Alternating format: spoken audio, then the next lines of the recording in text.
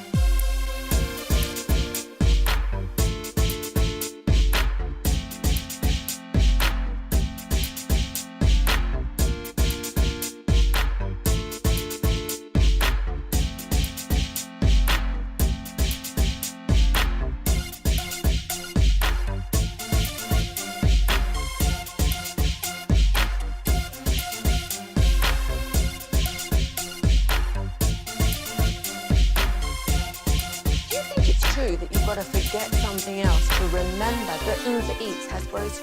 No, that's absurd. Hey, remember when you used to be a, what was it, Pepper Lady? Pepper Lady? Wasn't it Cinnamon Sisters? Razor Blades. Saffron Squad? Nutmeg Maidens? Free Curve? No. Nutmeg Maidens. I just said that. Was it Spice Girls? Doesn't sound right. Was it Saffron Squad?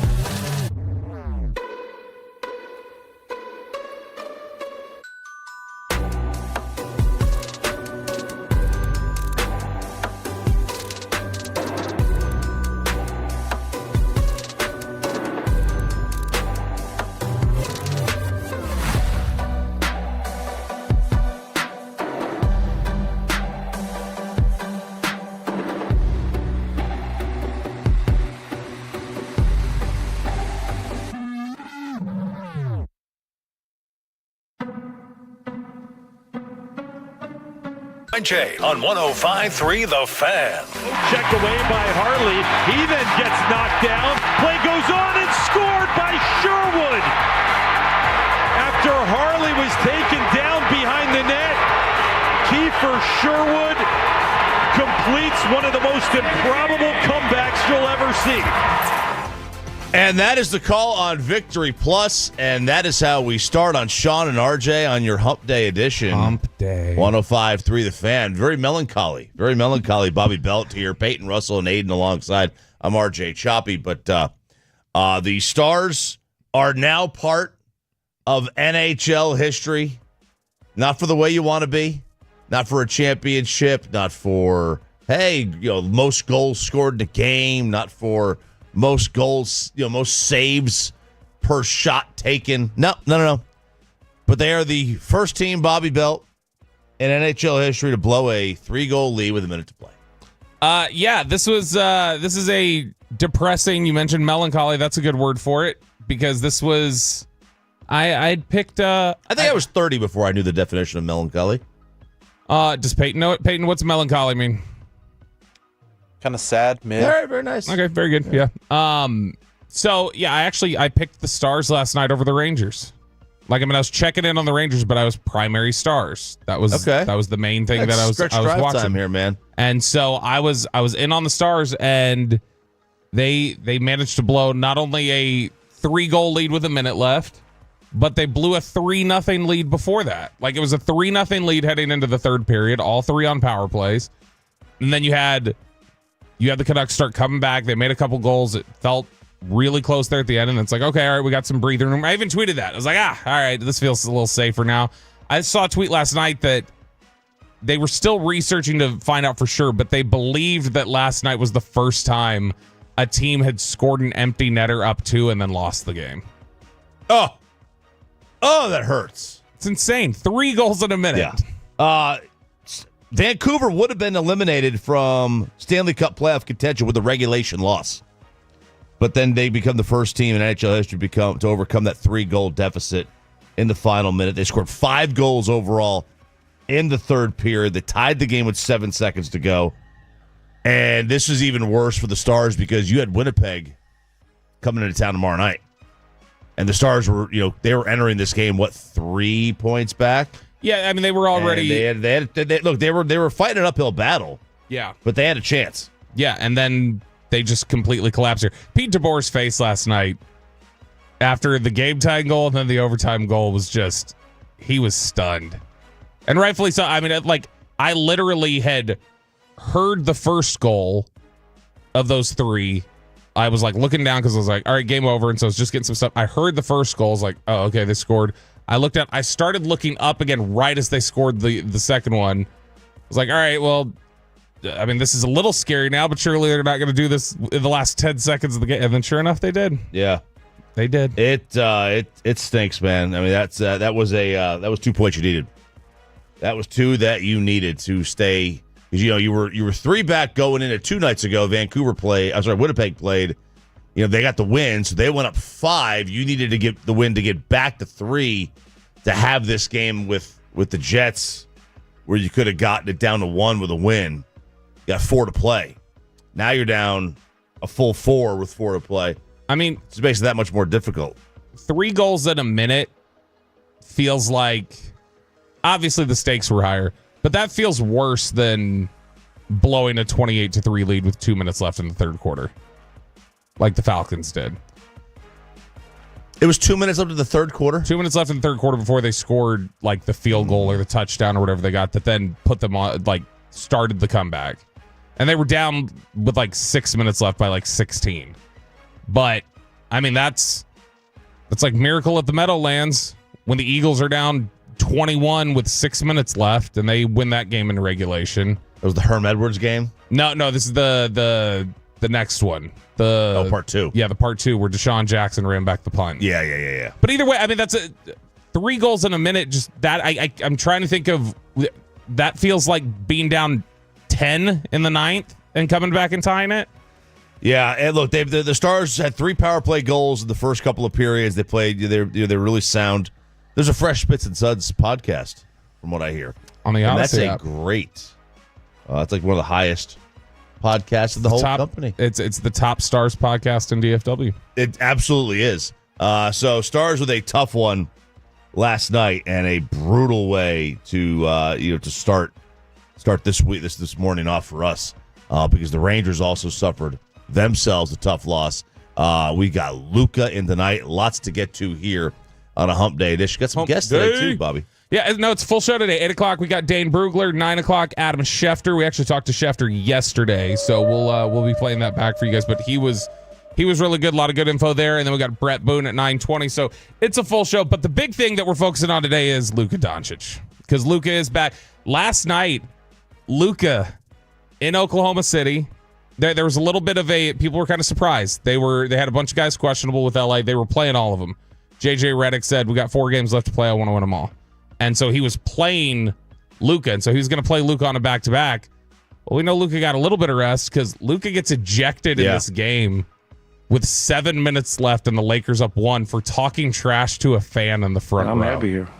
It was the softest ejection I think I've ever seen. Everybody just started melting down. And now we get the whole setup tonight here in Dallas.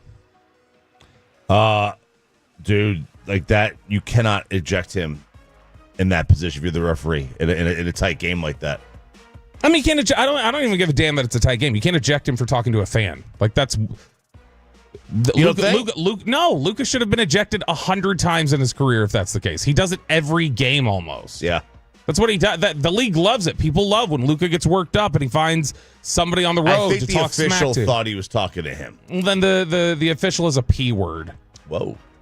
Flat out. Which word? Whoa. Like, I mean, he is. What? Yeah.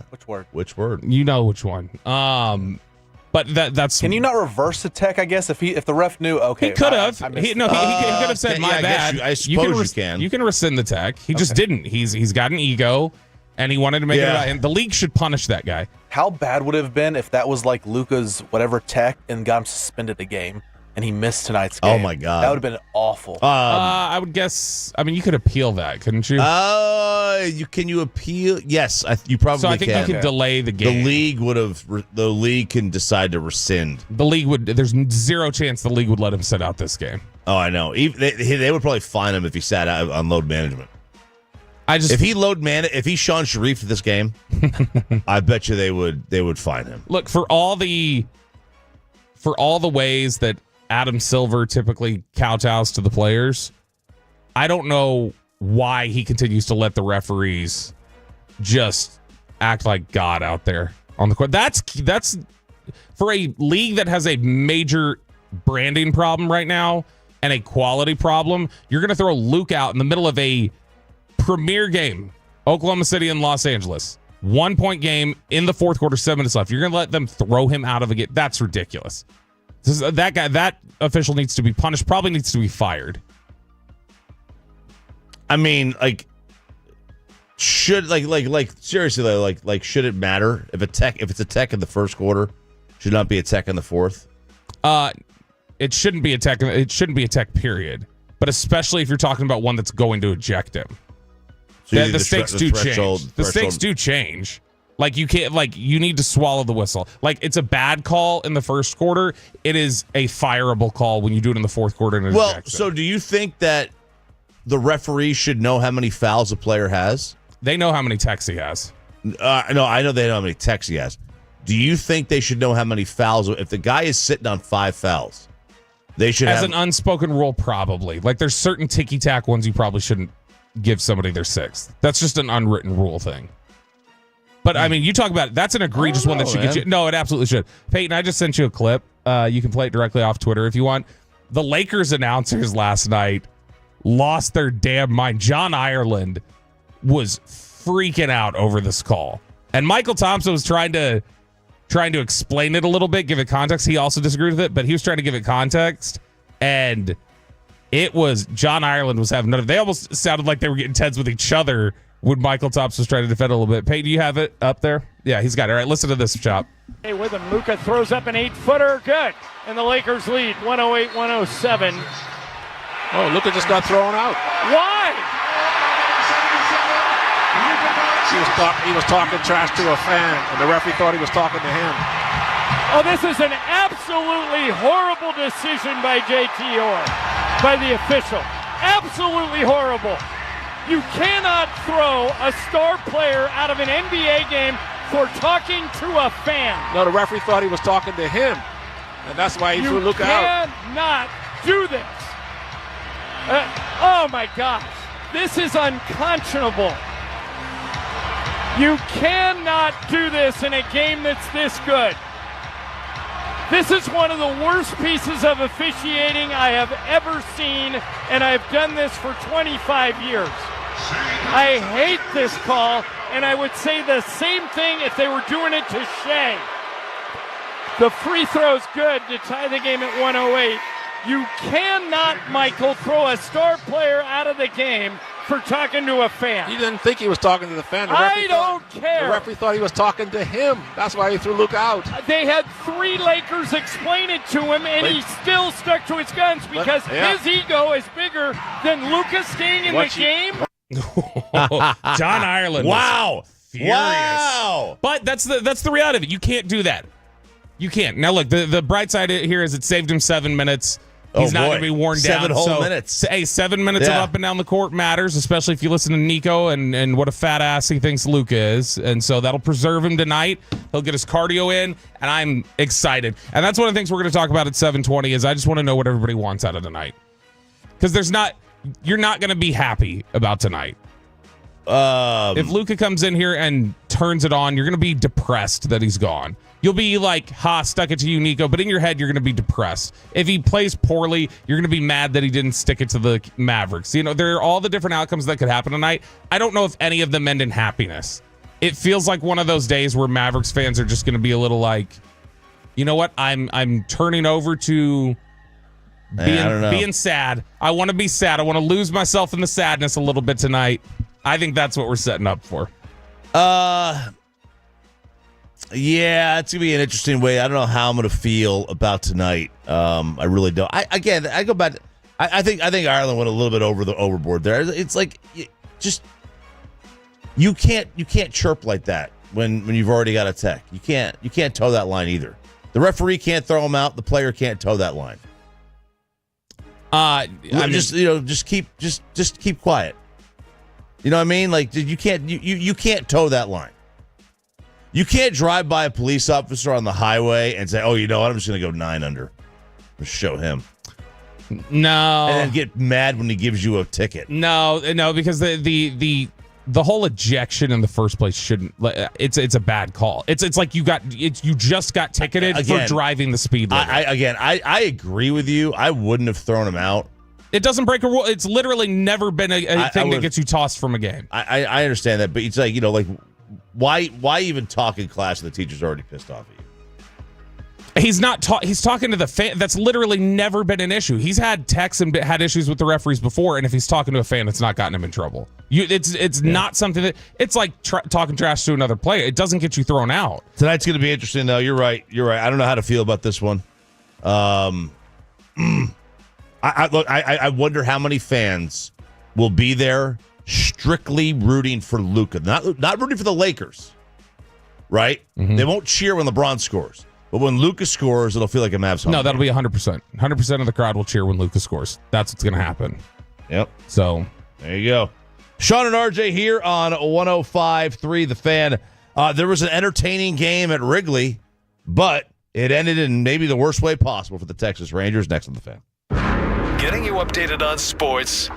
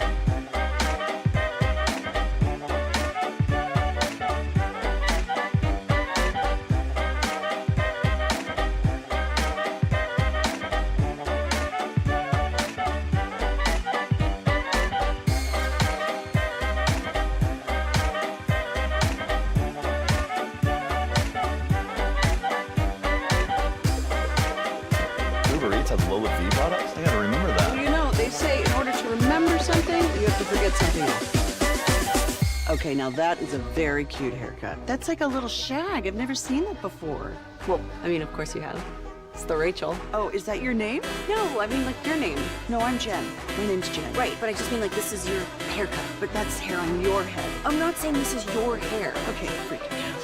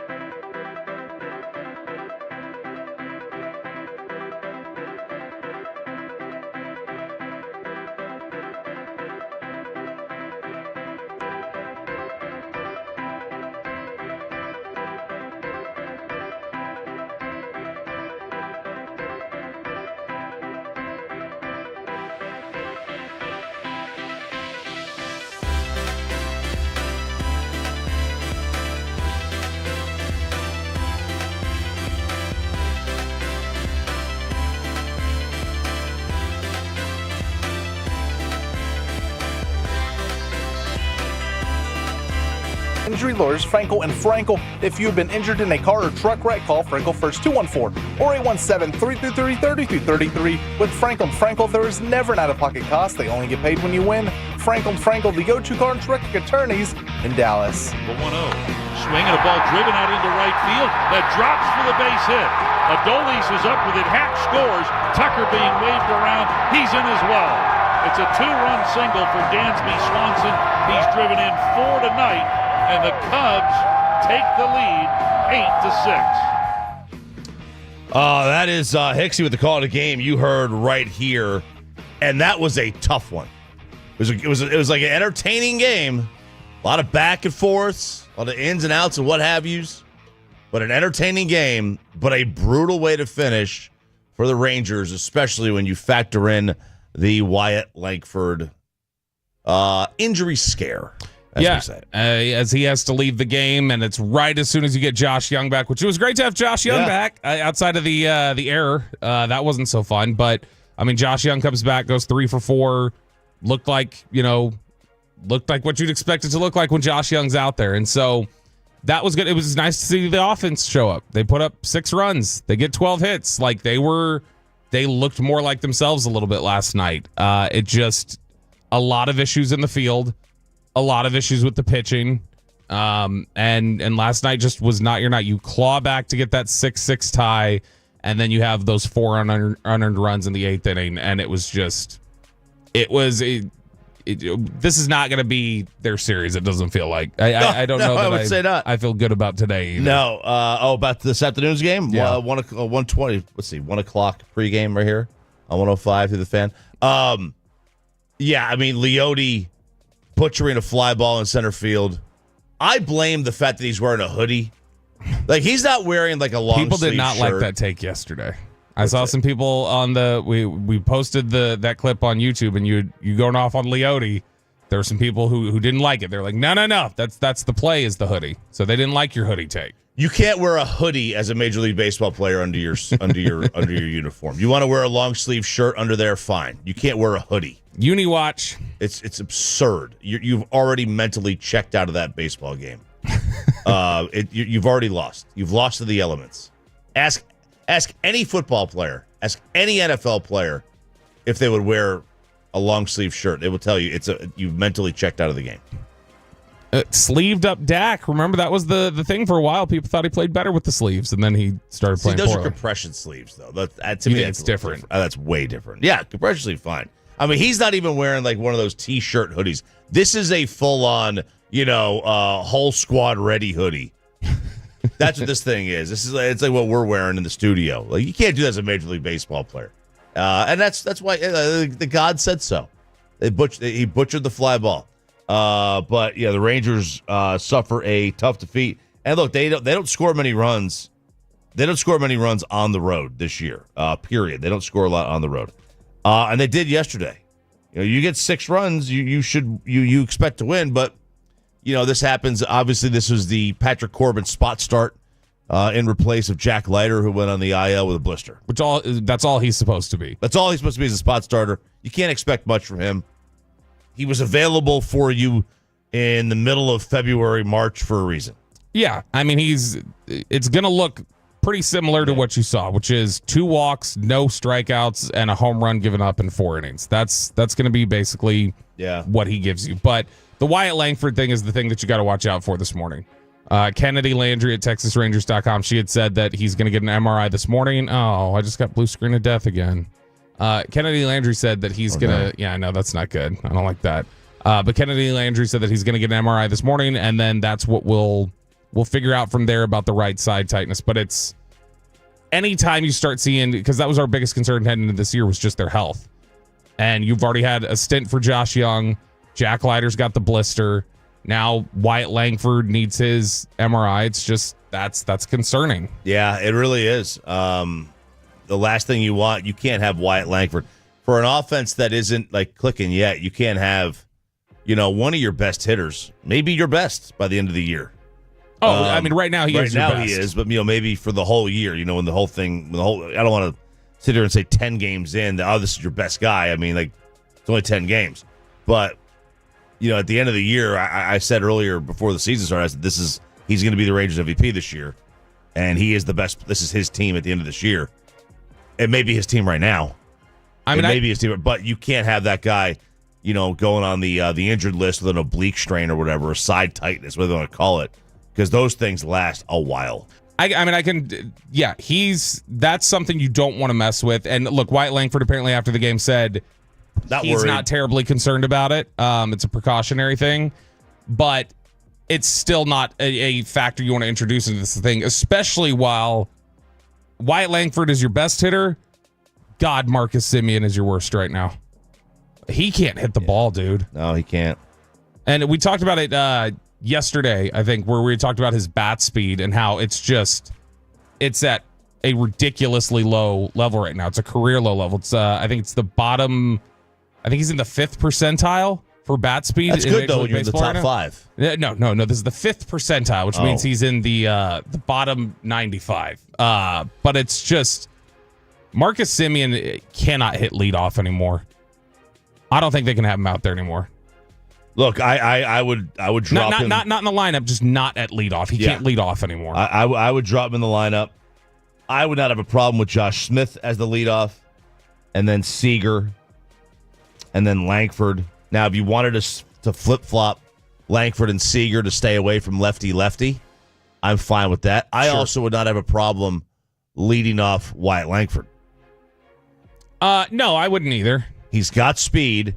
And you want, the leadoff, like there's this newer kind of, doesn't Shohei lead off still? There's this newer kind of theory that you want your best hitter leading off because you get more at bats. The leadoff hitter, I went and found this yesterday. Let me pull it up real quick. I took a screenshot. The leadoff hitter gets around 750 plate appearances if you play all at 162. Yeah, you're maximizing it in a bit. Like you're talking about potentially Well, I got the numbers here. Yeah. So 750. The 2-hole hitter gets 733. So that's 17 at-bats less. The 3-hole hitter, which is where Wyatt is right now, gets 714. So you're looking at, almost 40 more at-bats. That's one at-bat every 4 games. All right? And then if you go to the 4-hole, it's over 50 at-bats. That's one at bat every 3 games. Yeah. More than the 4-hole hitter. Like that's, over the course of the year, how many runs is that? Well, I mean, just as we stand and look at it right now, he has, you say it's 40 more plate appearances, roughly 40 to 50. It's be about 40 more plate appearances for the leadoff hitter versus the 3-hole. He has 4 home runs in 48 plate appearances already this year. So, I mean, you're talking about an extra 4 home runs. Yeah. And that's a difference. Significant. That's significant over the course of a year. Gosh, Wyatt Langford's WAR, wins above replacement, it's already almost up to 1. Wow. He's at 0.8. Look, man, I had him at 40 to 1 win the MVP. He's a if they win the West, he'll be in the running. But tough day. It's a bad day just in general for the Stars and then the Rangers. The fact that you had both of those, the Rangers clawing back and then blowing it in the 8th, and the Stars obviously blowing that 3-goal lead. They cannot stop the other team's running, stolen base game. No. Jonah Heim had the error yesterday. Chicago had 4 or 5 steals last night. It's not what you want it to be yet, for sure. I didn't understand the overturned call on Semien in the 9th. I also don't know why he was stealing there.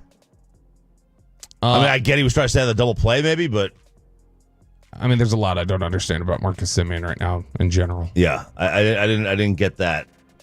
I didn't get that at all. But it does feel a little bit like down 4. What are you stealing a base for? It does feel a little bit like you remember the end with Chu, where Chu got to a point where everybody hated him. His was with injuries, but he got to a point where it's just like he wasn't, and you knew it. He was not going to be worth the contract at the end. Right. And you're starting to get to that point, I feel like, with Marcus Semien. You were getting there last year. This year, man, he just does not look like he can catch up to a fastball. And that's concerning for me. What ended up happening yesterday with the update, we talked about it late in the show, the Octavio Dotel situation. And there was some confusion yesterday, too, about the reports. We kept seeing different outlets reporting different things that, he's been pulled and he's safe. Others saying, no, he's passed away. So what was the situation yesterday? we had told us at the end of the show that there was a nightclub that a roof collapsed in the Dominican Republic, and that Octavio Dotel was among those feared to be in the rubble. And also Nelsie Cruz, who was also there, and they were saying that they believed this was Nelson Cruz's sister, and that she was confirmed to have lost her life during this. Well, Peyton sends a text to the group chat. I'm going to talk about the group chat here. Oh, good. Well, you're the one who has a problem with it usually, so you can approve it. And it was, and I think he said something like, "Man, they said Dotel did die," and I had literally just got a notification from the ESPN app that said Octavio Dotel survives. Yeah. Oh, people responded to the tweet Peyton sent from Talking Baseball. People responded to it saying, "You need to fact check because ESPN saying he's alive." So I guess what they said is also Tony Blanco died in this too. He's also another former major leaguer. And this is an iconic nightclub, apparently. More than 110 people. So yesterday, it was like, all right, there was 18 people that were confirmed dead. Then it was 58. And now the number is at 113 people were killed. Jeez. Which is 255 more were injured. This was a 1 a.m. collapse during this concert at the Jet Set nightclub in Santo Domingo. And they don't know why it collapsed, but so there was the confusion around Dotel, and I guess what happened is they pulled him from the wreckage and they transported him. He was alive, and then he either died in transport or died at the hospital. Oh, awful. 113 people. Do you remember? I think. Are you going to go with the fire at that like Rhode Island nightclub or whatever? No. I was actually going to go with this. Reminded me of at first when I heard the story, and yesterday I'd seen. When I saw the story yesterday, it was up to 28, I think, that had died, and it reminded me of. Do you remember that that Jewish wedding like 20 years ago? That video of the floor collapsing. Yeah, and that was just this massive. And I went and had to look it up just now. I was like, how many? Because that was a big deal. I looked it up. 23 people died in that. We're talking about this is over 100 now.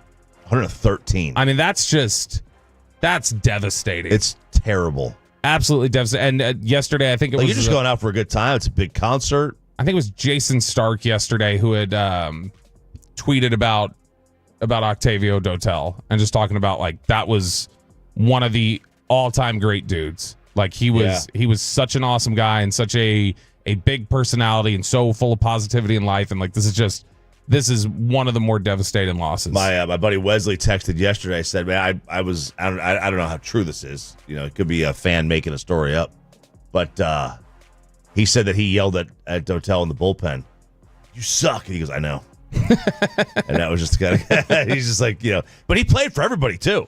Oh gosh, he played for like 15 teams. Yeah, no, I think he said the record. So he had a couple different stops along the way. Like I think he had a couple tours with a few different teams, but he played for 13. 13 teams: Mets, Astros, A's, Yankees, Royals, Braves, White Sox, Pirates, Dodgers, Rockies, Blue Jays, Cardinals, Tigers. We don't talk about that one. So he didn't have any doubling up.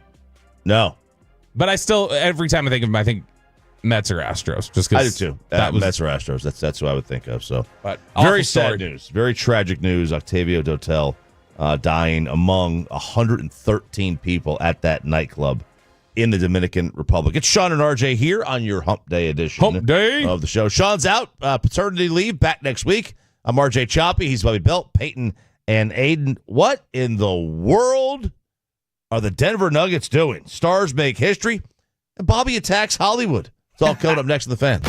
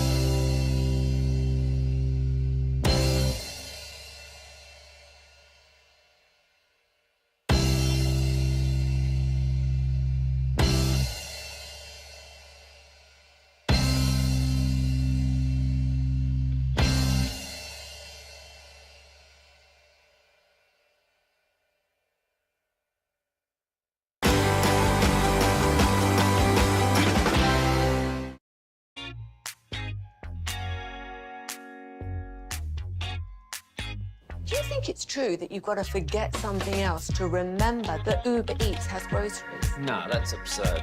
Hey, remember when you used to be a, what was it, Pepper Lady? Pepper Lady? Wasn't it Cinnamon Sisters? Hazel Babes. Saffron Squad? Nutmeg Maidens? Pre-curb? No. Nutmeg Maidens. I just said that. Was it Spice Girls? Doesn't sound right. Was it Saffron Squad?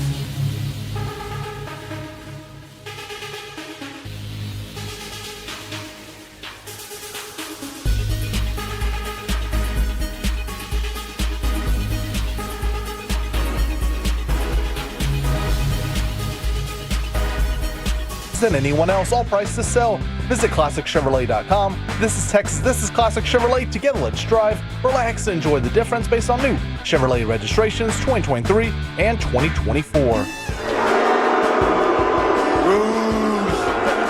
Hey, y'all tell me, is Brucey B going anywhere? Hell no. Hell no.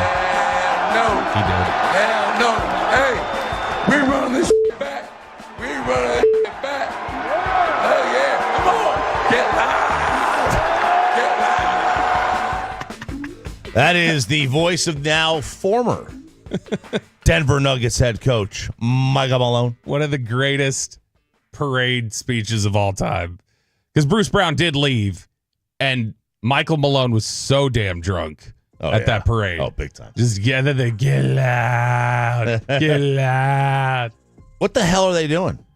Nobody understood this move. Nobody across the sport understood this move. The Nuggets yesterday, with 3 games left, fired their head coach and their GM. They did. They cleaned house. They fired their GM, who is? It's Calvin Booth. Calvin Booth of Calvin and Hobbs. No. You remember Calvin Booth. I do. Maryland, right? Well, not just that. Calvin Booth was the layup that put the Mavericks ahead against the Jazz in Game 5, that first playoff run with Dirk and Nash and Finley. That was he had and he got paid a massive amount of money by the Sonics the next offseason for that one layup. And he ended up being a total bust there. But yeah, that's what I always think of with Calvin Booth. I don't know why I thought Maryland. Where's it from? Penn State. Oh, yeah. I don't know why. Who am I thinking of? You totally missed that. Yeah. I don't know who you're thinking of. Sean, probably. Probably Sean, yeah. No, Sean texted in this morning, by the way, or not texting, reacting to our texts. I should mention it because I know he gets worked up when we don't mention his texts. So there's that. Kevin O'Connor yesterday from who's he with? He is with the Ringer, right? I think so. Yeah, the Ringer. Or no, he's with Yahoo now. See, that's what I was saying. I couldn't remember if he had changed spots. Kevin O'Connor with Yahoo tweeted this yesterday. Absolutely nuts. Calvin Booth and Michael Malone never liked each other, rarely spoke, and talked behind each other's backs. With the team struggling on the court, Nuggets ownership decided to fire both. Insane. So this is the Nuggets basically going like, we have a problem here between coach and GM, and instead of just picking one of you, I'm getting rid of both. I kind of respect the decision. Could you not get rid of them in 3 weeks? That's the thing. I just don't understand the timing. I respect the decision. I don't get the timing. Fire them both in the offseason. The hell do I care? Like, you just torpedoed. Now you're going to have Dave Adelman, Nepo baby over there, are going to be coaching this team? I mean, they're right that they could still finish third. Yeah, I think 2's out of reach. Yeah, 2's out of reach. They can finish third. They can finish third. They can finish like 6th too, right? That's the way the West is. I mean, they could conceivably finish 8th. Yeah. So I mean, they're right there. There's 3 games left. What are you doing? It had to be done today. My gosh, you took the Henry Kissinger line a little bit too literally. But that could be the case where if things have become so toxic between Malone and Booth that they were like, literally our only shot is to clear both of them. But see, Booth is not. So here's what the Nuggets decided to do. Michael Malone's fired effective immediately. That's done. Calvin Booth is still there. Yeah. It sounds like they're just not renewing his contract, which is a little weird. That's like, hey, hang around the building for a couple weeks, but you're fired. Listen, I don't know if Kroenke and Kroenke's kiddo, the Brick Johnson of the Denver Nuggets. It's still wild that somebody would call their child Brick Johnson. But I don't know if the Kroenkes are aware. You don't need a GM today. No, like that's the one you probably could move on. You could move on from the GM today and be fine with it, and then fire the coach in 3 weeks when they get knocked out or whatever it is. Which Michael Malone had just gone off on his players last week. Said that his players don't watch film. He thinks they're full of S when they say they do. Like, I mean, it could just be the players were like, we're done with this. But I mean, this all threw a lot of stuff into turmoil. We got betting odds all of a sudden yesterday of Nikola Jokic's next team, which, by the way, the favorite, the Lakers. Of course it is. Yeah. Imagine how good that would have been. Just if you would have kept Luka. You'd have Jokic here. But then Nico would have had 2 guys that he thinks doesn't care about basketball because they go home in the summertime and play with their horses and have a beer or whatever. That's a problem. Yeah, it's a problem. That's an issue there for him. But this is crazy, man. Like you have the best player on the planet. Joker's going to wind up being, when this thing is all said and done, we're going to have to discuss who in the top 10 is getting knocked out for Joker. All time. At some point that's going to happen. If you like one more MVP or another NBA Finals, like someone's getting knocked out. I'm going to have that answer for you because we're going to talk Luka. We're going to go more in depth, hearing what people want from the Luka game tonight. When we do basketball, then again, I'll have my list because I got to look at it because I know it's easy for me to say he's top 10, and he is. I know he is, but I know once I look at the list, I'm going to have a hard time moving somebody. So you've got a chance in the postseason. And who cares? The dirty little secret. I found this dirty little secret out when I was in the G League. Okay. You sound like one of those old internet ads. This one weird trick will lower your electric bill. Right. They don't game plan during the regular season. They watch film and stuff. They're like, all right, you know what? This is kind of what they do. Let's just kind of focus on this. The game plan is in the playoffs. That's when you game plan. And that's why the defense and gets so much better and you see so much more coaching. Week to week, it's just like, hey, rolling the ball out there, our guys against your guys, regular season. Teams that game plan are the ones that, like, they're the teams that come from remember Utah that one year they had a really good season and everybody was like, they're not that good. They were playing 40 minutes of hell. Yeah. They were trying. That's that's the reality of it. Like, who cares if he's watching film? Are they going to watch film in the playoffs? I would assume so. But I mean, like, there's clearly tension there. Yeah, there is. There's obvious tension. But I mean, we've seen this a couple different times now. Gosh, you had Mike Brown getting fired. Who was it last year? Adrian Griffin got fired for Doc Rivers in the middle of the season. We just get this one. What was the other firing we got just like 2 weeks ago that I'm blanking on? I can't remember. But in the NBA recently, they've had. This is something where they will hold you to the standards. Go, all right, we're making a change in the middle of the year. Yeah, we're not even worried about it. They did. This is now a couple times this has happened. The kiss of death is being a one-ring coach in the NBA. Nick Nurse, Budenholzer, Frank Vogel, and now Michael Malone, all fired. And they all won a title in the last 5 years. I've always thought of Malone as a good coach. I did too. I think he's a really good coach. So this makes absolutely no sense. But hey, it's not my team, so what the hell do I care?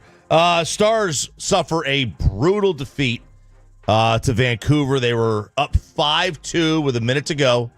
They wind up losing in overtime 6-5. First team in NHL history to blow a 3-goal lead in the final minute. First team in NHL history to have an empty netter up 2 and lose that game. Here's Pete DeBoer on the collapse. Thankfully, it's not a playoff game. Hopefully, we learn from it. It's unfortunate because it's going to cloud some of the really good things we did tonight for big portions of that game. But you got to play for 60 minutes, and we didn't. And, for whatever reason, we didn't execute down the stretch. So, it's disappointing because we did put in some work tonight, in a positive direction, I thought. I mean, they had 3 power play goals in the first couple of periods. They were rolling. They looked good.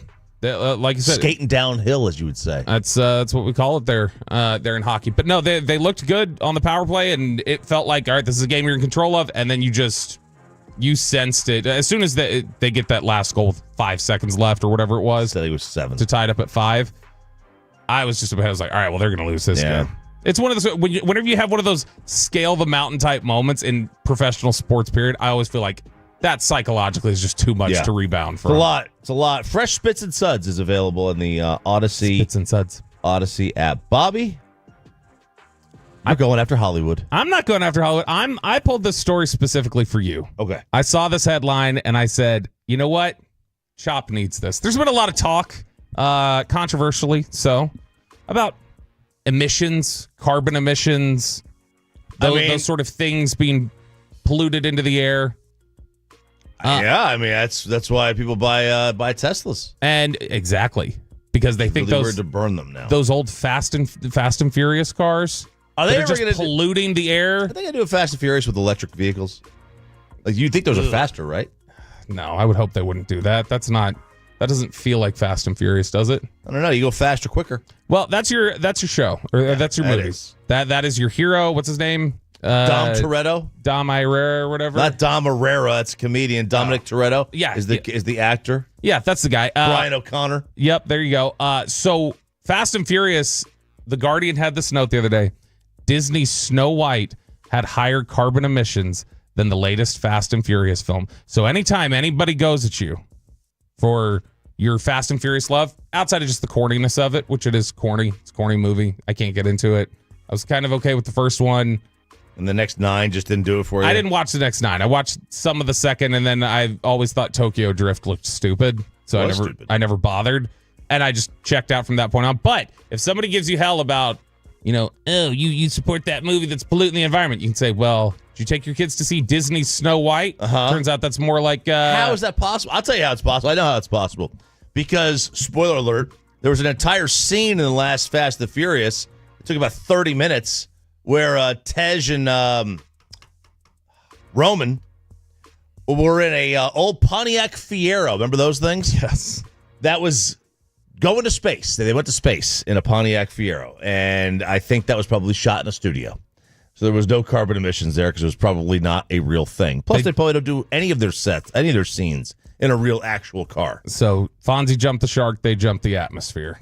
That was the moment for me. I was like, all right, you know what? We're done with this. I'm going to finish. All right, I'm pot committed here. I'm pot committed here with this series. I'm going to finish it. But that scene where they went up to outer space, that kind of did it for me in a Pontiac Fiero. I mean, if they did it in a little bit more of a realistic vehicle. Is that the first time you've ever said, I'm going to finish, but I'm not going to be proud of this? Yeah. It didn't turn me off when they jumped 3 different buildings in Dubai. By the way, that didn't bother me as much as that did. AK over on the YouTube says Tokyo Drift is the best one, Chop. I don't like it. I can't get into it. Is that going to be a take though? Is it going to be one of those things where there are people that believe that. If you hate, because there are people so intensely hate Tokyo Drift, then if you just have a completely different perspective on what it should be, then you're naturally going to think that's the best one. No, it's not bad. Here's the problem. It doesn't have the rest of the cast in it other than Han and a little bit of Dom Toretto. But the antagonist, that's the bad guy, right? The antagonist. Yep. It's like he went to acting class and they taught him one move, and that's like he sits there with his head kind of down and he looks up at you, right? Like that's his sinister look, yeah, where he's looking up. And I'm like, all right, just get another move. Man, the YouTube loves Tokyo Drift. They are chiming in saying it's the best one. If you want to talk about from a strict car perspective, I get down with that. I get down with that. It's from a car perspective, it's good. I don't know. I'll tell you this. It aged much better than it was in the initial because it set up a lot of things within the series. It set up a lot of good stuff. Brilliantly written. Yeah. Coming up next on Sean and RJ, 7 o'clock hour, we chop it up in the Expressway. We have a preview of Luka versus the Mavs and the college kegger next on 105.3 The Fan.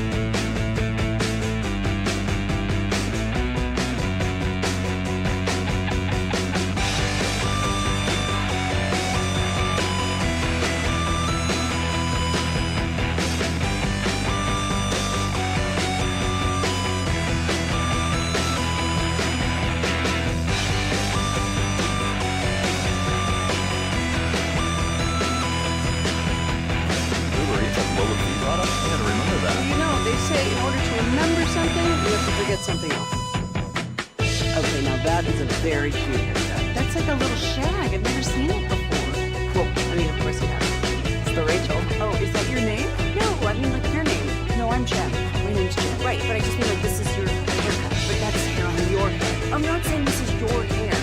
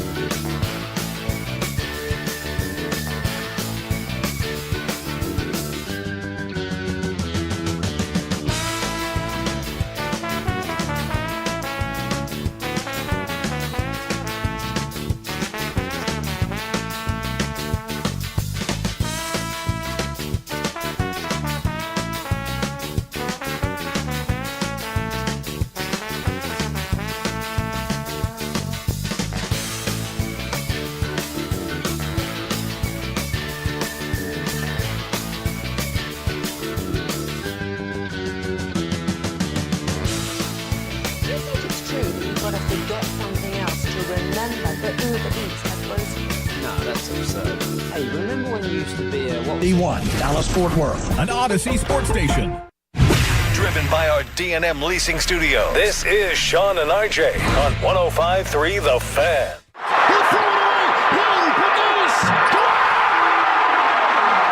Did we just see what we think we just saw?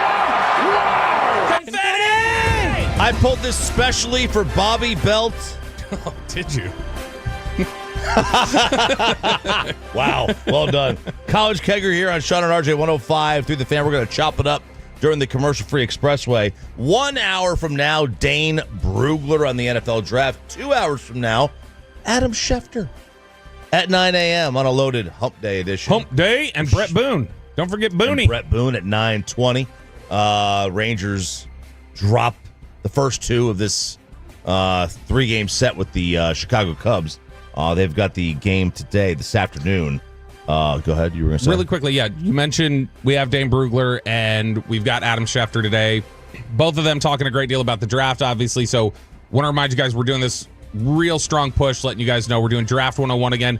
It is our staple draft event with you guys every year. It's going to be in our fan showroom, 4131 North Central Expressway in Dallas. Super Bowl winning scout Brian Broaddus, Zach Wolchuk, myself. We're going to team up with DallasCowboys.com for a night of draft talk, debate, and questions. Not only that, dinner is on us thanks to Whataburger, plus plenty of giveaways, completely free. Can't wait to see you guys at Draft 101 on your home of the Cowboys, 105 through the Fan. No sign-up required. You just show up, 6:45, April 17th.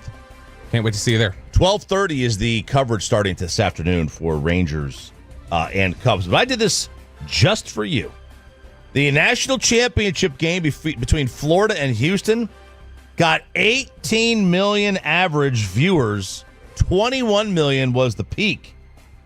Final Four weekend, by the way, that was the most watched game since 2019, up 22%. Final weekend, the Final Four, averaged 16 million for all the games, up 21%, best in 8 years. 21? The tournament total averaged 10 million viewers per day on the average, and that is up 3%. But I did this for you because I think I know why you did this for me. You have been anti women's college basketball. That is not true. That is not true. Hate women's college basketball. That is not true. Me, meanwhile, I went to every single Tennessee basketball women's game. You did? I went to all of them. I won a year's supply of Coca-Cola. Yep. Made a free throw from a reclining chair. Oh, that's pretty good. Yeah, it's pretty cool. They were down 55% their title game. Well, that is the Caitlin Clark effect. Is it effect or effect? I would say effect, probably the way I would say it would be effect. But here's the thing: it still had 8 million viewers. That's respectable, but I mean, they averaged like. Look, we went over this the other day. Paige Beckers from UConn to me is a more talented basketball player. Like, she's more fun to watch. She's a more intriguing personality to me. But Caitlin Clark was new. Caitlin Clark was doing something that hadn't really been seen frequently in the women's game, and so it kind of drew people in. It had the rivalry effect with where it was kind of Caitlin Clark against the world. It doesn't feel like that with Paige Beckers. And so that kind of aspect of it, I think, is what brought people in. But the reality is the viewing public generally doesn't watch. And so after, for lack of a better word, after that novelty kind of wore off for the viewing public, they went back to their normal viewing habits. That's what we got. That's exactly what it is. I think there's no doubt about it. That's where we sit right now when it comes to that. But I mean, still, it was a great number. Even still at 9 million, that's a really good number. Look, I will genuinely go to a Dallas Wings game next year when Paige Beckers is here, because she's that entertaining and she's that good. And they're going to get her. But even with me, like the way that I would say, yeah, I'll go do that, and I always had the thing about Caitlin Clark, it still makes sense to me that would have been a bigger pull than this year. Because it was because of the way that the viewing public would get they get worn down by it, essentially. You had Haley Van Lith last year, transferred to TCU. This year it's Olivia Miles, and that was all I needed to know. She is she's like, I'm not going to WNBA.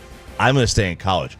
You make more money as a women's basketball player in college than you do in the WNBA.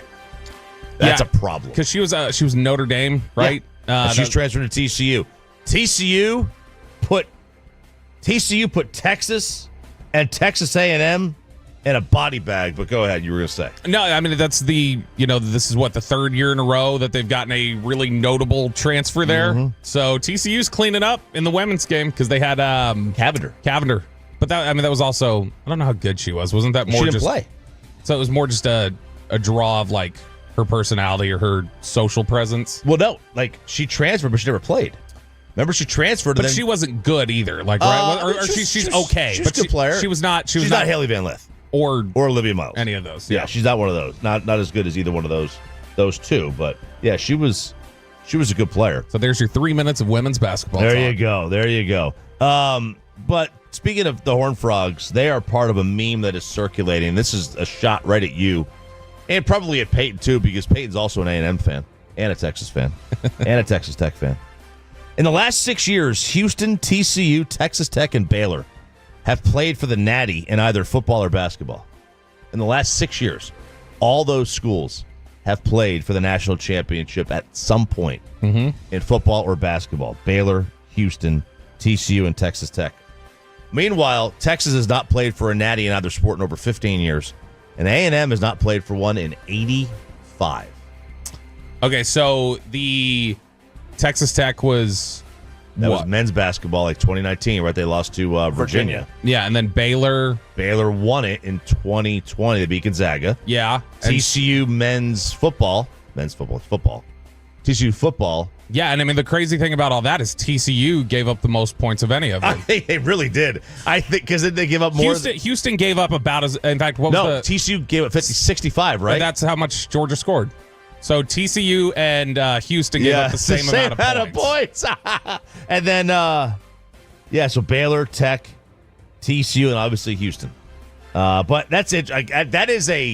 There is no rhyme or reason to that. That's why I've always thought that Texas is the most underachieving athletic department in the country. There's no reason that the University of Texas should not be in a national championship game in football or basketball more often than they are. Look, everybody, I think it's somebody hit the nail on the head 5-6 years ago when they made this comparison to me, and it's true. The Texas Longhorns football program in large part it's the college Cowboys. It is. Where you're just coddled. where you're just like, you guys should be better. Like you guys should, and you're such a big brand, and there's so many different resources you have. You guys should be better. Luckily, they're getting there. Sark has been amazing for this program. I didn't like the hire when they hired Sark initially. But then, honestly, I heard Sark on with G-Bag, and I heard him talk about some of his struggles and where he had come and the way that he viewed program building. And I was like, all right, I think I'm sold. I think I can buy in on this. And he's been fantastic. And like we mentioned earlier this week, I think it's reached a point where Texas is inevitable. That football team's going to win a title sometime in the next 3 years. The Texas one? Yes. Yeah, I agree. I think they will. It seems like they feel like they're where Michigan was a couple of years ago. Yep. Same sort of standing. And Michigan lost to TCU that year. Yeah. In the Final Four. I think Texas is kind of like in the same spot. Speaking of Texas, they might be landing one of the best offensive linemen in the country and as a shot to Notre Dame. This is Felix Ojo. He is a offensive lineman, one of the top prospects. He just got 5-star status across the board. He was a 4-star guy, and he just got 5-star across the board. And on the day he did that, he tweets out, "I will no longer be visiting Notre Dame on the 10th." He's like, nope, not bothering Notre Dame anymore. Putting them in their place. He goes to Lake Ridge. So Peyton's old stomping grounds. Peyton Russell's Lake Ridge. Yeah. Well, you didn't go to Lake Ridge, did you? Mansfield High. No, but you're OG. We just claim every program from Peyton's right. Peyton's Lake Ridge, whatever. Peyton's Lake Ridge. So he might be going to Texas. He's now unanimous 5-star. So we'll see where he winds up going. What is this Brock Heward story? This is pretty cool, and I think this will resonate with you specifically, Chop. Brock Heward, who has been in the number 2 booth for Fox's college football coverage. It's going to look a little different for Fox in 2025 because Brock Heward is leaving. He is stepping away from his role calling college football games, and he is doing so after he announced on his podcast that he's making the move to be the head coach of his son's high school football team. He said, I'm going to be help his son's high school team, not the head coach. He said, I'm going to be the tight ends coach at Valor Christian High School. And it talked about how basically he didn't want to see the years completely slip by without him getting a chance to work with his son and be around his son and be at his games. He said, I'd like to still do broadcasting down the road, but for these years, these formative years, my son's going to be a sophomore. These are the years I'll never, ever, ever get back, and I'm going to jump into it. I think this is a nice story right here, Chop. Because that's the thing, I think, when you're willing to say, you know what, and look, Brock Huard is in a position where he can afford money throughout his career where he can probably afford to, just say, I'm stepping away from my career. But a lot of people can't walk away from their careers. Look at Tom Brady. Yeah. Tom Brady couldn't walk away from his career. It looked like it cost him his marriage. In this instance, it's something where I like Brock Huard saying, you know what, I recognize what matters here. Yeah. And maybe I'm not going to get back to the booth and get to the same spot that I was, but I want to spend these years watching my son play football. I mean, that's cool. Is he going to give up his radio show too? He does like a daily. He's like afternoon drive in Seattle. So he had been, let's see here. They said the 48-year-old Huard, this is awful announcing, joined Fox in 2019 after a stint at ESPN. Also served as a sideline reporter for UFL games on the network, in addition to co-hosting Brock and Salk with Mike Salk on 710 ESPN in Seattle. So it doesn't say that he's quitting that show. So I would imagine he's still doing the radio show, but I don't know. That's a morning show, isn't it, for him? I don't know if it's morning or afternoon. You would think it would be an easier life not doing the radio show and doing the games, right? I guess you're traveling more. But you're traveling more. I would imagine the prep and the production meetings and stuff, it probably cuts into it more. Okay. That's interesting. I mean, that's good for him if he can afford to do it. Do you ever feel like you're missing too much, or do you think you do a pretty good job of balancing Luka's stuff? Well, and Julian too. They got a lot. Is Julian playing athletics now? Not in high school. He's in middle school, but yeah, he plays like club select stuff. So with both of them, then, do you ever feel like, man, I wish I could carve out more time, or do you think you do a pretty good job of like, hey, I prioritize where I need to so I can be there? I try to make sure that I'm there. Like tonight, right? Luka has a doubleheader tonight. I mean, I called you last night. We were going through stuff, and you're like, "Hey, can I call you back? I'm pitching to him. Yeah, I'm pitching to my kid right now." I was like, "Yeah, just give me a buzz back." Like, Luka's got a doubleheader tonight. I'll watch the Mavs game on my phone. Yeah.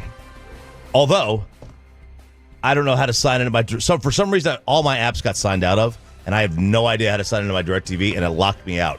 I was able to watch it on the computer last night. That was weird. I felt like a cop in the car with my big laptop up there in the truck. Your little FBI surveillance van. I was sitting at practice. I was watching practice from behind the fence, and I was like, "What's going on?" I felt like a cop doing that, but I got to figure out how to sign back into this thing. So I don't know. It's interesting. I think I try to do as good as I can. No, I said I'll watch the game on technology. It reminded me. Brock Huard reminded me of you because I know that's always a priority for you, where you're shifting your schedule around for it. What do you want to see from tonight from Luka versus the Mavericks? And we chop it up and a ticket giveaway during the commercial-free Expressway next on 105 through the Fan.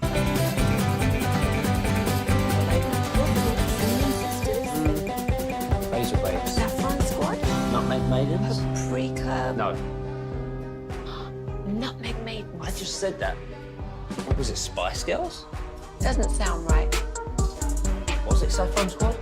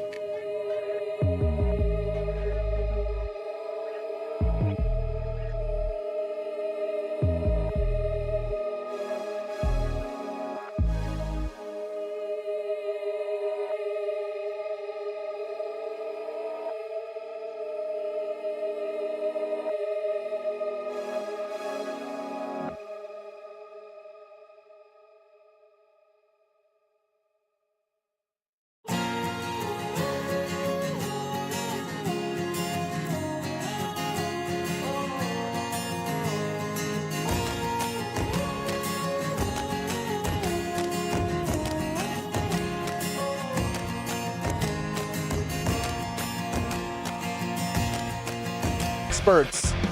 You have reached the commercial-free expressway here on Sean and RJ on 105.3 The Fan. I'm RJ Choppy. He is Bobby Belt, Peyton, and Aiden alongside. We are going to chop it up coming up in 20 minutes.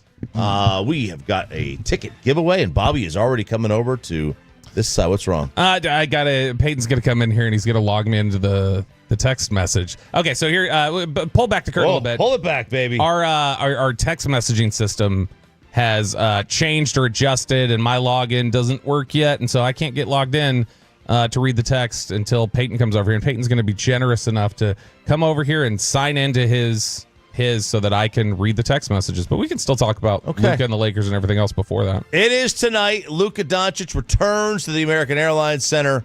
Ticket prices, how are they looking? Dude, okay, so last night when I was looking on one of the ticketing sites, it said that the get in the door price, like the cheapest ticket for one was $280. $280 to get in? For one. Just one ticket. So if you want two, it was a few hundred. Thank you, Peyton. It was a few hundred. Now, what I looked at was I was looking at, I want the best seats. I sorted by best seat available just to see. Dude, you go by best seat available, 2 tickets are like $5,000 a night. And that's not even courtside. That is lower level, 5th row or something. That is $5,000 for 2 tickets. And you know how when you get up there and sometimes you'll see people price gouge and it'll say they'll rate the quality of the deal and they'll be like, bad deal, or like overpriced, or they'll scale it. Every single one of those $5,000 packages said awesome deal, 10, awesome deal, which means that that's like an affordable rate that they're putting up there. All right, I want to know this, okay? I'm just going to... If you're going to this game tonight and you bought tickets on the secondary market, 877-881-1053, text the show on the Franklin Injury Returns fan text. What do you do for a living and how much money do you make? That's what I want to know. Like, because I guarantee you that there are people going to this game spending $5,000 for 2 tickets that are putting this all on credit and will take a year and a half to pay this off. Right? I mean, like, that's... 469 said, this is Kid Muse, said MVP Luke and I will be in the 200s tonight, and it was $600 each. Okay. Now, also, when did you buy them? Because I wonder, is it going higher the closer we're getting to the game? Probably. But if you're going to buy these tickets tonight and you're not a corporation and you're not a millionaire, what do you do for, like, what do you do? Where do you work? What Peyton wants to know. 214, despite being a loyal fan, the Mavs grandma is not stupid. She sold her tickets for $800 each. Woo! But that's better than the $5,000 with the ticket fees and everything else. 469 says $268 minimum now on StubHub. Kid Muse says our tickets were from the Mavs that they released a week ago. 214 says this is a tax write-off. 214, wife got sweet tickets from her work tonight. She must be employee of the year to get that. Yeah. Or it's a punishment. You got to go watch the Mavericks. Right. Yeah. $130K a year, manufacturing manager. I'm going to the game. Okay. All right. You know, I mean, I guess if you bought early, I'm not going, but I took a vacation day tonight. I'll be able to watch. If you're not going, maybe you bought the tickets early and you're buying them late. 972 said, had season tickets for 26 years and sold both my seats in the top level for $340 a piece and paid for the season, basically. Wow. Okay. Look, it's good. It's if you can get that kind of money you return for them. 254, I bought tickets to the game tonight. $720 each about 2 weeks ago. I sell insurance and own several group homes. #Tolo. See, there you go. That's supplemental income, right? Side hustle. But I mean, what is it? We had talked about this a little bit earlier. Like, what's the expectation for tonight? What do you want out of tonight's game? And I'm going to be fascinated to. I think I'm going to go down to Victory Plaza tonight. I'm not going to go to the game, but I think I'm going to be in Victory Plaza and just walk around asking people for their thoughts. What do you want to achieve tonight? What do you want to say to Nico? That's what I'll do. That Chop. I'm going to give the fans. I'm going to say, tell me what you want to say to Nico Harrison. You know what? I'll play it on the radio since they'll throw you out if you say it here. So if you want to get it out there you go. I'll blast a lot further. Guaranteed Nico hears it. Bobby Belt on the street. Come find me in Victory Plaza. I'll be hanging out there. If you're going to the game tonight and you want to come say something to Nico Harrison and potentially get on the radio tomorrow morning, I'll be standing Right there in Victory Plaza by like the Dirk statue or by those steps. I'll be standing out there. You'll be able to find me. So all right, here we go. I bought 2 tickets for my daughter and her husband. Paid $485 each. Just a hard blue collar working man. Good for you. Good Look at that. 214-480 a piece for 200 level. Bought them 3 weeks ago. Mental health manager. Right. See, I think the time was like 3-4 weeks ago because now $5-10 grand. My goodness. 817 broke small business owner, and I wouldn't go if you gave me the tickets. There you go. All right. So your expectations for tonight are what? I think, and we had it'll be 85% Luka fans, like Luka fans 100%, not 100%, because there's certainly we've seen a couple of them better. 98% Luka fans, and they will cheer when Luka scores. That's their priority, and they will be silent when the Lakers score if it's not Luka. I think it's going to sound like a road game for the Mavericks tonight. Do you have any FOMO about not being there, or do you not care? I don't want to see it. Because I'll be honest, I know tonight this is going to make me depressed. Seeing him back here. Now here's the question. Do they give him the video tribute? They better. Do they? If they don't. Do they dare? Listen, if they don't, you think that the ownership group has been hated on till now? What do you think is going to happen if they don't? So I don't think there's a way they can win. Yeah, I know, the massage parlor. Yeah. 682, I own a massage parlor. I got my tickets for free. If you know, you know. Here's the thing. I mean, it cost you something. So here's the thing for me with Luka tonight is that if they do play a video tribute, which, because you're right, if they don't give him one at all, people are going to say you're petty, you're this, you're that. If they give him a video tribute, that will be the most nitpicked video tribute of all time, and they will talk. They will find you are going to have something in there that will be interpreted as a slight, even if it was not meant to be. And there's no winning for them tonight. This is going to. They've been dreading this night. This is an awful night for Nico Harrison and Patrick Dumont. You better have taken that video. If you made a tribute video, you should have gotten all your diehard season ticket holders in a room, said, "Watch this video." And just please destroy the video for us. We want this thing to be so well done. You need a team of scientists to look through this video and comb for subliminal messages. That's what you need for this. They got to do one. They've got to do a video. You can't get away. If you don't do a video, you are looked at as the most petty organization of all time. Look, I'm going to do you a favor right now, Dallas Mavericks. I'll bet you the Heat. Did Jimmy? He already went back to Miami. Yeah, I remember. I bet you they did. I don't know. I bet you they did a video for remember him. They were talking about would there be one. Let me see if they actually did one. I mean, he went to like 4 East Finals with them in 5 years, and an NBA. Yes, they did. And one. 2 NBA Finals, right? Yeah, the bubble and another. Yeah, They did do the tribute video for him. 817 $3,500 for a pair in lower bowl. I'm code compliance manager and huge Lakers fan. #thanks Nico.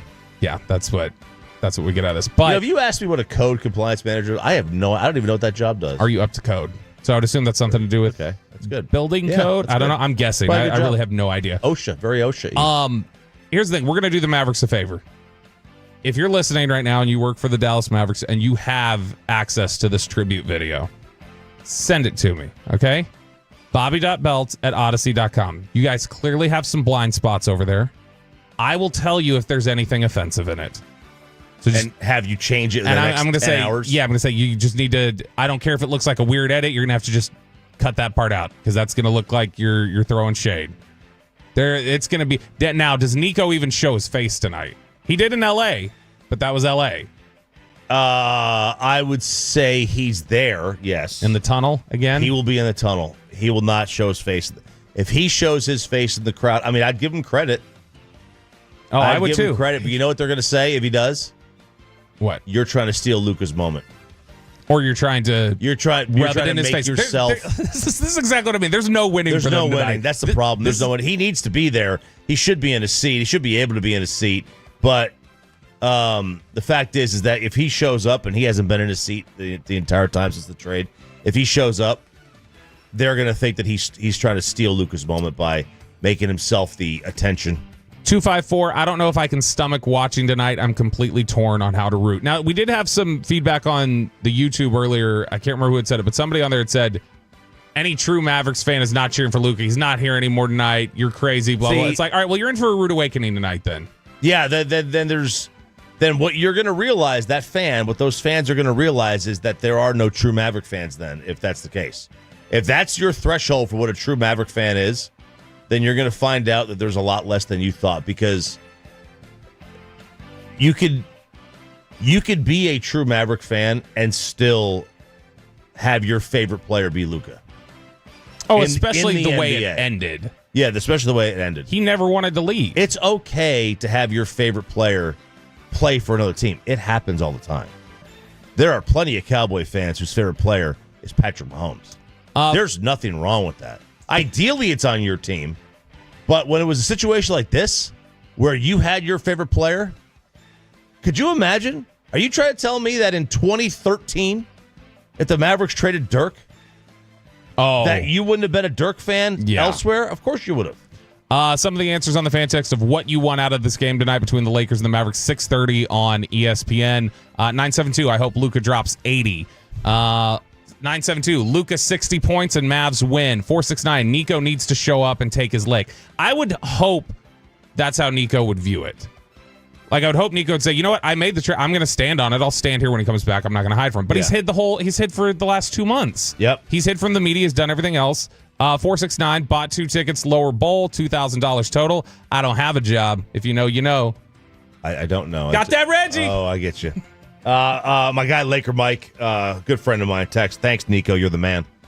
It's just, see, that's the thing. You know, the worst possible fan base that doesn't, not the worst fan base. The fan base that doesn't need a reason to have a leg up on you just now has one forever.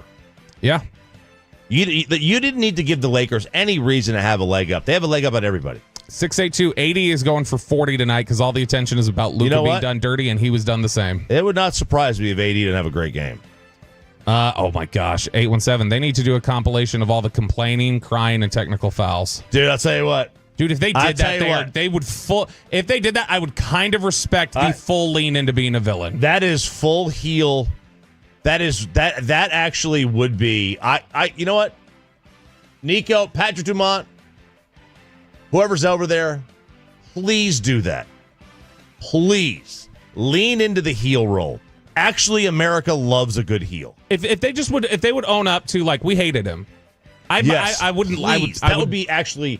I would totally respect. I would not like them. I would have more respect for them if they just owned up to. We hated him. We didn't want him. I would have so much respect. I would be like, you know what? Solid work. The Rock. That's something The Rock would do. In peak Rock heel mode. John Cena doing that right now. Cena might do that right now. That would be amazing. Mark Stein yesterday, by the way, had a report that I saw Sean on Twitter thought was kind of convenient, the timing, given Luka's coming back to town and some of the Mavs smearing that they've done through the media before. According to NBA insider Mark Stein, this is from Hoops Wire, the Mavericks thought Luka Dončić, quote, isolated himself from the rest of the team during his rehab stints. This is what he wrote. The Mavericks likewise asserted that Dončić, during his various rehab stints this season, isolated himself from the rest of the team. They recoiled at the insistence that all of his rehab work would be administered by Luka's own personal body team that he assembled after the 22-23 season, rather than Mavericks staffers. From the Dončić perspective, mind you, it was the Mavericks who had actually done the isolating. And look, I mean, after 22-23, that was the 23-24 season. That was last year. You got to the NBA Finals with Luka's body team, so maybe shut the hell up. I mean, LeBron spends $1 million a year on his body. Tom Brady did it. Yeah, Tom Brady does. I mean, that doesn't matter. Corey Seager and about, I don't know, 40% of all major leaguers have their own personal, like, hitting or pitching coach that they sometimes go to. Mm-hmm. So Basic's dad is he's a very renowned pitching coach. My kids go to him every now and then. But there are major leaguers who, when they come to town, when they come to play the Rangers, they go to him like during the day, like, hey, just watch me throw for a little bit. Yeah, you have people you trust. You know, I worked with you when you worked with me when I was a kid. What am I doing? Mm-hmm. You know, and bam, like there was I can't remember who he played. I think it was the A's. He gained like he gained like 4 miles on his fastball on one session just because he tweaked a mechanic. It's okay. You don't have to just use the coaches that you use that you have at your disposal with the team. There are a lot of major leaguers, plenty on the Rangers, that have their own private hitting coach they will go to, and you'll see them in the outfield before the game if you get there early enough working with them. It happens with every team. It's totally fine. Yeah, I mean, Nico would have traded Dirk for working with Holger. Right. Exactly. I mean, that was everybody would always, if Dirk's shot's off, bring Holger in, let him come here. Daniel Toney on the YouTube says, Nico is Vince, Luka is Bret Hart. I don't know wrestling enough to know if that reference is correct, but man, see, Vince would do that would be great. Like that would be awesome if they did that. I would actually totally respect that if they just did that one. I'd be like, you know what? You guys are idiots, but that you are leaning into the heel roll. Let's go.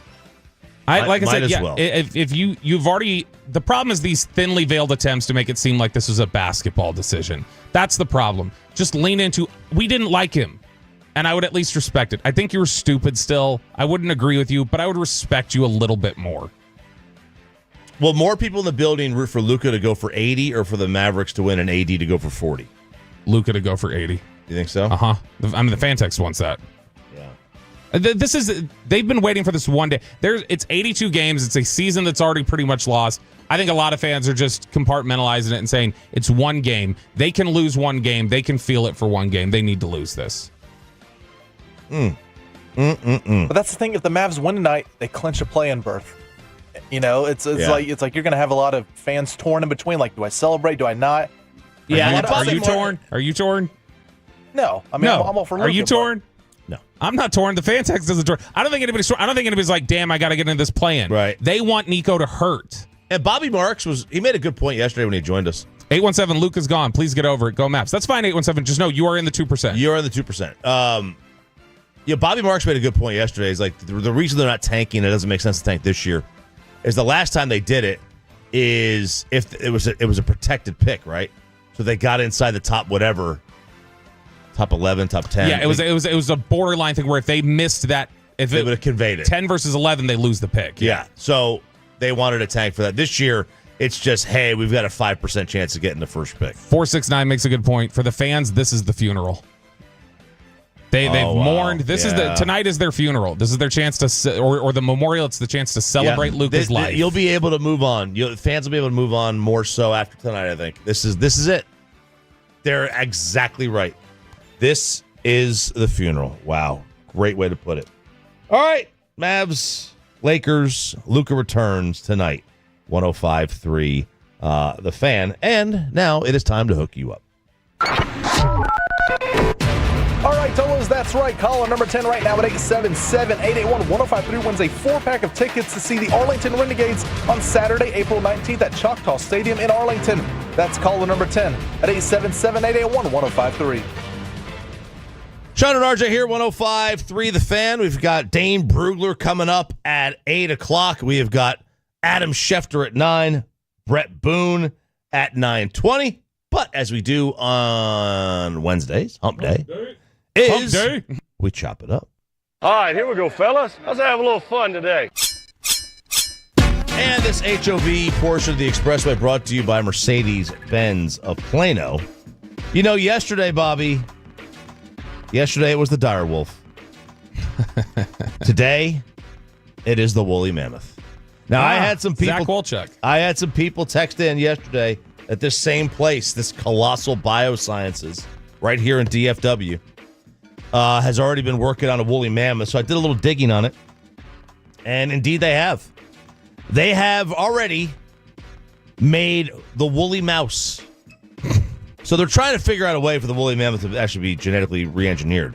So they're making these mice that have shaggy fur and the ability to withstand the cold. So they basically have these genetically engineered mice, look at this, that have woolly mammoth fur. So they're seeing how this actually works. Wait, so that's one mouse. That's not. Those are two. That's one and two. I was going to say, that's one mountain one, right? Yeah, that's two mice. Yeah, that's looks like a very intimate moment between two woolly mice. So this company was founded in 2021. They employ 130 scientists. They are a de-extinction company. They have on their wish list is the woolly mammoth, the dodo bird, the thylacine, which sounds very prehistoric Jurassic. Spell that for me. I'm gonna look. THYLACINE. Okay, let's see what this thing looks. Oh, that's that's the Tasmanian tiger. Oh yeah, Tasmanian tiger. Is the Tasmanian tiger the saber tooth?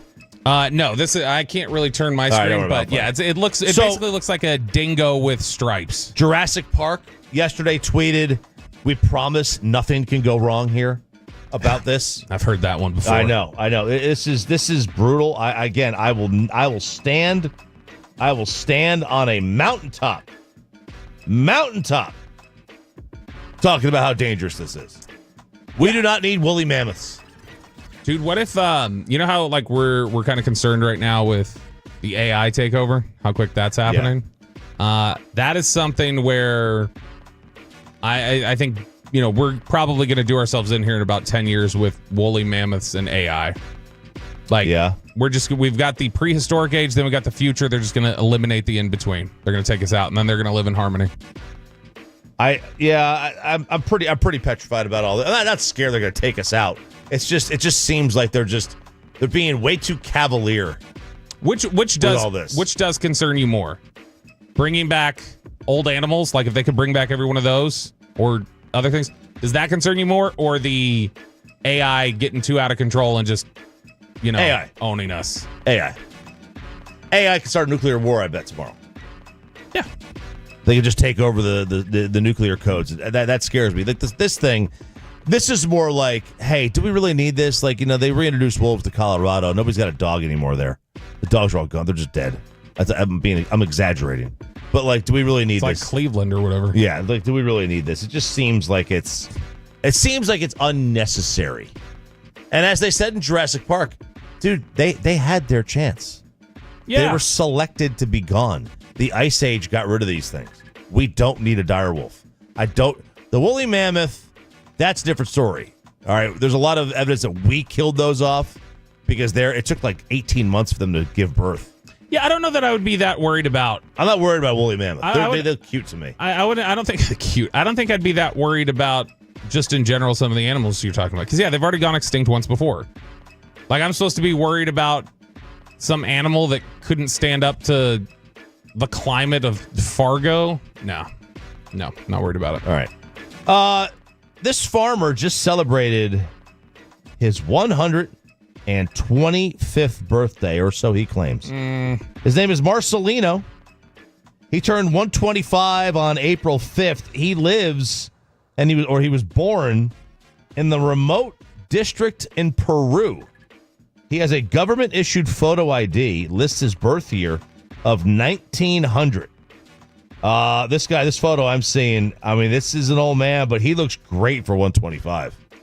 Holy cow, he looks good for 125. So, if I were to tell you that you could live to be 125 years old, and you were relatively healthy, you had, you weren't drooling all over yourself, you weren't like my dad. My dad lived a miserable existence at the very end, an absolute miserable existence. He was in a bed. He couldn't speak. He couldn't feed himself. He wore a diaper for like the last 3 years of his life. It was all. I would not wish that on my worst enemy. Mm-hmm. But if I could be 125 years old and relatively healthy, A, would you like to live to be 125? And B, this guy was 4'3". How many inches of height would you be willing to give up to get there? It's like you're punching a little person. How old was your dad? He was young, man. He was 70. Let's see. He was 78. 78. But just think about, like, even though that's relatively young, just think about how long you spent with your dad, or just the time you spent with your dad in his existence. I mean, 78's it is a full life. 50 years longer than 50 that? 50 years longer. 50 years longer. No, I don't need to go that long. I love it. I don't need to go that long. If I could be healthy, I want to hang on. If I could be healthy, if I could still walk, I can still feed myself, I can still talk. Well, no, you're not going to be able to walk to the extent that you want to at 125. You're just not. You don't think I can play golf? No. I think healthy is different from, like, active. You're not going to be as active as, like, a 60-year-old at 125. That's true. Like, could I still go to a casino? Yeah. Then I'm in. But you can only play slots, really. That's fine. I think at that point, just I want to just be able to hit that button. You would have to have a podcast or something because you could tell so many stories because you were actually there, Back in the day. Let me tell you about the time I rizzed up this young thought. Could you imagine using all the old school terms? By the way, the oldest verified person in the history of the world was a French woman who's 122. Do you believe this? That he's 125? No, I don't. I don't either because back then, if you're in a remote district, you could not have a calendar. It might be a situation where in 1900 you didn't have a calendar. My grandmother, they said her birthday was April 1st. She's admitted we really have no idea when I was born. Oh, so it was a bit. April 1st, April Fool's Day. It was an at-home birth. Just had the baby, went back to work the next day. That's why Eric doesn't know how old his kids are. Right, absolutely. Because the at-home birth. At-home birth, yeah. But no birth certificate or whatever. But the birth certificate was gotten weeks later. And they just said, I think April 1st. That was the oldest. That would be the oldest man ever recorded, outside of the Bible, obviously Methuselah. But out of recorded record, verified record, that would be the oldest man by 9 years. Methuselah is a man? Mm-hmm. Got a feminine ending, the A. You're just thinking Medusa. Yeah. I think is what you're thinking. But it's how old was Methuselah? 939, I think. Let's look at on the Julian calendar. Julian was not around back then. Methuselah was, how old was he? Oh, he was 969. Well, nice. Wow. Yep, I just missed it. But the oldest living male verified was 116. So this would be 9 years longer. I'm not buying it. We find that 114 really seems to be the max for men. And then you've got a couple who've gone a little bit over. But you've got a bunch of people who've died right around 113, 114. So I'm not buying this. All right. I don't buy it at 125. I mean, the guy's over 100. There's no doubt about that. You can take one look at him. This guy's easily over 100 years old. Do you have his picture up? Yeah. Let me look at him. He's over 100 years old. Yeah. He's old for sure. He's an old man. Yeah. And he looks like he's active. But kudos to him. I would do it if I could have. He was on the Warren Commission. He's that old. I could live to be 125, and I still won't see a Cowboys Super Bowl. That's from the 469, the Franklin Injury Attorneys fan text. We know in other countries they mess around with birth certificates. Look, that's fair. I mean, the amount of people who are in Major League Baseball even who have lied about their age. Oh yeah. Just to. You know which case I always think of when I think of somebody lying about their age in baseball? Danny Almonte. Oh yeah, of course. And it's a little league baseball one. That's the one that I always default to. Yeah, that's true. All you gotta do is check to see if this guy was married. No married man can live to be 125. Dude, that's true. That's very, very true. All right, chopping it up here, 105 the Fan. Have you guys watched White Lotus? I watched the first season, and then I tried the first couple episodes of season 2, but I couldn't get into it. Nope. Have not tried it yet. Aiden, thumbs up, thumbs down. Have you seen White Lotus? All right, thumbs down. So we have not finished season 3 of one episode left. Time out really quickly. This is what's stunning. You remember we were talking earlier in the show about the Versailles or Versailles. I don't know which way they pronounce it in that particular instance because it's the Jewish wedding floor that collapsed. We talked about that earlier. I showed them the video. They'd never seen it before. So I showed it to them during the break. It was in May 2001. And Aiden went, dang, I wasn't even born then. You guys should have just seen the life leave Choppy's eyes. Oh, God. All right, so White Lotus. I enjoy the show. It's gotten progressively worse. I thought the first season was really, really good. The second season had a lot of intrigue. This one's been slow. Now, they've got a good cast. They got Parker Posey in it. They've got the bad guy from The Patriot.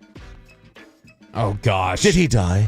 Yeah, what's his name? Isaac. Jonathan Isaacs, maybe? Not Jonathan Isaac. Jonathan Isaac's in the NBA. Chris Isaac. No, that's not Chris Isaac either. And it's got Patrick Schwarzenegger. Jason Isaacs, yeah. Jason. And then it's got Arnold's kid, Patrick. Mm-hmm. So it's got some moments to it. I think it's generally a good show, but it was a little slow. They could have done this in a 2-hour movie. They could have done this season in a 2-hour movie. They didn't need 8 episodes. This is season 3 or 4? This is season 3. 214 says season 3 is the best one. It's a pressure cooker. Finale was kind of a letdown. All right. See, it's just moved too slow. There's too much unnecessary stuff going on in it. But the creator is a guy named Mike White. No, not the former Cowboy. No, Mike White, School of Rock. Yeah, maybe. He was the writer of School of Rock with Jack Black. He played Jack Black's roommate in it. This guy can blank right off as far as I'm concerned. All right? This is what he told Variety. There was complaining about the show. There was no plot. That part I find weird. Part of me is like, bro, this is the vibe. I'm world building. If you don't want to go to bed with me, then get out of my bed. All right? Enjoy it. If you don't want it, then get out of my bed. You know what I mean? Don't be a bossy. Get out of my bed. Don't come home with me.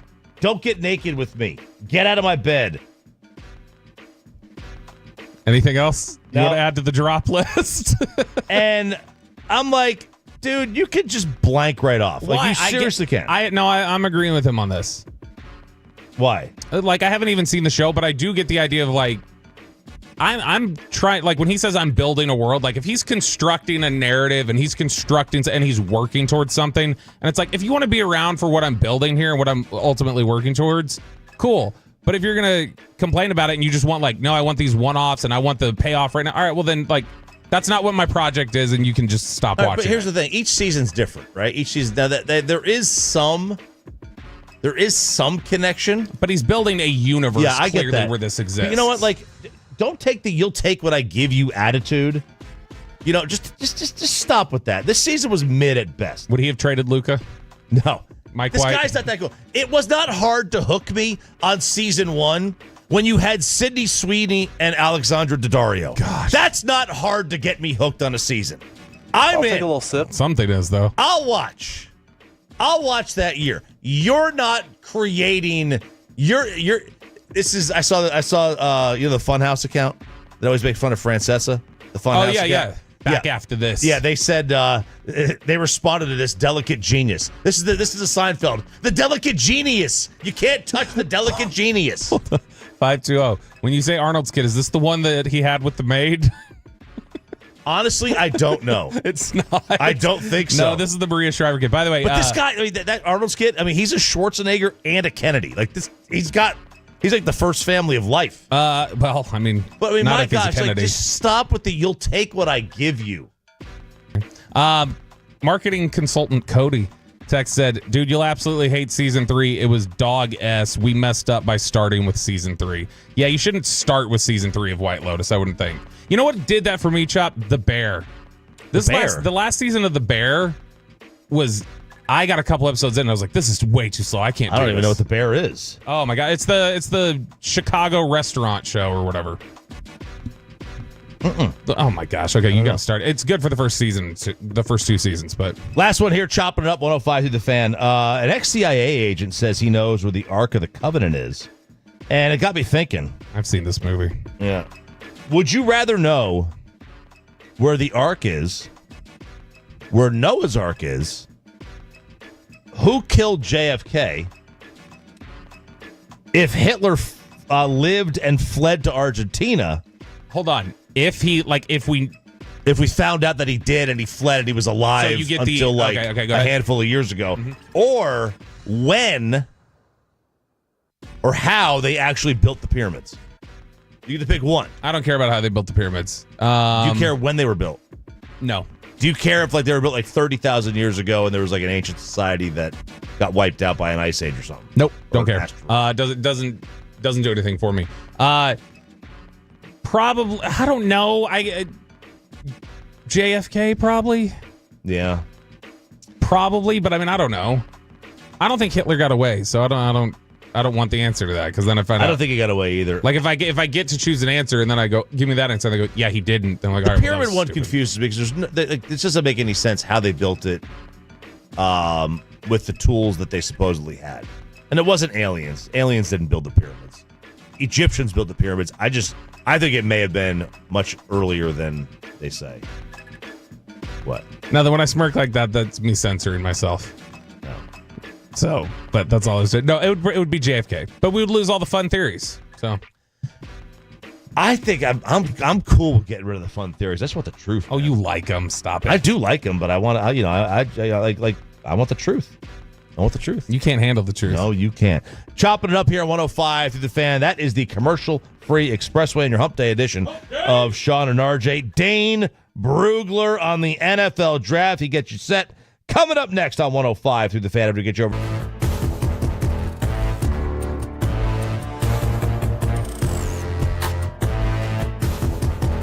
Uber Eats has Lola V products? I gotta remember that. Well, you know, they say in order to remember something, you have to forget something else. Okay, now that is a very cute haircut. That's like a little shag. I've never seen it before. Well, I mean, of course you have. For Rachel. Oh, is that your name? No, I mean like your name. No, I'm Jen. My name's Jen. Right, but I just mean like this is your haircut, but that's the hair on your head. I'm not saying this is your hair. Okay.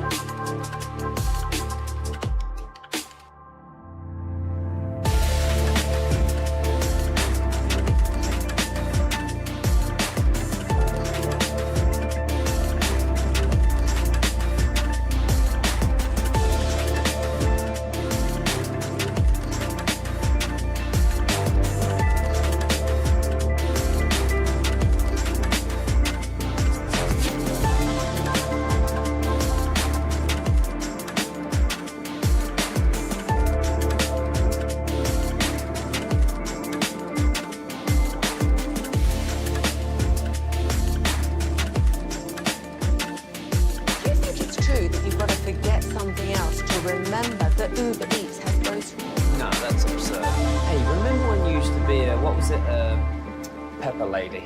Pepper Lady? Wasn't it Cinnamon Sisters? Basil Babes. Saffron Squad? Nutmeg Maidens? Paprika? No. Nutmeg Maidens. I just said that. Was it Spice Girls? Doesn't sound right. Was it Saffron Squad?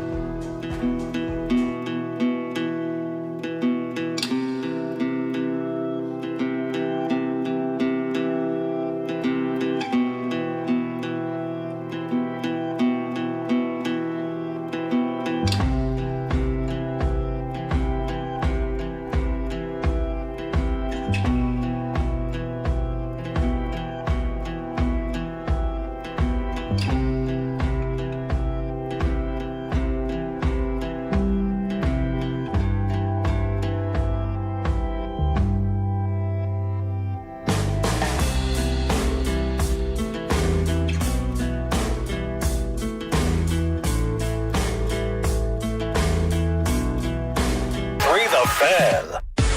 8 o'clock hour here on 105.3 The Fan. I'm RJ Choppy. He is Bobby Belt. Got you down. Peyton and Aiden alongside your Hump Day edition of Sean and RJ. Hump Day. On The Fan here. We got Adam Schefter coming up at 9 o'clock. Brett Boone at 9:20. Big night tonight. Got Luka in town taking on the Mavs. And we got the Rangers coming up 12:30 pregame right here on The Fan. KNC's got a short show today. Oh, you're kidding. No way. The sweep. A short show. That's so awesome for them. But we've got the best guest of the day. Some have referred to him as the next Kyle Yeomans. It's Dane Brugler from The Athletic, here to talk about the Beast, his annual draft guide. Dane, how are you, sir? I've been called worse. Hey guys, good morning. How are you guys? Doing great. Excited that the Beast is here. Dude, first off, before we get into the actual content or some of these draft questions, it is so sleek and stylized looking this year. You got like all the different like graphics and such a clean new look and all the different things with it. You've still got the regular printed version I see available, but it looks like you guys have tricked it up this year. Yeah, wanted to still honor the people who like to print it out and have a physical copy and, go with the straight PDF. But, it's 2025. Let's upgrade this thing. And yeah, it's the navigation's really easy. You can search. There's over 2,600 players in this thing. So you can search for anybody you want. There's testing information for all of them. 400 reports, all the background information that you're just not going to get anywhere else. So, yeah, if you like the draft at all, I promise you will not be disappointed. Check out the Beast. Make sure you have it by your side when the Cowboys are drafting here in a few weeks, and you'll have everything you need to know about the player. So let's start with the Cowboys first. And Dane Brugler from The Athletic joining us here on 105.3 The Fan. His annual draft guide is out now. It is a must for everybody. We're going to have it here in the studio, I know, for the next few weeks. Dane, let's start with Cowboys first before we get to some larger draft questions. The name we keep hearing a lot in mock drafts and things like that. I don't know how much it's coming from the Star, but just people connecting dots. They keep mocking Omarion Hampton, the North Carolina running back at 12.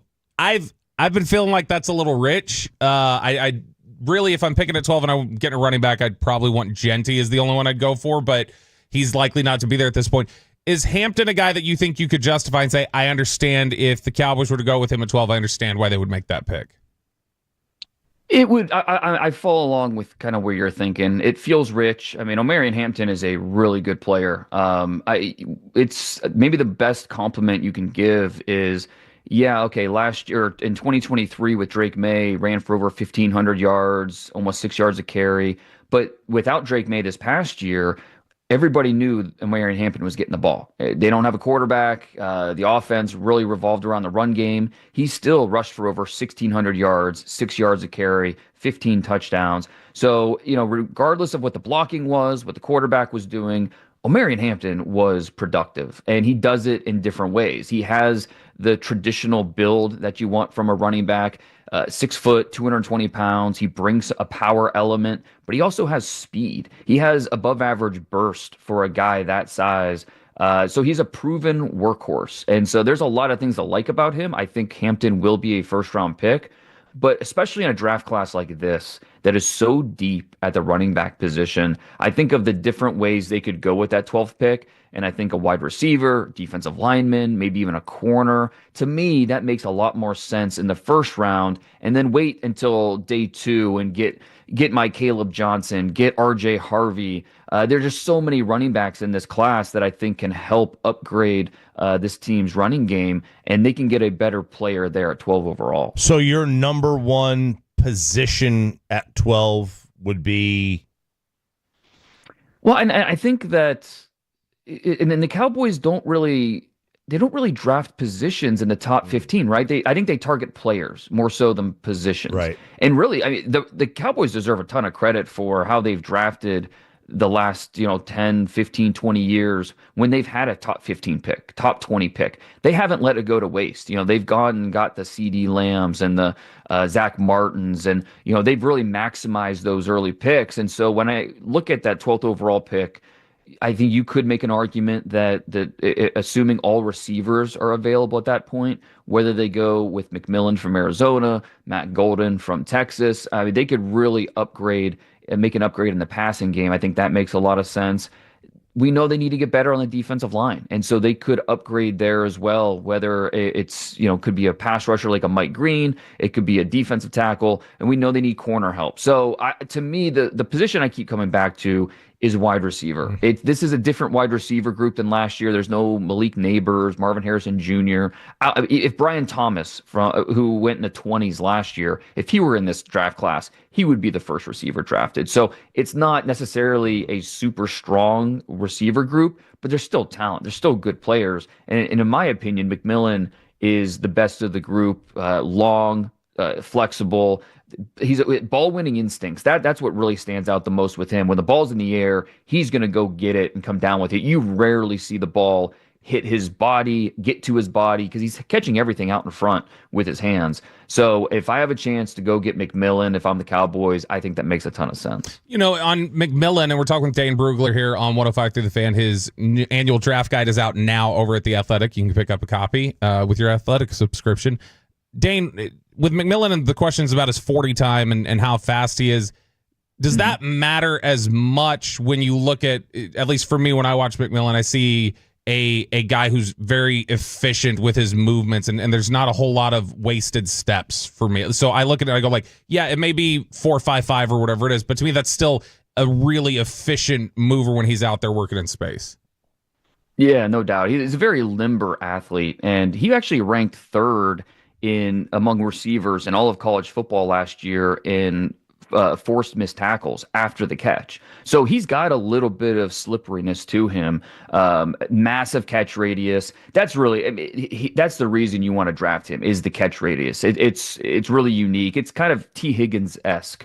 And, T. Higgins ran, I think, a 4.59 at the combine when he was coming out. Like, he wasn't a big speed guy. And honestly, usually these guys aren't really for me. I think of like Laquan Treadwell and N'Keal Harry, and like we've seen a lot of those guys who were quote unquote ball winners, but maybe didn't have the separation skills. We've seen those guys not work. But I think McMillan is a little bit different because of what you're saying. He has just this flexibility and fluidity to him in his routes at the catch point, where he's just going to be those ball winning instincts really take over. So a unique playmaker who still has to get a little bit better in terms of sharpening that some of his routes, expanding the route tree. That Arizona offense kind of limited him in that area, but all the tools are there for him to be a ball winner in the NFL. Grady Jenkins over on the Fan YouTube complimenting Dane Brugler for the Denton Ryan helmet that is on his setup behind him there on the fan. I was wondering if that was Denton Ryan or Mount Union. Could it be Mount Union? Is it Mount Union or Denton Ryan? It is Mount Union. Look at that. You didn't tell me. You telling Grady Jenkins. Oh, look at that. See, you would know because you're playing Denton Ryan today, actually. Yes, that's what that is. My kids are playing Denton Ryan today. Dane, I got to ask you, let's talk local since we're already we're mentioning local here. What do you think of, and we'll go quarterback first, Quinn Ewers? So I have talked to various people who, some people think like, man, the traits are there, and that's a guy who I'd absolutely be willing to gamble on, or, that's a guy I would gladly take in the second round. And then there are other people I've heard from that are just like, that's an easy late day 3 pick to me. It just feels like there's a lot of variance on Ewers. There really is, and I think you could make that case for a lot of these quarterbacks, especially in the mid rounds. You know, the Dylan Gabriels, the Will Howards, Riley Leonards, all those guys. It's a wide range of opinions, and with Ewers, I think there's a lot of things that you can point to and say, okay, yeah, that's going to work at the next level. I mean, he's a natural ball handler. The ball comes out really quick, especially RPOs, really, really smooth in the RPO game. He's a really good curl comeback passer. He has a good feel for areas. I think the most impressive thing about him is the poise that he plays with. And you look at some of the places he's played, 2023 Alabama, 2024 Michigan, like the true road games, that's where he's at his best. He's a very calm guy. He doesn't get affected by crowd noise. In true road games at Texas, he was 11-1 as a starter. So I think that mental toughness, that poise is something that you can really look to and say, all right, that'll translate to the next level. I want to see him stay healthy. I want to see him be able to stay on the field. And, I give him credit for toughing out some of those injuries last year, but it clearly affected him. And you have to be able to play through pain and still execute and still maintain your level of being a consistent starter. And so can he do that at the next level? That's kind of the question mark.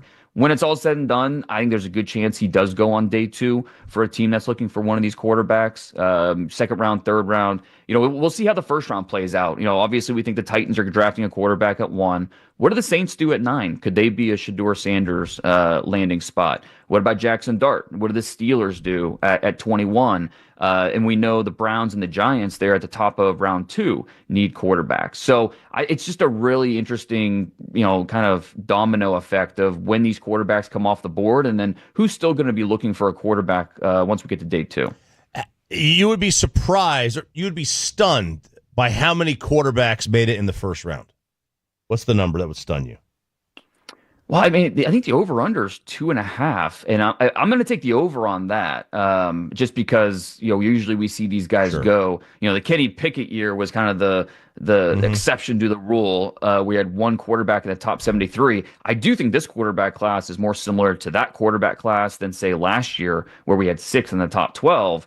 But we could always see one of these teams, the Browns, the Giants, the Raiders, who knows, maybe trade up into the back half of round 1 to get one of these quarterbacks, because this is a good draft, but it's not a great draft. And so I think some of those teams in the late 20s, they'll be more than willing to trade out of there and pick up an extra third or whatever it may be to go back to pick 33 and still feel like they're getting a similar player they would have taken at 25. So there's a good chance we see some of those trades into the late first. And so I think we're going to see 3 quarterbacks, maybe 4 in the first round.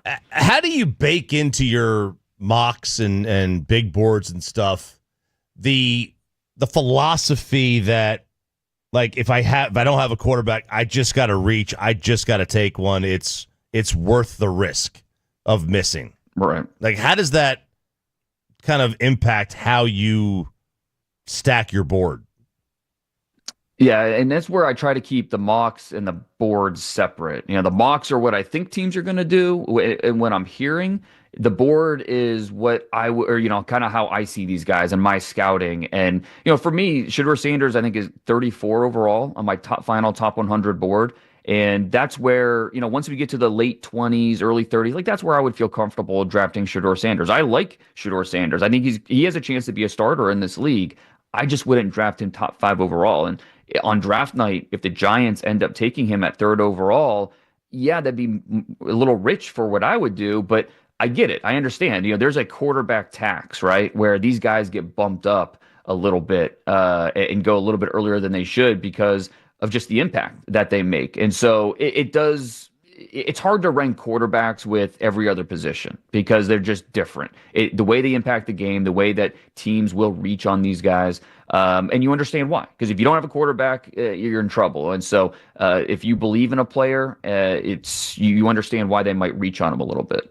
Last one for you here. We're talking with Dane Brugler here from The Athletic with his draft guide out, released today.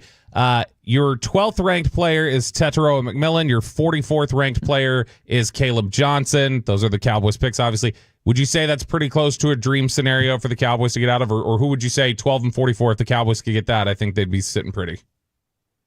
Yeah, I think that, I mean, talk about what your offense looks like. You're upgrading your offense. That would do it. I like the McMillan pick in the first round. And then, in the second round, one of those running backs, whether it's Caleb Johnson from Iowa or Travion Henderson from Ohio State, or Quinshon Judkins from Ohio State, I think they will have a few options there in round 2, guys that can come in and help the run game, help in the pass game. And you think about what that will do for Dak, what that will do for CD, what that does for your entire offense. When you add 2 more threats, one in the backfield, one on the outside, I think that is an ideal scenario that helps them not only for 2024, but you think about the next 3 or 4 years where the Cowboys are kind of in this window with an established quarterback running the show. Dane Brugler does great work for The Athletic, and he is also one of the kindest guys you'll ever meet, one of the best dudes in this business. Dane, we appreciate you, man, and everybody go get your copy of The Beast over at The Athletic. Thank you, guys. Anytime. Dane Brugler, again, he does fantastic stuff, and I've already been combing through The Beast. I'm excited about it. With us talking to Dane Brugler, it is a good time to remind you guys that our staple draft event with you, the Tolo, Draft 101, it's coming up. It's in our fan showroom, 4131 North Central Expressway in Dallas. It's going to be our Super Bowl winning scout, Brian Broaddus, Zach Wolchuk, myself. We're going to team up with DallasCowboys.com for a night of draft talk, debate, and questions. Not only that, we're going to have dinner for you guys thanks to Whataburger, plus plenty of giveaways, completely free, no sign-up required. Just show up on April 17th. That's April 17th. Doors open at 6:45. Can't wait to see you for Draft 101 on your home of the Cowboys, 105.3 The Fan. A Stars lose in the worst way possible. The Rangers drop more than just a game. And surprise, surprise, there's controversy at the Masters. That's all coming up next in The Fan.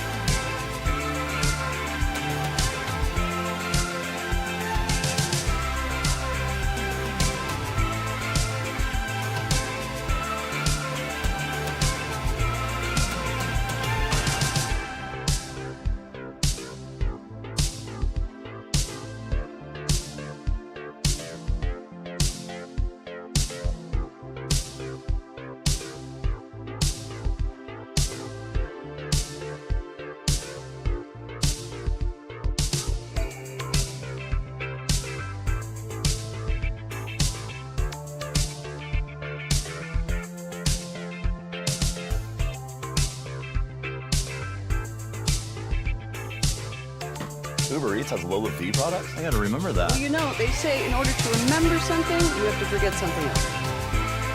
Okay, now that is a very cute haircut. That's like a little shag. I've never seen it before. Well, I mean, of course you have. It's the Rachel. Oh, is that your... No, I mean, like your name. No, I'm Jen. My name's Jen. Right, but I just mean like this is your haircut. But that's hair on your head. I'm not saying this is your hair. Okay, freaking me out a little bit.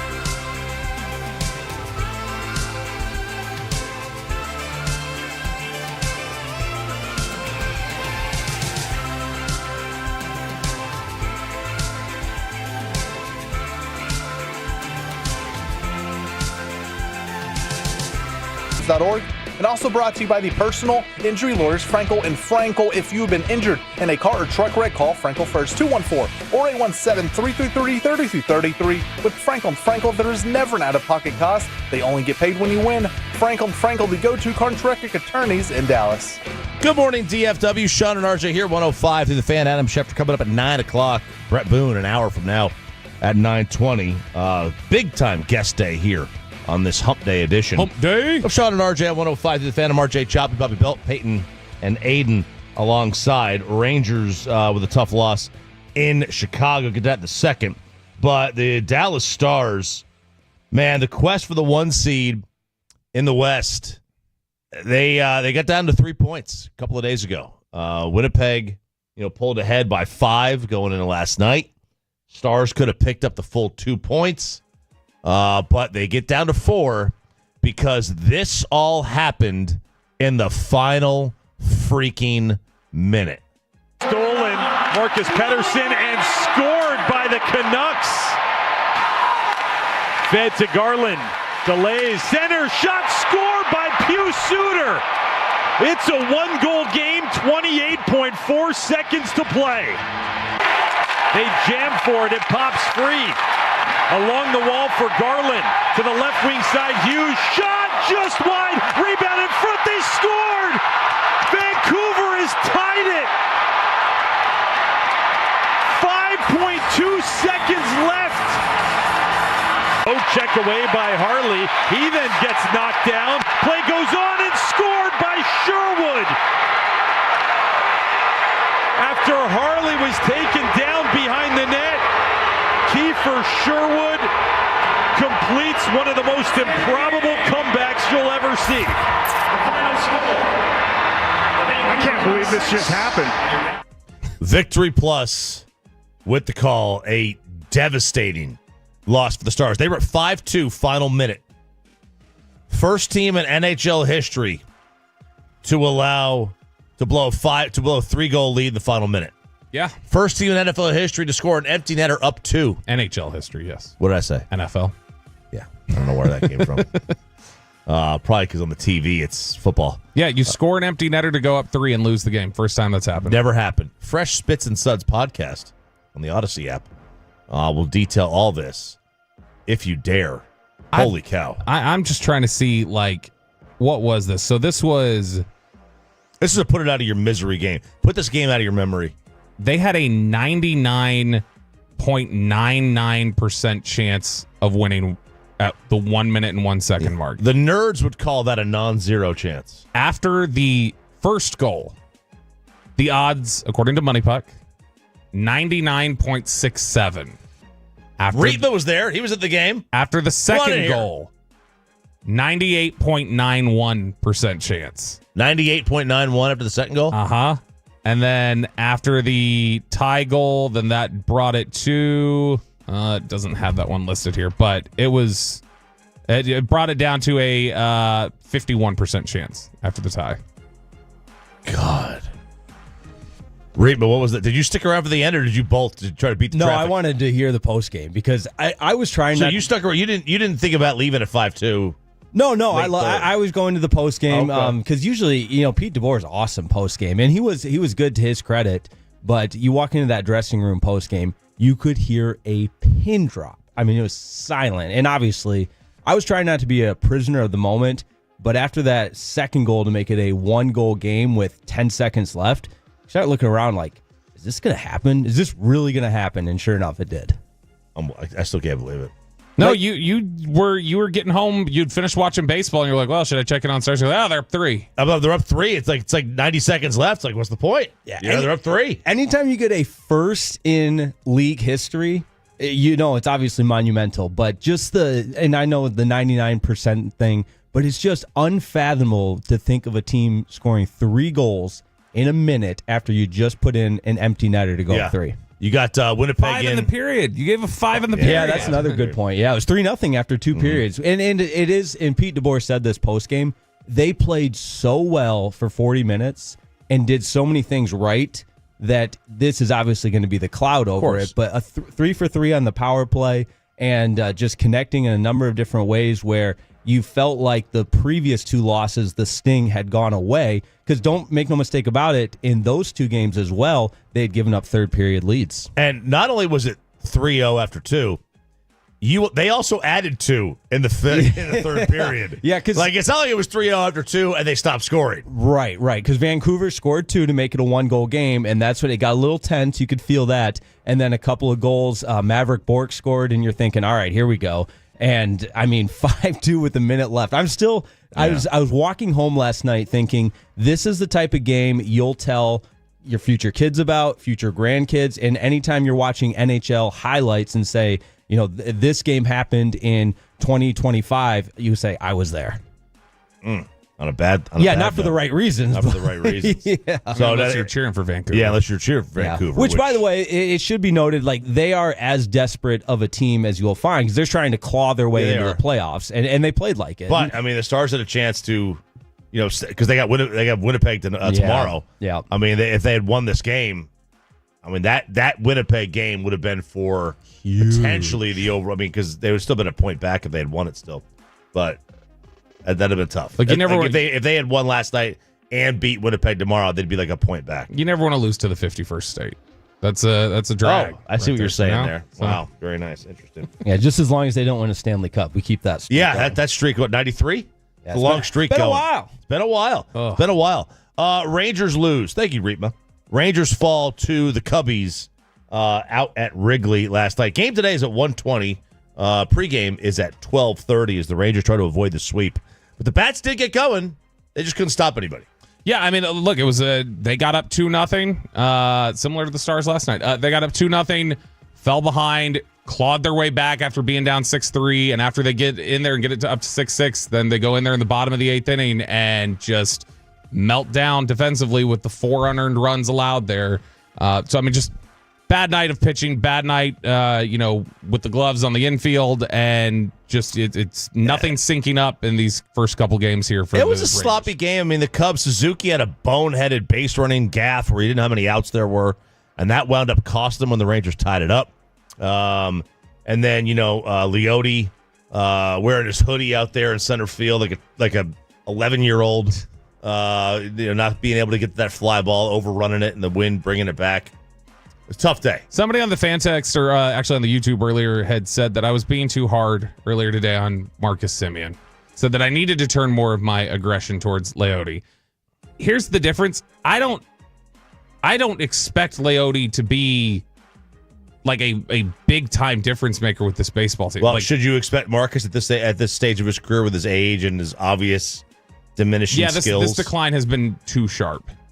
I expect a decline. This has been really sharp the last 2 years, or what looks like the last 2 years. It's very early in the season, obviously, but last year was bad. And I mean, for him to start off this year with a negative wins above replacement is really, really rough. Yeah, it's tough. It's tough to watch. I mean, it really is. But I think that's kind of where we are with him. But it was 6-6, and then all of a sudden, kind of the wheels came off. Josh Young couldn't grab the liner or the hard grounder to third. Bounced off his shoulder. That could have been a double play. Yeah, he showed up at with though. He did. He had a triple. Young. Boy, that's a weird ballpark, man. That might be a. The Rangers had 2 hits down the line. 2 hits. Leote had one down the left field line where it looked like the left fielder had to kind of pull up because he was going to run into the wall. There is no room. There is no foul territory down the lines there. It's crazy. It basically like the chalk. Like Peyton's almost bracket touches. Yeah, the chalk almost touches the wall. And then Tucker had the same problem down the right field line. In what the 8th inning on the Young triple. Yeah, kind of a crazy play. Plays funny a little bit. Wyatt Langford though, we're still waiting on the. He's getting an MRI today. He had to leave the game with some side tightness. He said he was not overly concerned, but now we just kind of sit back and wait for another Ranger injury. Yeah, we do. You shouldn't say it like that, but that's the reality. I mean, it's especially early on in the year, you get muscle pulls. I'm not worried about Wyatt. I think that was a lot of it had to do with the cold, and it's been cold, and a little bit of rain today in the forecast up there. Yep, there's a little bit of a question of whether or not they're going to get the game in today, so we'll have to see. All right, so the Masters starts here in 24 hours. Tomorrow, what? It's just the most full of itself event that exists in professional sports. It's absolutely full of itself, but rightfully so from their perspective. They are the... Oh, I know. From their perspective. They view themselves as superior in a lot of ways. Quite highly, yes. Yeah. Quite highly. So, Angel Cabrera is playing in this. Now, Angel Cabrera won the Masters in 2009. He beat my good friend Chad Campbell in a playoff. I think Kenny Perry was in that playoff as well. But he won the playoff, and he is playing in this. But Angel is a unique story. Angel is recently out of prison. For? Stalking, threatening, and domestic violence. Oh. Well, I mean, given the Masters history, I would assume they don't think any of those are crimes. Probably not. If I read right, I think he I don't even want to say, but it had something to do with holding someone captive in a closet, but it was bad. It was bad. He spent 30 months in an Argentina jail. 30 months. He's back. He's older. He doesn't have really a chance to win. He just won a tournament in the Senior Tour event. But because he's a former champ, you get a lifetime exemption to play in this. You get to play in this every year for the rest of your life as long as you decide that you're going to keep playing. The moment you retire, you got to hang it up. But people are up in arms that he is going to be playing in it this year, and this is going to be the story that takes over this tournament over the first day. Probably won't happen after that because he's not going to be in contention, most likely. Although if you play well here, you generally play well here into your 50s and 60s. But because there's a lot of people who are saying he does not deserve to be in this, he shouldn't be playing in this, that they should rescind his lifetime invitation. And look, whether you think that or not, and whether that is true or not, that is absolutely not how Augusta National operates. I mean, I would think that the only reason they might rescind it is because his last name's Cabrera, and that's more why. That's more why they would rescind it. That's more in line with the that's more in line with the Augusta history.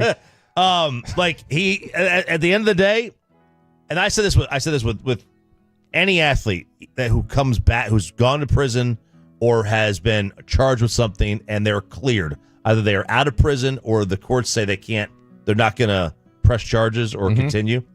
If they say you're free, to me, you're free. Yeah, but you lose certain things when you commit felonies, for instance.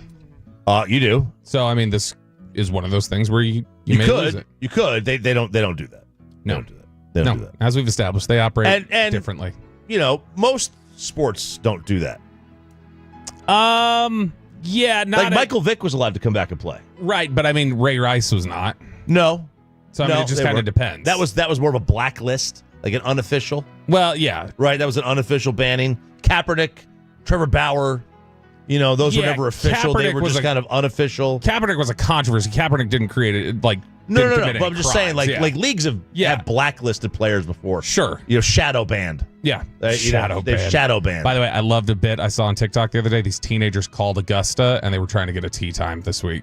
That's great. And they were like, no, you can't get that. They're like, well, isn't this just the golf course around there? And the lady got really annoyed and hung I think up. that's like 5 years old. No, it was a new one today. There's a new one today? Yeah, it was like yesterday or whatever. I like it. What's coming up next on Below the Belt? It is almost never sunshine and lollipops, but it's also almost never a nightmare. Getting real about some draft scenarios Cowboys fans might be worried about next in Below the Belt on the Fan. Let's get you over to Zero Res, get that carpet.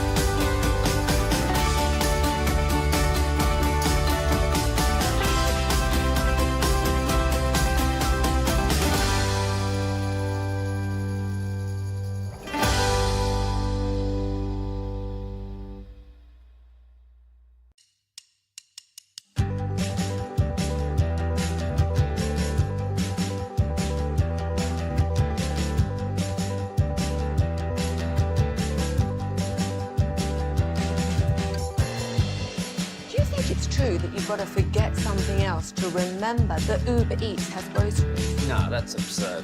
Hey, remember when you used to be a, what was it, Pepper Lady? Pepper Lady? What is it? Cinnamon Sisters? Basil Babes. Saffron Squad? Nutmeg Maidens? Paprika? No. Nutmeg Maidens? I just said that. Was it Spice Girls? Doesn't sound right. Was it Saffron Squad?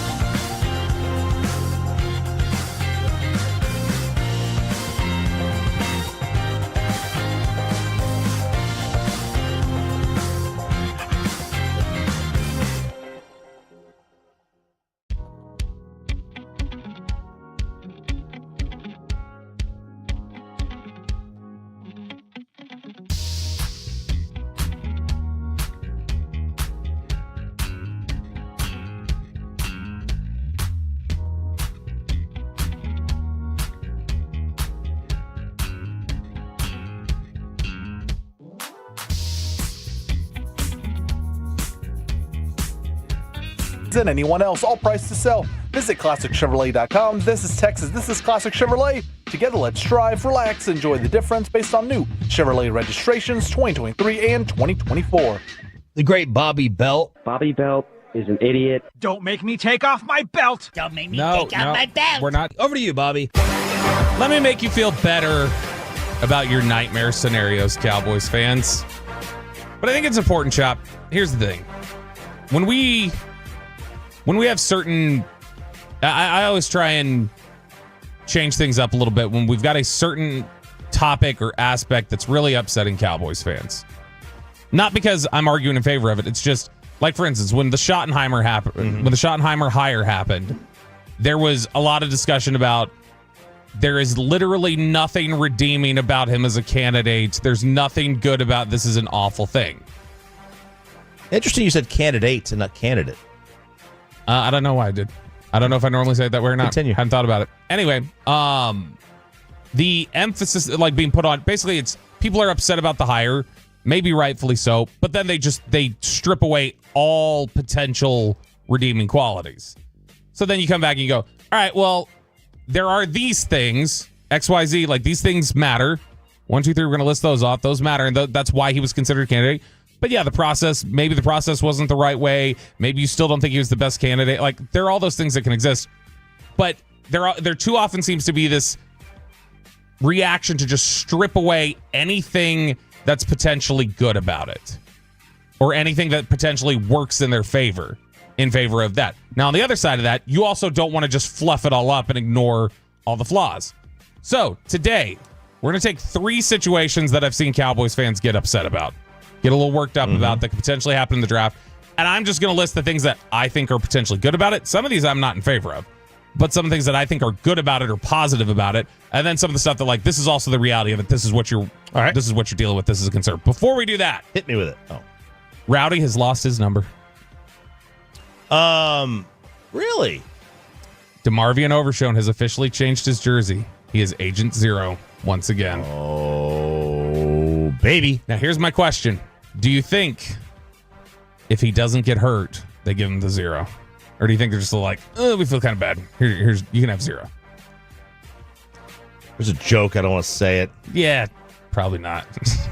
but either way, I wonder if they like. No, I don't think it has anything to do with it. I wonder if there is a little bit of just. You think they did feel bad for him? No, I just wonder if it's a little bit like they love his character and the way that he works, and so I just wonder if it's a little bit like, you know what, he's earned this. He's so tough, and he's about to go through another thing. Let's give him this. So what number's Rowdy going to wear? I don't know. Does Rowdy need a number? Yeah. Why? He's Rowdy. He's in uniform. I don't think he needs one. I think he does. I think he just sticks with number 0. He sticks with 0. There's no rule against it. He's known as 0. He's been here before. He'll be here after. I mean, he could just be 00. Well, then until Mike. But I mean, that's Greg Ostertag's. Yeah. So. And Robert Parrish, the Chief, 00. Yeah, the Chief, Robert Parrish. No, but that's and Greg Ostertag, a Duncanville guy. So right there, you got the connections. I think that the number's already been claimed here in Dallas County. All right, so DeMarvion Overshone, if you want to get your 0 jerseys, go ahead and get them. The 13s are probably on sale. Okay, so we're going to take a look at the 3 situations. Here are the 3 situations I have that I think would most upset Cowboys fans. You tell me if these are about right, Chop. Number 1, the Cowboys draft Omarion Hampton, running back from North Carolina at pick 12. That generally seems to upset people. That would upset me. I don't think he's worthy of that pick. But that's one scenario. Number 2. That would be a... Look, if Luka is a 10 out of 10 anger, this would be like a 8, 7. Probably a 7. Yeah, because 6. at the end of the day, he's a skill position player. They'll probably, once they see him in training camp, it would lessen it a little bit. This won't be... Yeah, this would be not... This would not... I shouldn't see him... This would be a 5. There are a lot of people in the draft community that have gotten Cowboys fans worked up about this guy, including Brian Broaddus. Brian Broaddus has, I think, made some people think, please don't. This is an awful situation. Georgia edge rusher Mykel Williams. There's a lot of people who just think that guy is not, they're not pass rushing traits there. That's just a run stopping player. That's not going to work. And then the final one. To be fair, is this a Micah situation where he wasn't asked to do that at Georgia? No, Mykel Williams he's just raw. Okay. He's still putting things together, and he was dealing with an ankle injury. We'll get into that stuff here in just a Pierce, sec. man. And then this would probably be more if you traded down or picked at 44 potentially if he slid, but it doesn't matter. If you picked him somewhere in the top 50, I'm sure Cowboys fans would not like it for one simple fact. Michigan. Kenneth Grant, defensive tackle from Michigan. Okay. And defensive linemen from Michigan are not acceptable to Cowboys fans. Which one do you want to start with? If I were picking between the three of these, which one I would take at 12, it'd be Mykel Williams. Yeah, Mykel Williams is the guy. So let's start talking about Mykel Williams first. Mykel Williams is very raw. So some of the negatives that you're talking about there is he is not an elite pass rusher right now. There's a lot of inefficiency in the way that he rushes. He's not refined in terms of his pass rush plan. He doesn't have a lot of really strong technique. He doesn't set up tackles the right way. A lot of times he just sits there and dances for a little bit, tries to figure something out, and then he just goes, all right, I guess I'll just bull rush him. And that's not going to be effective at the next level. It wasn't effective all the time at Georgia. The numbers were not what you'd expect last year that they should have been as a pass rusher. Solid run defender, but just he's not there as a regular pass rusher coming off of the edge. And you've already got, Marshawn Nealon that you drafted that's a similar type of thing where it's good against the run right now. You hope that they can develop some of the pass rush tools. But here's the good about Mykel Williams that it would make sense for. The testing. And I've got Dane Brugler's Beast open right now where he has all the different testing that you can read there. Mykel Williams is 6'5", almost 270 pounds. He's got 34.5-inch arms, and he ran a 4.77. You're talking about a freakish athlete for that side of the ball. A really good athlete coming off of the edge. Really good bend. Really flexible guy. Like you talk about the length, the power, the flexibility, the different things they can do. All those traits are all there. The tools are there to put it together. You've just got to know what kind of a student is he. It's the same question to me that we had with Tyler Smith a couple years ago. Tyler Smith's a great athlete. Can he put it together? Yeah. Does he know how to? Is he a good student? Can he take to coaching? Can he put his tools together? Right. That's the question with Mykel Williams. And I think everything we've learned about him and heard about him, the answer is yes, he can. And so I understand you're banking on somebody putting it together. Those oftentimes have bust potential, but he's somebody who I think the tea leaves, some of the evidence we have says he's a likely candidate to put some of those things together. I like Mykel Williams more than a lot of other people do, though. I wouldn't mind him. I mean, I would rather the position over a Michigan guy, or just because the Cowboys have bad luck with Michigan, because Michigan players are fine. Just other than Jordan Lewis. Yeah, but again, it took a while with him. He was always solid, I thought. He was solid, but he never was like he lived up to it early on. As a third-round corner, better. though. I think he got better, obviously, as a career went on. The Hampton. I mean, Hampton might have the most immediate impact. Let's talk about Hampton. He would have easily, I think, the most immediate impact. The negative is easy. He's a running back at 12 who's not Ashton Genty. That's a negative. And he's probably not anywhere close to the 12th best player in the draft, you would think. The other aspect is he is not some quick, elusive type of player. So he's fast. He's not quick. He's not agile. He's not going to do a lot of different things laterally. He's not going to evade a bunch of blockers. He's not going to have a lot of, really impressive juke moves or anything. He's a straight line runner typically in terms of his speed is good. It's in the 4.4s. At a 5'11", 220-pound back, that's good. You get that rolling downhill. That can be an imposing physical threat who can also pick up some speed, outrun some defenders. But there's not a lot of quick to the corner. There's not a lot of agility to wiggle through spaces. The wiggle's not quite there. But if you want to talk about physicality, some more juice, some legitimate speed, a guy who can catch the ball, do some different things for you, Omarion Hampton does bring that. So if that's a void that the Cowboys have, I would not love it at 12. But if you're just trying to say, what are the positives that they look at and say, that's a good player that we could use, it's easy to see why they think they could use that player. I just think prioritizing it at 12 would not make much sense for me. If it was Genty, I would do it at 12. Genty's worth it to me. Genty at 12, I would do it. Hampton. Genty to me is... And that could be just my own, I don't know enough about him. And we'll talk in depth about Ashton Genty tomorrow. Even though he's not going to get to the Cowboys, it doesn't look like. But why I think if you get the unimaginable CeeDee Lamb type slide where then you're able to take him. I just want people to be prepared because I know there's some who just go, I won't take a running back at all. We'll talk tomorrow during Below the Belt about why Ashton Genty's different.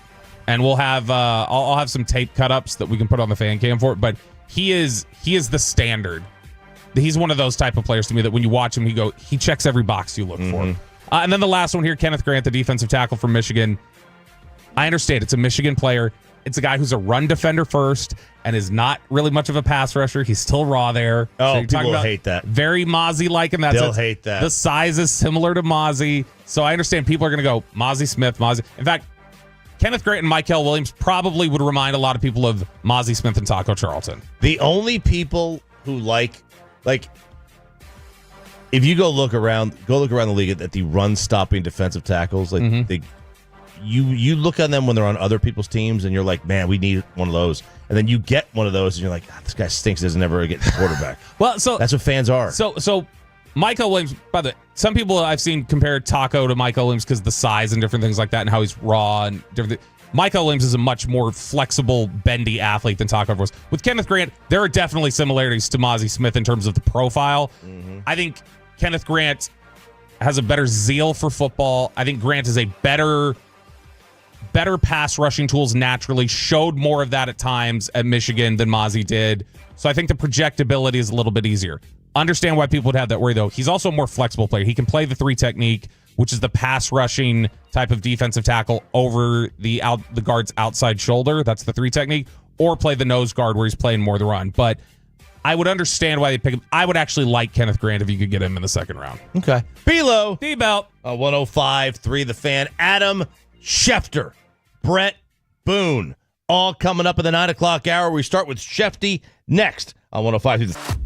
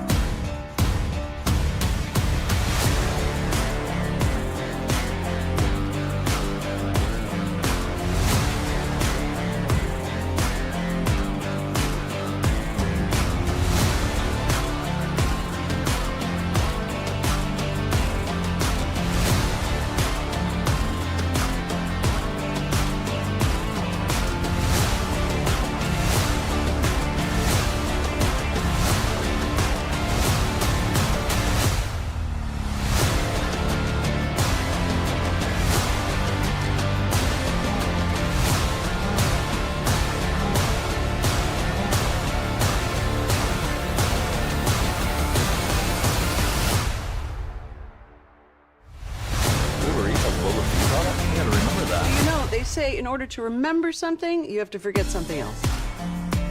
Okay, now that is a very cute haircut. That's like a little shag. I've never seen it before. Well, I mean, of course you have. It's the Rachel. Oh, is that your name? No, I mean like your name. No, I'm Jen. My name's Jen. Right, but I just mean like this is your haircut. But that's hair on your head. I'm not saying this is your hair. Okay, freaking me out a little bit.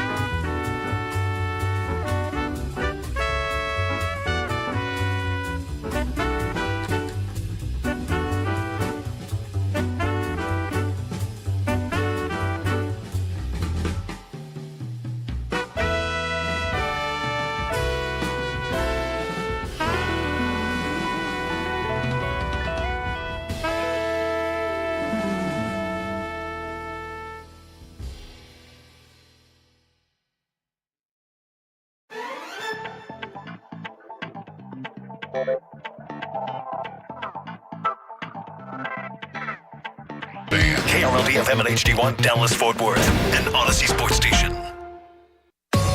Driven by our D&M Leasing Studios, this is Sean and RJ on 105.3 The Fan. Good morning, DFW. Sean and RJ here, 105.3 The Fan. We've reached the 9 o'clock hour. I'm RJ Choppy. He is Bobby Belt. Peyton and Aiden alongside. We got Brett Boone coming up at 9:20. Talking about the Rangers' start to their season. Get the bats go. The bats got going a little bit yesterday. A little bit. 6 runs. I'll take it. You're going to win most games if you score 6. But they lose. So we will talk about that with Brett Boone coming up at 9:20. But special guest time, Bobby Belt. Yes, it has been a show full of football. We just did Below the Belt. We had Dane Brugler earlier. And we got a great opportunity to talk with Adam Schefter. We recorded this on Tuesday, and we're playing it back for you now. So this was our conversation with Adam Schefter yesterday. Joining us now on the D&M Leasing Hotline is ESPN NFL insider Adam Schefter. He is joining us today to talk about a cause that is very close to his heart, which is early screening of type 1 diabetes ahead of T1D Day on April 15th. We're going to get into that with him.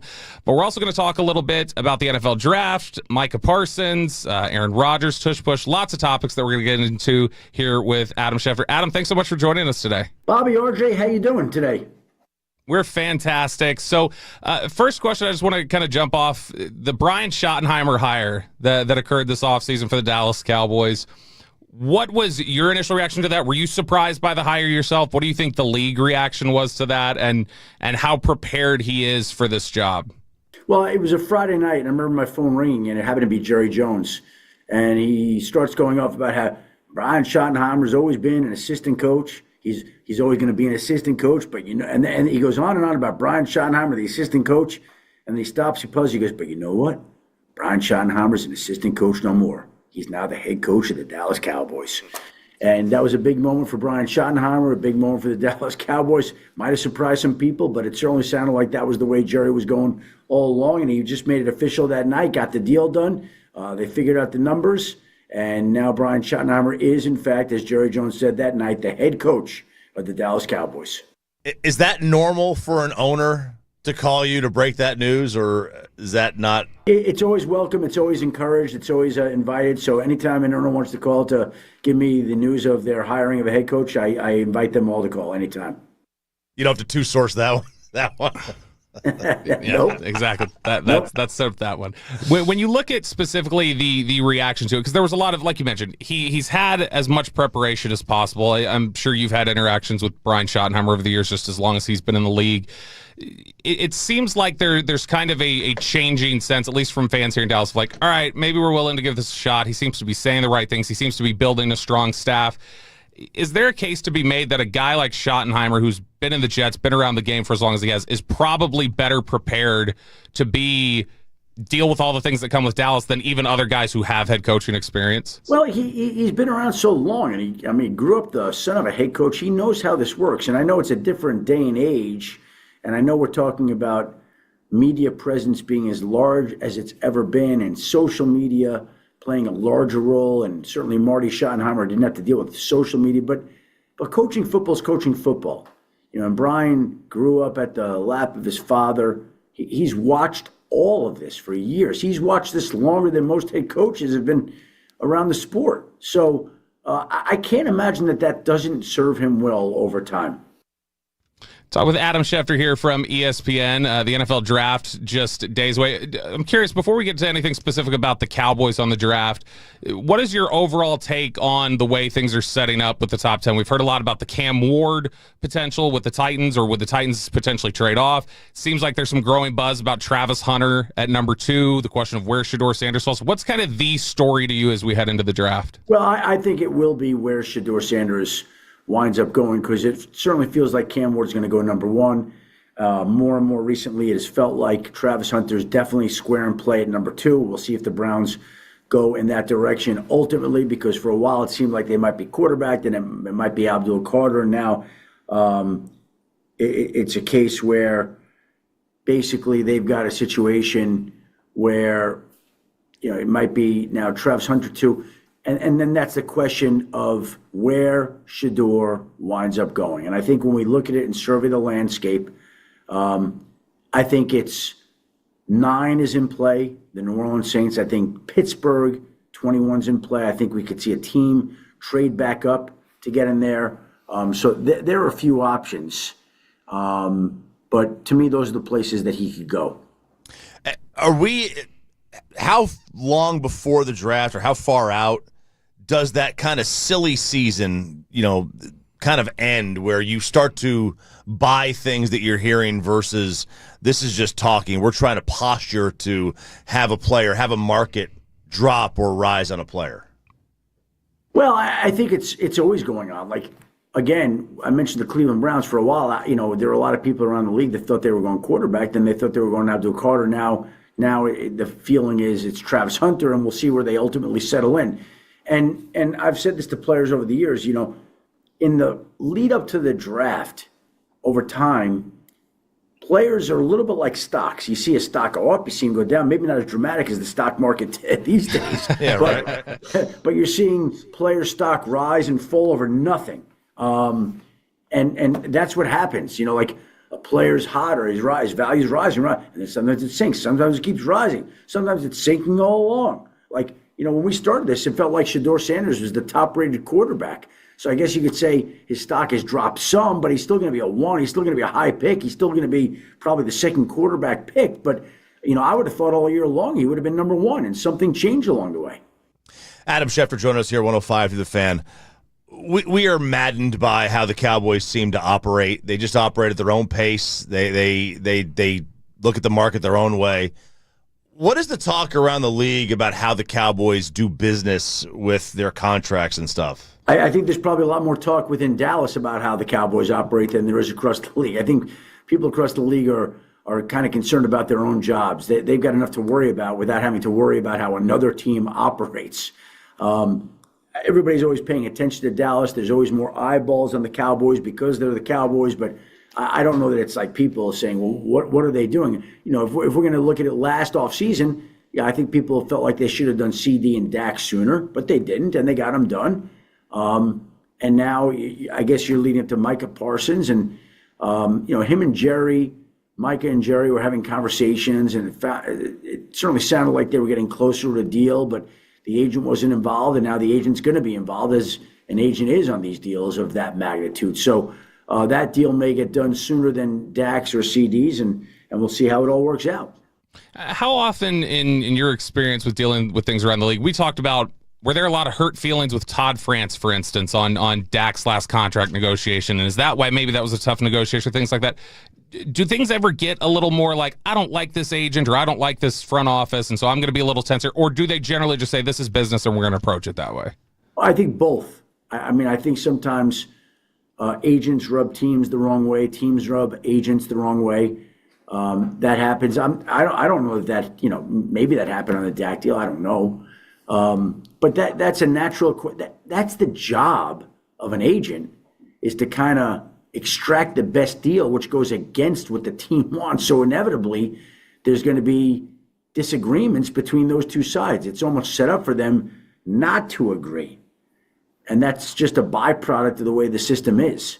But I don't think that's unusual. Like, we could go through any big contract negotiation. You think the Bengals were really pleased with Rocky Arsenault, who represent? I don't think so. So, that's just the way it kind of operates. Do you anticipate, obviously they're at a standstill right now.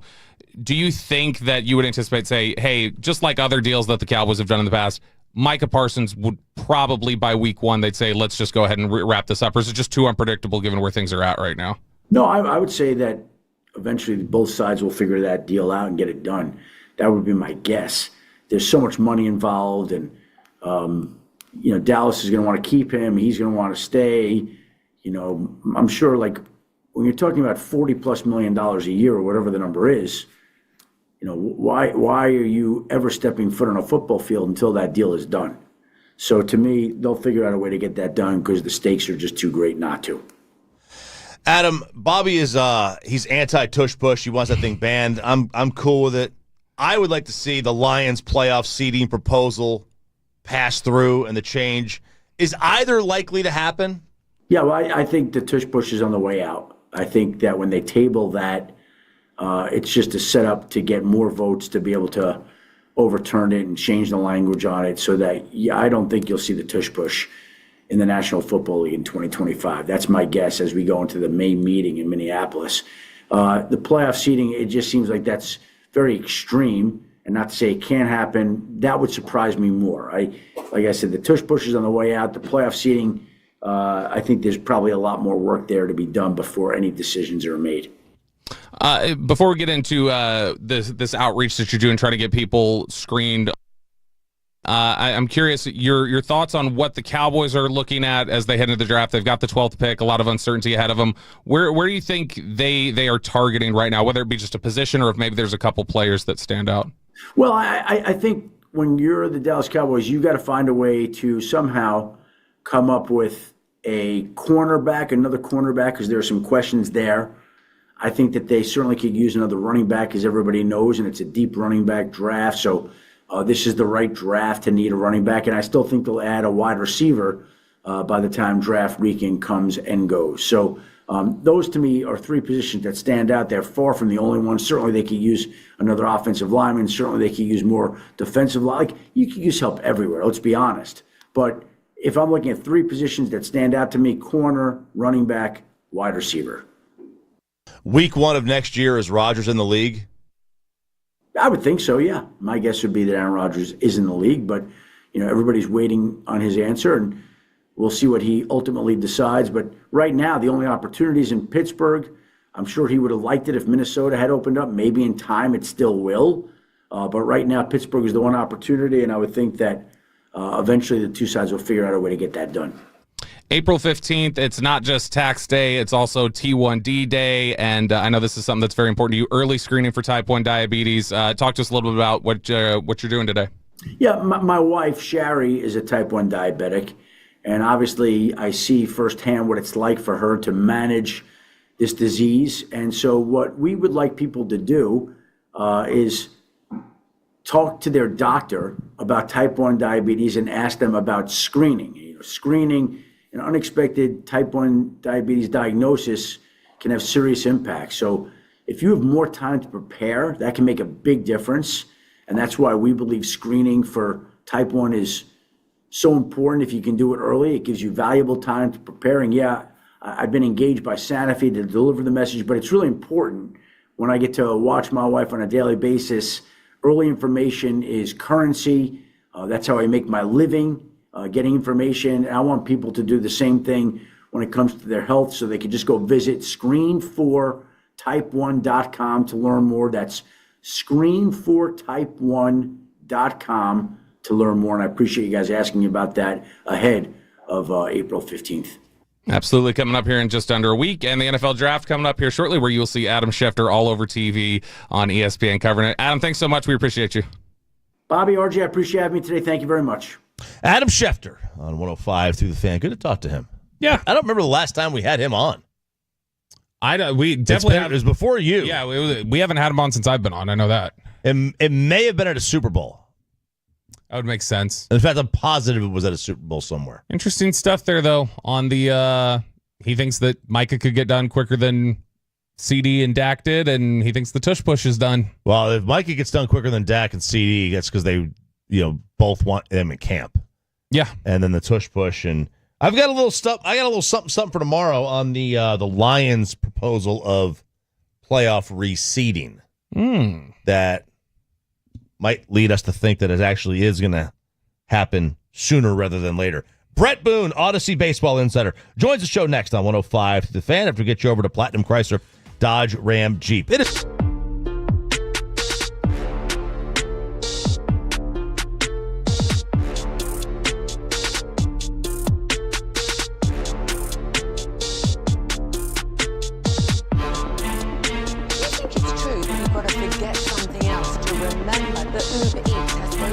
No, that's absurd. Hey, remember when you used to be what was it, pepper lady? Laser wave.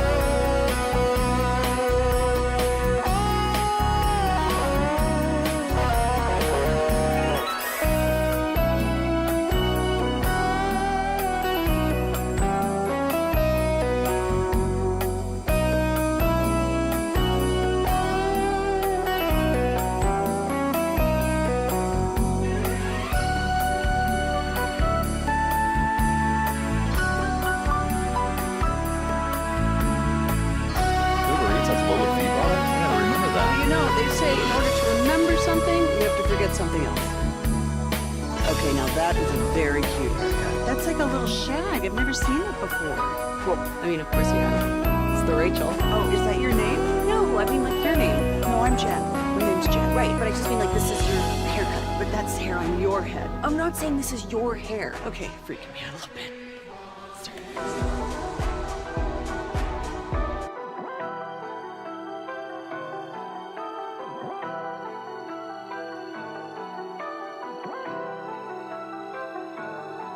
Today at carsforkids.org, and also brought to you by the personal injury lawyers Frankel and Frankel. If you have been injured in a car or truck wreck, call Frankel first, 214 or 817-333-3233. With Frankel and Frankel, there is never an out-of-pocket cost. They only get paid when you win. Frankel and Frankel, the go-to car and truck wreck attorneys in Dallas. Crosstalk with the KNC Masterpiece coming up in about 20 minutes from now. It is Luka night at the American Airlines Center. Got a Ranger game at 1:20 today. You can catch it right here on the Fan. 12:30 is the pregame. 1:20 is the first pitch. They look to avoid the sweep in Chicago. And as we are doing this every other week, every other Wednesday at this time, we are joined by Odyssey MLB insider Brett Boone. Insider Calls presented by Grainger. Supplies and solutions for every industry. Grainger, the right product for you. Call, click, Grainger.com, or stop by. Brett's the host of the Brett Boone podcast, featuring the most notable names in MLB and around sports every week. Morning, Brett. How we doing? Morning. We're doing all right. We're doing all right. It's Masters Week. I'm always good Masters Week. Yeah, it's a great week, isn't it? I love it. Don't bother me. It's awesome. Yeah, exactly. Somebody will, though. Yeah, I got enough people running around. Somebody will bother me. Yeah, anyway. There's no doubt about that one. So the Rangers' offense is like, they scored 6 runs last night, but it's been kind of hit or miss.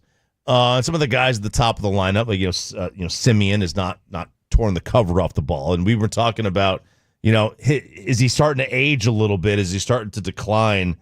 But when you started off a season struggling, like how quickly did that get into your head, like a rough start to a season?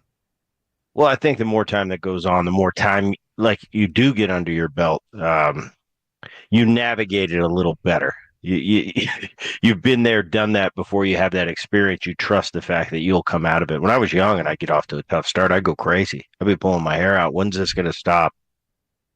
Eventually, you learn through it's trial and error, like everything else. But Simeon's, I've seen Simeon. It seems like struggle a lot in different times in his career. He's as poised a guy as I've seen. I mean, he just doesn't let you know what's going on. He's professional. He goes about his business. He's going to be fine. Yeah, he's not getting any younger. He's getting a little bit older, but I think the bat speed's still there, and he'll come out of this eventually. And like I said, with time, it doesn't mean he's not hurting inside right now going, I want to get it going. We all want to get off to great starts. Some guys are traditional fast starters. Some guys are finishers. But anybody that tells you we don't mind getting off to a slow start, easing into the season, I'd be lying. We want to get off to a hot start and be as, put up the numbers as good as we can, because you're going to hit lulls throughout the summer. Simeon and Seager are kind of the keys and have been kind of the two big guys in this lineup for the last 4 or 5 years. And Seager, if you look at his numbers, he's not off. I mean, I put him in the MVP category on a yearly basis, if healthy. So he's off to a slow start too. But this Texas team right now, 8-4, and they're really not hitting on all cylinders at all. Be right there atop the division with the Angels, 7-3, and I don't think the Angels they're off to a great start, but I don't think that's going to be a long-standing thing. Brett, when you look at, for instance, with a guy like Marcus Simeon, where we're asking the question, all right, is this just a slow start, or does this have to do with, him aging or things breaking down like we were just talking about there? What are the things that you would look at and say, okay, if I saw these things here, those would be concerning indicators that tell me this isn't just a slow start. That may be more of a decline. Well, I just look at his bat speed, and for a lot of us, our bat speed was still there. I remember at the end of my career, when I was playing, I still had bat speed. I still had plenty of bat speed, but it wasn't that. It was my legs. My legs were like jello. They went from these young, spry, jump out of bed and do a backflip to it's work to get to my position 9 innings a night.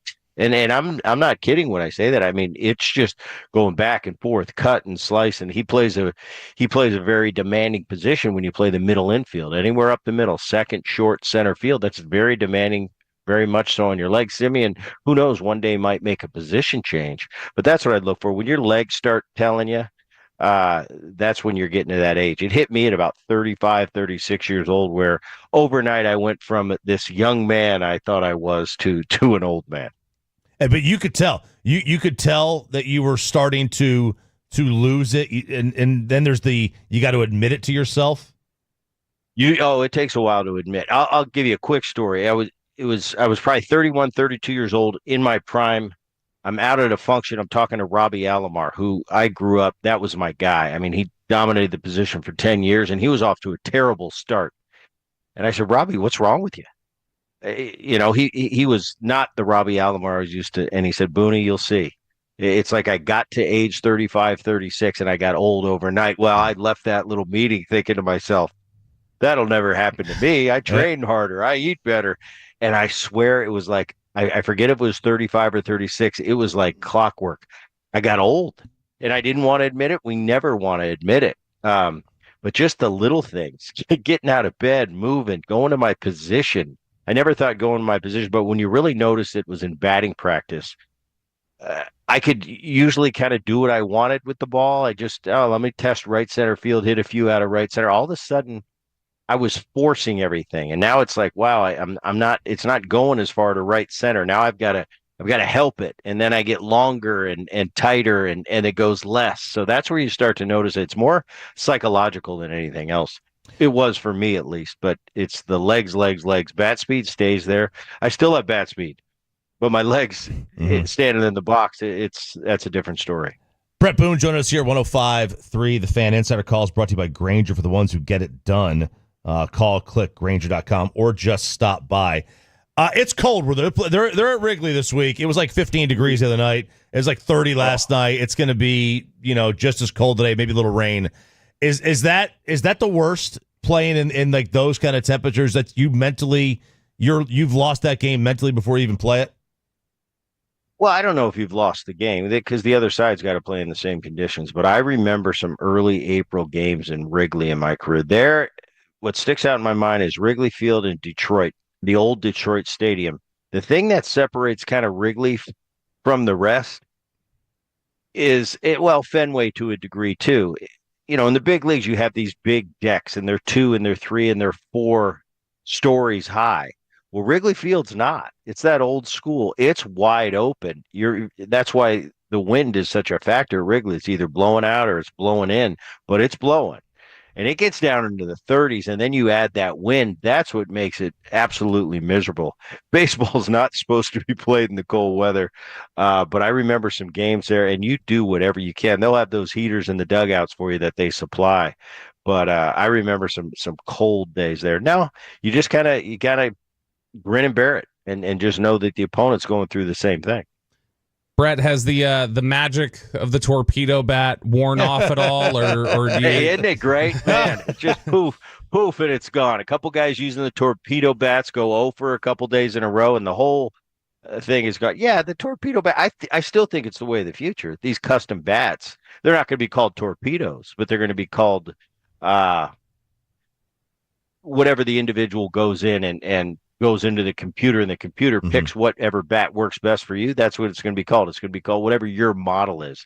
But I think the technology is something really interesting and something I never thought about. And I think it's going to be a great thing. And I think in 15 years from now, it's not going to be called the torpedo bat, but every big league player is going to have their own specific, special made for their swing bat.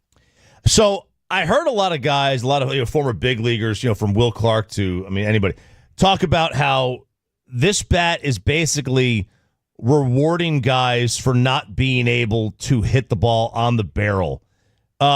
Is that fair, or is that we're just overthinking it here? I don't think that's fair. Here's what I think. There are so many models out there right now. If you went into Louisville Slugger, which is not the biggest name bat company anymore. When I was coming up, it was Louisville, it was Rawlings. But Louisville's got hundreds of years in the baseball industry building bats. If you go into their archives and say, how many models do you have? There's probably 80 models. Thin handle, thick handle, more meat in the middle of the bat, more meat at the end of the bat. You could pick any model you want. So this torpedo bat probably exists in a model that Louisville Slugger has made either currently or in the past. All it is it's not like the sweet spot's getting bigger. They're just moving the sweet spot around. If you want a lower sweet spot, use the lower one. If you want a higher sweet spot, do that. And it's a matter of centimeters. There's so many different models made already. I mean, I played with a guy that used a long barrel. Well, the barrel went all the way down, almost not to your hands, but below the label. It was a thinner barrel, but nevertheless, it was a barrel. That fit his eye. That worked for him. Some guys use these skinny handles and all the barrel was at the end of the bat. It's all preference. It's all what works for you. It's all what's good to the eye. It's like a PGA Tour player looking down at his driver. If he likes what he sees, psychologically, he's probably going to hit a good shot. Same with a baseball player. If I look down at a bat, and it doesn't matter who the guy is, Edgar Martinez, I always use an example, Hall of Fame, one of the best right-handed hitters of my time. I'd grab his bat before the game, look at it, and go, I don't know how you do it with this thing. Well, he'd grab my bat, look at it, go, I could never get a hit with your bat, Booty. That's what I'm talking about, the individualization. So to say that this torpedo is cheating in any way is you'd have to go through the history of all these different okay, well, is a cup at the end of the bat cheating? Is non-cup at the end of the bat cheating? It's just the style of bat. Are the Atlanta Braves in trouble? Wow. I don't think so. And the only reason I say that, I think that's a really good team. Riley's off to a terrible start. Olsen, mediocre. You're getting Acuna back. You got Murphy back yesterday. And the key is getting Spencer Strider back in a few weeks. You lost Max Fried. No, I don't think they're in trouble, but it's going to be a little more uphill than I thought. I still think they're a really good team. I still think they're the second best team in that division. I still think it's the Phillies, Atlanta Braves, Mets third. Mets are off to a good start. I don't think they're in trouble at this point. No, I don't. I think that's a really good team that just got off to a bad start playing a hot team in the San Diego Padres and then having to go up to LA and play the best team in the LA Dodgers to get off to the start they did. But I'll tell you, there's guys looking around at each other going, all right, we better start winning some games right now. You don't want to get too far behind the eight ball.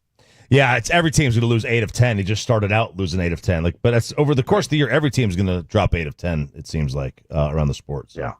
Snicker, the head of that ship, he's one of the best out there, one of the most poised guys, and somebody when the ship's going down you look to, he's going to be as cool-headed as they come. Booney, thanks so much. Talk to you in a couple of weeks. Thanks, guys. Brett Boone, Odyssey MLB Insider. Insider calls presented by Grainger. Supplies and solutions for every industry. Grainger, the right product for you. Call, click, Grainger.com, or just stop by. He is the host of the Brett Boone podcast on Odyssey, so check that out. Crosstalk with the KNC Masterpiece is next on 105 through the Fan.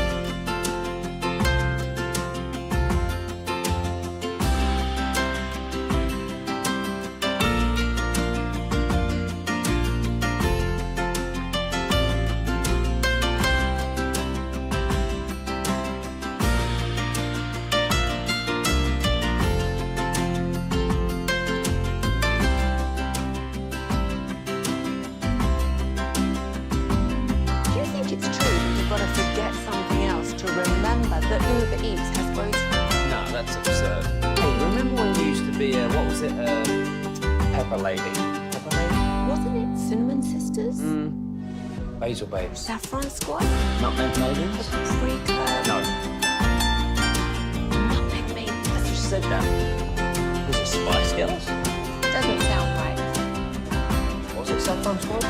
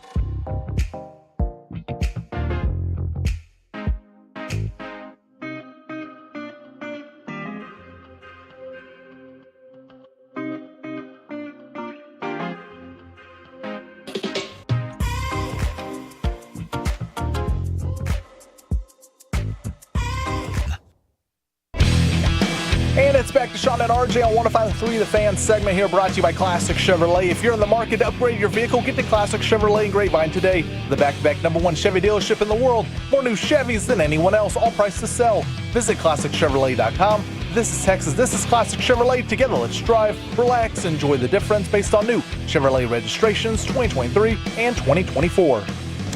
It is Crosstalk, the KNC Masterpiece. Good morning, gentlemen. Kevin What up? Corey. How we doing today? We're good, guys. Some people are saying that there might be a rain delay or a problem with the Rangers game today. Weather looks fine to me, though. Looks good to me. I don't think we're going to have a rain delay here. Beautiful The outside. game is in Chicago. Yeah. What do you really? What gave it away? Look outside. The skies are clear, Kevin. They should But probably that put a doesn't roof mean- on Wrigley then. They Yeah, probably that's should. everybody's solution, right? That's what the solution when they don't like the climate Yeah. during a baseball game. They just say, let's put a roof on Put it. a roof on and Texas never if open you don't it. like how hot it is. Okay. You know, but we're looking south. I don't think we could see Chicago from All right, so here. we need to look north. If we look north, we might be able to see Then it. you think you could see him? I'm looking northeast right now. I mean, it's It's tall clear. building. It's a flat earth. I was going to say, if you were in Chicago, you don't want to look south. It's That's clear what it is. all the way that direction, Yep. Kevin. I can see Very it right clear. there. Very, very You clear. just looked at the wall. No, I'm looking out a window. There's a window. Yeah. That's a window right there. You don't know where my eyes are. Mm-hmm. I mean, I guess you know where they are. In your head. We got Bruce Bochy coming up at 10:20 today. Again, second day in a row. Yeah, well, this will be He the didn't come first. on yesterday. FC Dallas owner Dan Hunt will join us at 10:40. Mavs beat writer for the morning news Mike Curtis will join us at 11:40, and then Jared Sandler will hop on at noon till about 12:08. So, what is the plan? What is the protocol here? Let's say we get to 12:30, and the rain. The game is. They don't think it's going to be on. Are you guys sticking around? So or? we did a show bet with our brackets also, and the Oh, winner did we? gets to do a show by themselves. Oh, so Alec dear. won. Oh, so wow. we're gonna go, and then Alec will get that. Great Oh, news. hell for yeah. Alec. Yeah, that hour and a half by himself. Nice. So it'll be nice. I'm looking forward to that. Nice. Is he prepared? Are you prepped for that, Alec? He says no, he's not. He said All right, no. well, He had me show prep for him. I just gave him all the content and said, just say all of these things when you go on the air. And he I said, don't. okay. I don't think that's good. I don't think that's good. I guess we'll stick around. Okay. All right. Very nice. Very nice. Just I mean, in it's nice and toasty, warm in here, as opposed to what it is in Wrigley. Who would you least trust at this station to just be like, hey, just you by yourself for the next hour and a half? Oh, me. I would least trust myself. I think Peyton. I think if we had, Yeah. I think if we had Peyton do an hour and a half, that could be a problem. Because I think he would just start going I think he'd get a little loopy by the last 30 minutes and just like, all right, my filter's completely gone now, and I'm going to say whatever. I would run out of things to say in about 90 seconds. Not even 90. So you can't do 90 minutes because you'd run out in 90 seconds. Yeah. No chance I could have 90. I don't have 90 minutes of content. I do a 5-minute candle review, and I'm sucking wind. How long are the cookie reviews? Yeah, this one was 9 minutes. This last one was 9 minutes. For one cookie? No, it was 6. Oh, wow. It was 6 cookies. Which flavors? Let's see. There was a cookie dough. Ooh. There was a snickerdoodle. Okay. There was a yellow cake. There was a pink pink confetti cake. Oh. Yeah, there was some s'mores thingy. It was where from? It was crumble. I thought it was the best one they had. Crumble's amazing. Why do you describe the flavors as thingies? You just did that on a couple of them. You said s'mores thingy. Why not just say s'mores cookie? Because I don't know what it was. It was something else. It was something added. It wasn't just s'mores. It may not even have been s'mores. This morning I said my hand type thingies, and Kevin knew exactly what I was talking about. We know what we're talking. We say thingies. I know. I just figured thingies is a hand. We already knew what thingy we were talking about, which was cookies. Yeah. So I just didn't like know the Stars lost that thingy last night. Oh my god! Good Lord. Make a comparison to baseball. Is that you're up 10-0 in the 9th inning and you lose? Yeah. It feels actually. I think it's more than that. I think you're up 12-0 maybe in the 9th inning and you lost. Like this has never happened in the history of the NHL. No. So maybe 14-0. That's embarrassing. Yeah. You had the empty net goal. That's the nail in the coffin. That's it. That shuts it down. Yeah. You know what? I like the 12 because 12 is you're still 3 hits away. It's 3 grand slams. True. Like the grand slam is the most you can get, and same thing with a goal, right? I would say 12 is the right way to go. Okay. It seems impossible to get that many grand slams because after one, coach is going, all right, you're out. Yeah. After one, the next pitcher the goes bases and does are it empty. Again. Yeah. Right, and you got to start all over again. And it happens miserable. We have gotten 2 grand slams in an inning. We've never gotten 3 though, have we? Yeah, Tatis. Yeah, Tatis did it by himself. He did it by himself. Daddy Tatis, not Daddy. Not Yeah. Don't. Then did he grand slam anybody else after that? Stop. And then get a membership to Augusta? No, not that. I heard you're breaking him down about that. Yeah, I didn't know that the internet had thoughts about Fernando Tatis Sr. and Joe Buck. Stop. If you just look it up, it's interesting. I'm sorry, what? Yeah. Do I need to look this up now? No, probably not at this moment. But you know what? There are people that are driving right now that are like, hold on, what's he talking about? And now they're going to go look at it. I didn't write the story or the forum. I just read it. Oh, it was off the same pitcher for Tatis. It was Chan-Ho Park on both of them. Interesting. Oh, interesting. He likes to do that, huh? I just looked up the rumor you're talking about. So maybe he had 3 grand slams. Don't know. Oh, no. Stop it. I'm just asking the questions, RJ. I feel like you should support that. I don't know. I feel like Junior disproves that. Oh, please. What? I feel like Junior disproves that rumor. I disagree with that. Hey, I don't know what Choppy's Googling. He clearly has no idea. And He neither found that Winnie the Pooh thing. Neither do the listeners. So the Tim McMahon has an article out this morning just laying out all the ways that the Mavericks have cost themselves. And I want to read 2 sections from it. What is that article titled? It is called Luka Dončić Still Adapting 2 months after trade to Lakers. What? But from this article, this is some of what Tim McMahon wrote about. Oddly formatted. Talking about the decision to trade Luka away, he says it's a decision that will probably cost this franchise 9 figures over the next several years, as the Mavs are projected to lose dozens of millions in revenue this season due to dwindling crowds, plummeting merchandise sales, and sponsors severing ties with the franchise. 9 figures. Isn't that over $100 million? It is. Also, why did he go with dozens of millions, which is not a saying, as opposed to tens of millions? Well, if he also said 9 figures, why didn't he just say hundreds of millions as opposed to dozens of millions? I don't. You guys just counted in dozens when you were making the MLB. Yeah, but I'm with Hagee here. I've never seen a dozens of millions. That's true. I've never seen a dozen million either. Jump a little bit further down. Team sources told ESPN that the Mavs had also lined up lucrative sponsorship deals for Wednesday's game with multiple companies that Dončić endorses. So you had that divorce from those sponsors. It's like, well, hey, we'll tie it back in with him coming back to town. Those deals fell apart after Dončić's camp declined to give its blessing, pointedly noting that he now plays for the Lakers.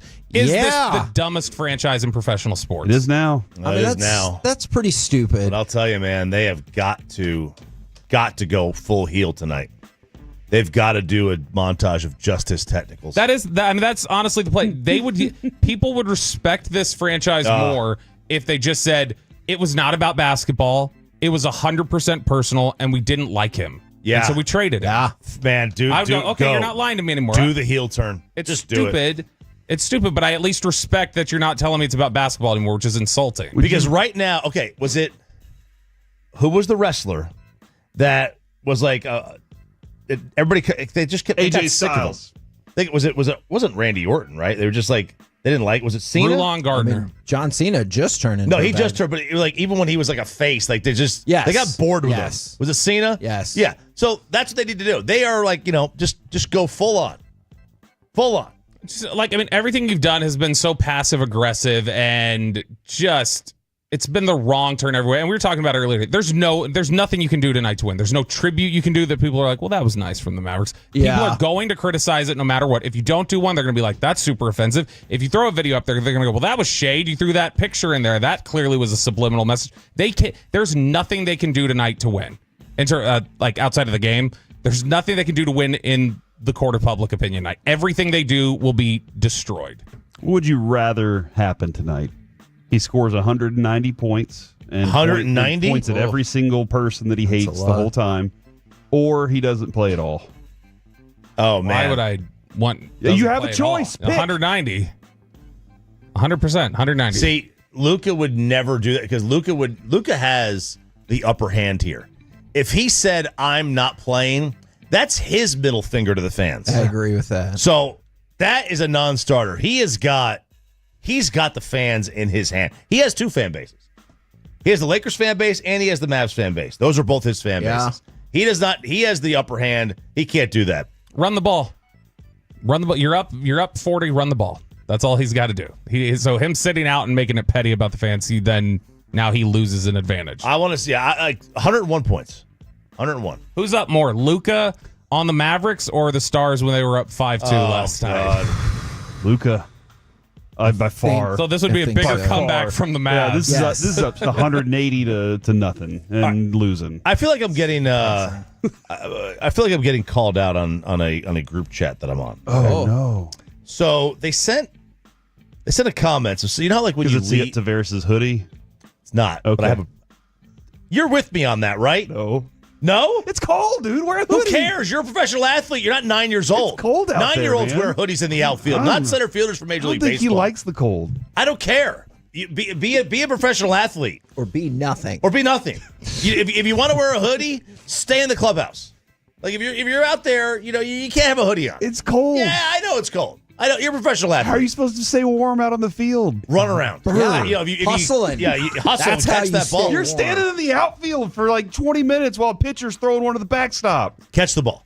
What are those knit things you pull over your face? That's fine. Wear the shiesty. I don't care. That's okay? Why is that okay? Because it's like everyone wears them. He's the only one. And nobody can see your face. He's a trailblazer. I don't know who you know what it is? Leave that for D3. 6 feet apart. That's what D3 kids do. No offense. That's what you see on D3 football. How often do they ever play in this cold of weather, though? It doesn't matter. That's probably all he had. He was like, is there anything else I can wear? And they were just like, this hoodie. And he was like, this is stupid, but I'm going to do it. All right. Wait, what I was saying. Being called out for. I'm getting called out. And I'm not directly getting called out, but I do this. When you leave your vehicle and you press the lock button. Yep. All right. Do you hit it again 30 feet later? Yep. 2 times every time. I do too. Just like a hitman. So I hit it, And then I 30 feet later, I'm like, did I hit it? Just in case. And I hit it again. Mm-hmm. And my buddy's just calling people out for that. Because he's Why? he goes, I just saw somebody honk their horn like 6 times, and he finally yelled out, "It's locked." Okay, Hey, that's too much. That person might have OCD. We discussed this with Eric Kendricks in Oxnard, as a matter of fact. And he said he does it, walks 5 feet, does it again. When he gets to the door of the facility, even though he knows, he just does it just one in more case. time. Yeah, he's like, even when I get in the building, one more time just in case. To go along with that, were you ever afraid that if you push your garage door opener, even though you were nowhere near your house, that it opened your garage door? I almost and you turned. push it again to close it. I did that 20 miles from my house. Almost turned around. Call my neighbor. Hey, can you just go check real quick? Please, well, thanks to Tolbert Garage, I've been able to. I have a camera in my garage door opener, so I know if my garage door is open or closed. Inside, Yeah, and he's like, "I'll swing by." Did you? Kobe's always got it taken care of. But did you? If you ever hit it and you're like, I got to hit it again to close it. Did you ever go? Wait, did I hit it 2 or 3 times? And then now you're stuck in this loop of I don't know which one is Bobby, open or that closed. has definitely happened to me before. I've also struggled standing at the gas pump to decide which number was going to be off if they were both at a close to a round spot. I have problems like that. What? Yeah. What number is acceptable? Even numbers or odds? But if it's $9.99 and 10 gallons. I mean, this is obviously $9.99. Where are you getting $30? Where are you getting gas that's $9.99? 9.99 gallons and $30. Do I need it to be 10 gallons even at sacrifice of the $30? That is So society hasn't conditioned you enough yet on the 99 with prices that you view those as both even. No. And you know what? I stop people every time, depending on how close I am to them. Because if I don't know them, I'm not going to stop you. But it's like my wife does that all the time. It's only $5, $6, $5.99. She goes, "Oh, it's like $5." No, it's actually closer to $6. You know why they do these prices? Closer to $7 than it is to $5. The amount of people that have just given away that extra dollar, and we've made so many billionaires out of that extra dollar. Yes. Are you embarrassed? And it's the same thing with the gas. Because the tax. gas it's $298.9. Yeah, and they're that's stupid. Good, because if it's $299, I would say F you and go to the Chevron. 298.9, baby. KC Masterpiece is next. Sean and RJ hitting leadoff.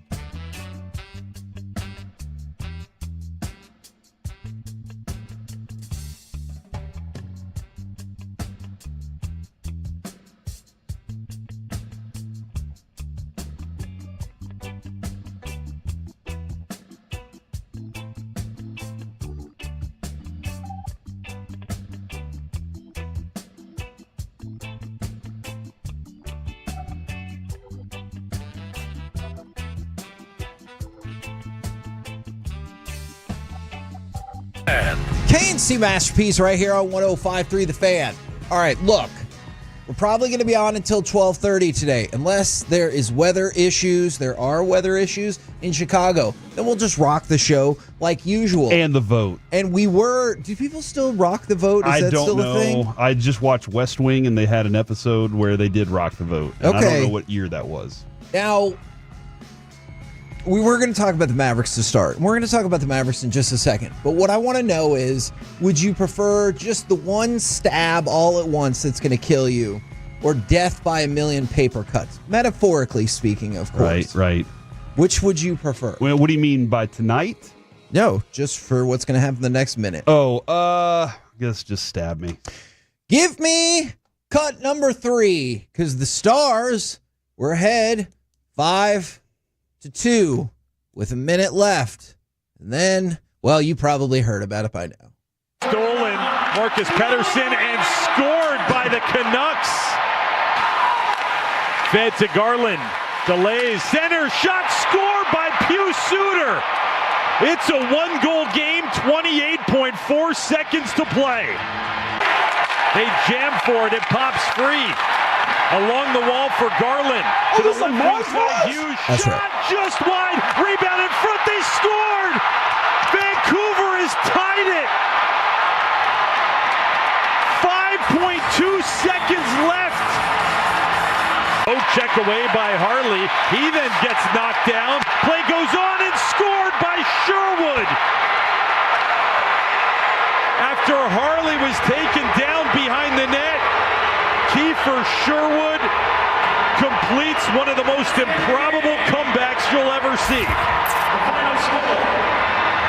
I can't believe this just happened.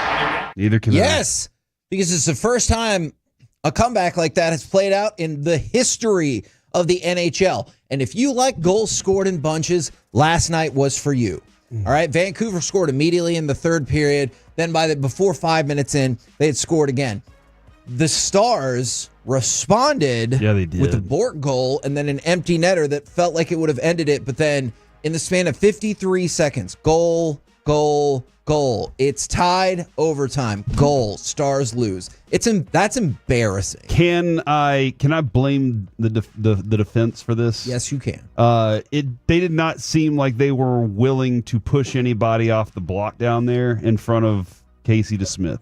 I don't think Casey DeSmith saw the last 4 goals. Like literally, I don't think his eyes saw the puck off the stick, and there was somebody in front of him every single time. That's the first place. Second thing is stop the puck. Obviously stop the puck. Yeah. Get yourself in position. But he's in position, and they just said, we're going to go stand. We're going to plant ourselves a statue right in front of the net, right in front of the netminder, and bam, bam, bam, bam. And Kevin, I think whenever they made the empty net goal, they said, we don't have to try that hard anymore. And Vancouver was like, well, we will. And that's where that all wrapped up there. And that can't happen in the playoffs. You can't have a team in the playoffs just go plant somebody in front of your net, because that's going to screw everything up. You got to have to be physical enough to push somebody out of there. Now, we're going to talk more about the Stars a little bit later in the show. But instead, let's switch our focus to, I like this one. Give me cut number 9, because it's Luka's return to Dallas. Dončić starts, stop, shoot, gonna score. Well, he got the switch. He won it again. Hartenstein. Luka's thrown out of the game. Oh, no. Luka just got thrown out. There you go. Second technical. Dončić is gone. Luka is saying he was talking to a fan, and the official is saying he was talking to me. So that's his second technical. He's out of the game. I gotta make sure I know. Oh, no. The Mavericks just tweeted something out. Man, they have done all of this so wrong. Even their billboards you see that are like, catch the excitement. I'm like, really? Like, just take the rest of your billboard money, move it over to next year, try again. All right. Have you seen it, Alec? Have you seen what they tweeted? No, I have not. The Mavericks just tweeted out shots of all the seats in the arena that have T-shirts over them that say Havala, I don't know how to say it. Havala, Hvala, Okay. Zavse. Those are 3 separate words. It means thank you for everything. You don't do a thing like this when you traded the player away. You effed up. You don't go, okay, now it's time for us to act like you were the most glorious player to ever step foot in this arena after you trade the guy away. You don't do a video tonight. You don't even act like you care about that too, You by the better way. not do that. They are. It's the stupidest thing. You traded the guy away. Don't be like, oh man, and you're sitting there trying to trash him the whole time you sent him away too. You don't act like everything's fine now. Nobody in the arena tonight's going to believe it. That is so superficial. It's such a lie. So terrible for the franchise to act like we're so stupid. We're not that dumb. Show up tonight, boo everything about it, man. Boo the entire crap that they're putting out there. Throw those shirts in the trash. That's miserable, dude. That's awful. Trade away a player like that, and then you act like, oh my gosh, we love you so much. No, you didn't. Otherwise, you kept him. Now, normally, I'm against these types of bets, but hearing that passion from Corey Majors, I think we should make an exception, Alec. I want you to consider this. Will the crowd engage in an anti-Nico Harrison chant tonight? Only minus 500. Now, usually I do not encourage people to make hefty minus bets because you're chasing after money. But essentially that means you'd have to bet $500 to win $100. This feels like the easiest bet in the world, does it not? I feel like the bet should be how much game time is going to pass. It just says, will it happen? Yeah, because we know it's going to happen. It's just a matter of, is it going to be right at tip-off? Is it going to be the second that Luka gets the ball in his hands? When is it going to be? It's going to happen, and I'm quite excited for it. I'm so ticked right now. Okay, I'm sorry. That's okay. You're going to have to give me a minute. That's okay. Will Luka make a gesture toward or communicate with Nico Harrison on the court? 2.5 times your money if you think he will. I do not think that is a bad play whatsoever. I don't think so either. I think even if it's one of those evil side eyes, I'm going to be like, yep, there's my money. Yeah, I guess we do need more clarification of, does a gesture include a side eye? Because if it does, hit that play, man. I am absolutely with you on that. I think there's going to be less. I don't know. I'm sorry. There's about 3 minutes here, Kevin, or 2 minutes that I kind of blacked out. Okay. But I'm assuming y'all were having a discussion about pointing and side eyes and stuff like that. What is the over-under on points? So pointing points? On pointing points, I don't have an over-under, just if it will happen to him and Nico. Over-under on middle fingers? I don't have that. What about grenades and guns? I think that might just be a jaw thing. All right. Okay. I mean, that was awesome. Look, good for him. You know what? No, the gun wasn't mine. I'm not going to lie. I am fascinated to see how the NBA responds to Ja Morant when he's like, can't do fake guns. Pew, pew. All right, I'm going to throw a grenade out there and pull the pin, which theoretically could injure more people in that moment. He's a psycho. Well, he's testing the NBA. He's like, all right, let's see what's going to happen. Next thing, he's going to ride the nuclear bomb out of the plane like Dr. Strangelove. And I just want volcano. I just want to see how the NBA responds to this. I'm looking. There's part of Kevin. There is seriously. You guys know. I texted y'all last night. I was like, dude, he's on his way to 38 minutes. He isn't playing on a back-to-back. I'm excited about this. And then he got ejected, and I was like, oh, crap. He's going to come in here and try and do what you just said with the whole nuclear bomb thing at the AAC. He's going to try and make that happen. And by the way, he's not suspended. He still has, I think, 2 technical fouls to go. Yeah, he's at 14. He needs 16. He's not suspended. And let me tell you this. If he was, you know what would have magically happened overnight? The NBA would have rescinded one of those technical fouls to make sure he was eligible. Because there is no chance in hell that they don't want, especially as a national game, that they don't want Luka in this game. That kills everything of interest in this game because the Mavericks are terrible. From the 214, it makes me so mad that I'm actually tuning into this game. Yes, that's how I think a lot of us are feeling. Is I can't believe I'm excited to watch this game but Kevin, it's what you always say. It's what Mark Cuban told us many years ago. We want the train wreck. Yeah. We want to see this whole thing just. We need a Michael Bay moment tonight, not an M. Night Shyamalan plot. True. And he's like, he never played for the Mavericks all along. What? So, all right. What's over under tonight for you guys on this one's tricky. We're going to include a lot. Points for Luka, plus rebounds, plus assists, plus 3-pointers made. That'll be like 1. Plus turnovers. All right. So turnovers, 3-pointers, assists, rebounds, points. Turnovers 6. Okay. Let's start adding these numbers up. 3-pointers made. 3-pointers made 5. Whoa. But it's the timeliness of them. We're up to 11. How many assists, Alec? Give me 7. We're up to 18. How many rebounds? Rebounds 12. Okay, we're up to 30. Alec, how many points? 30. That's 60. The over-under on that is only 55.5.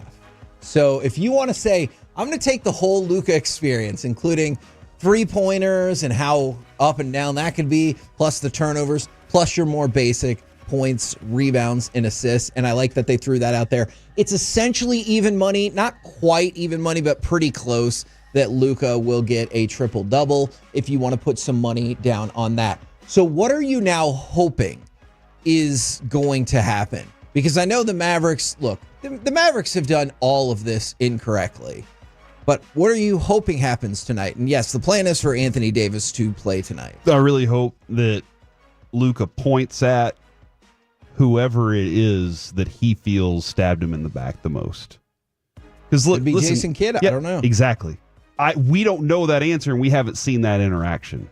And I've come over to the side of Jason Kidd gave this the thumbs up. I don't disagree. Again, I told you all along, maybe it was Jason Kidd was just venting, and Nico was like, all right, I'll do it.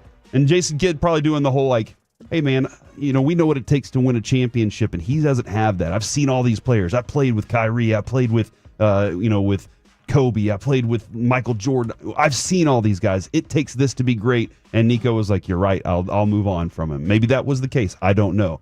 But I do want to see the moment where the interaction is, and that's the one where we all go, oh, that was what happened. Luka does not like that guy, and this is why. That's what I want to see first. And then I don't really want to see Luka pummel this team. I don't want to see that happen, honestly. But it's probably going to, because we've seen this dude line up before. We know how he does it. That's true, but the first time he lined up against the Mavericks was pretty underwhelming. He was not in his groove. I think he was still in a mental space, dude. Okay. You could see it on his face. He didn't even look like he was interested in warming up. Because he was still sad. He was still like just shook by it all. And I think at this point, he's looking at it and he's going, all right, you're in my sights, and I'm going to go back and be the regular assassin that I've been. From the 903, I truly hope Luka drops 77 points on them. Now, if ever there were a time that could happen. What if it was just 41? I mean, he drops 41 and then he gives the shocker to Dirk. Yeah, that feels like that would sting just a little bit too, much like the never mind. So, if ever there were a time, I bet his teammates could be like, "Yeah, what do you want to do?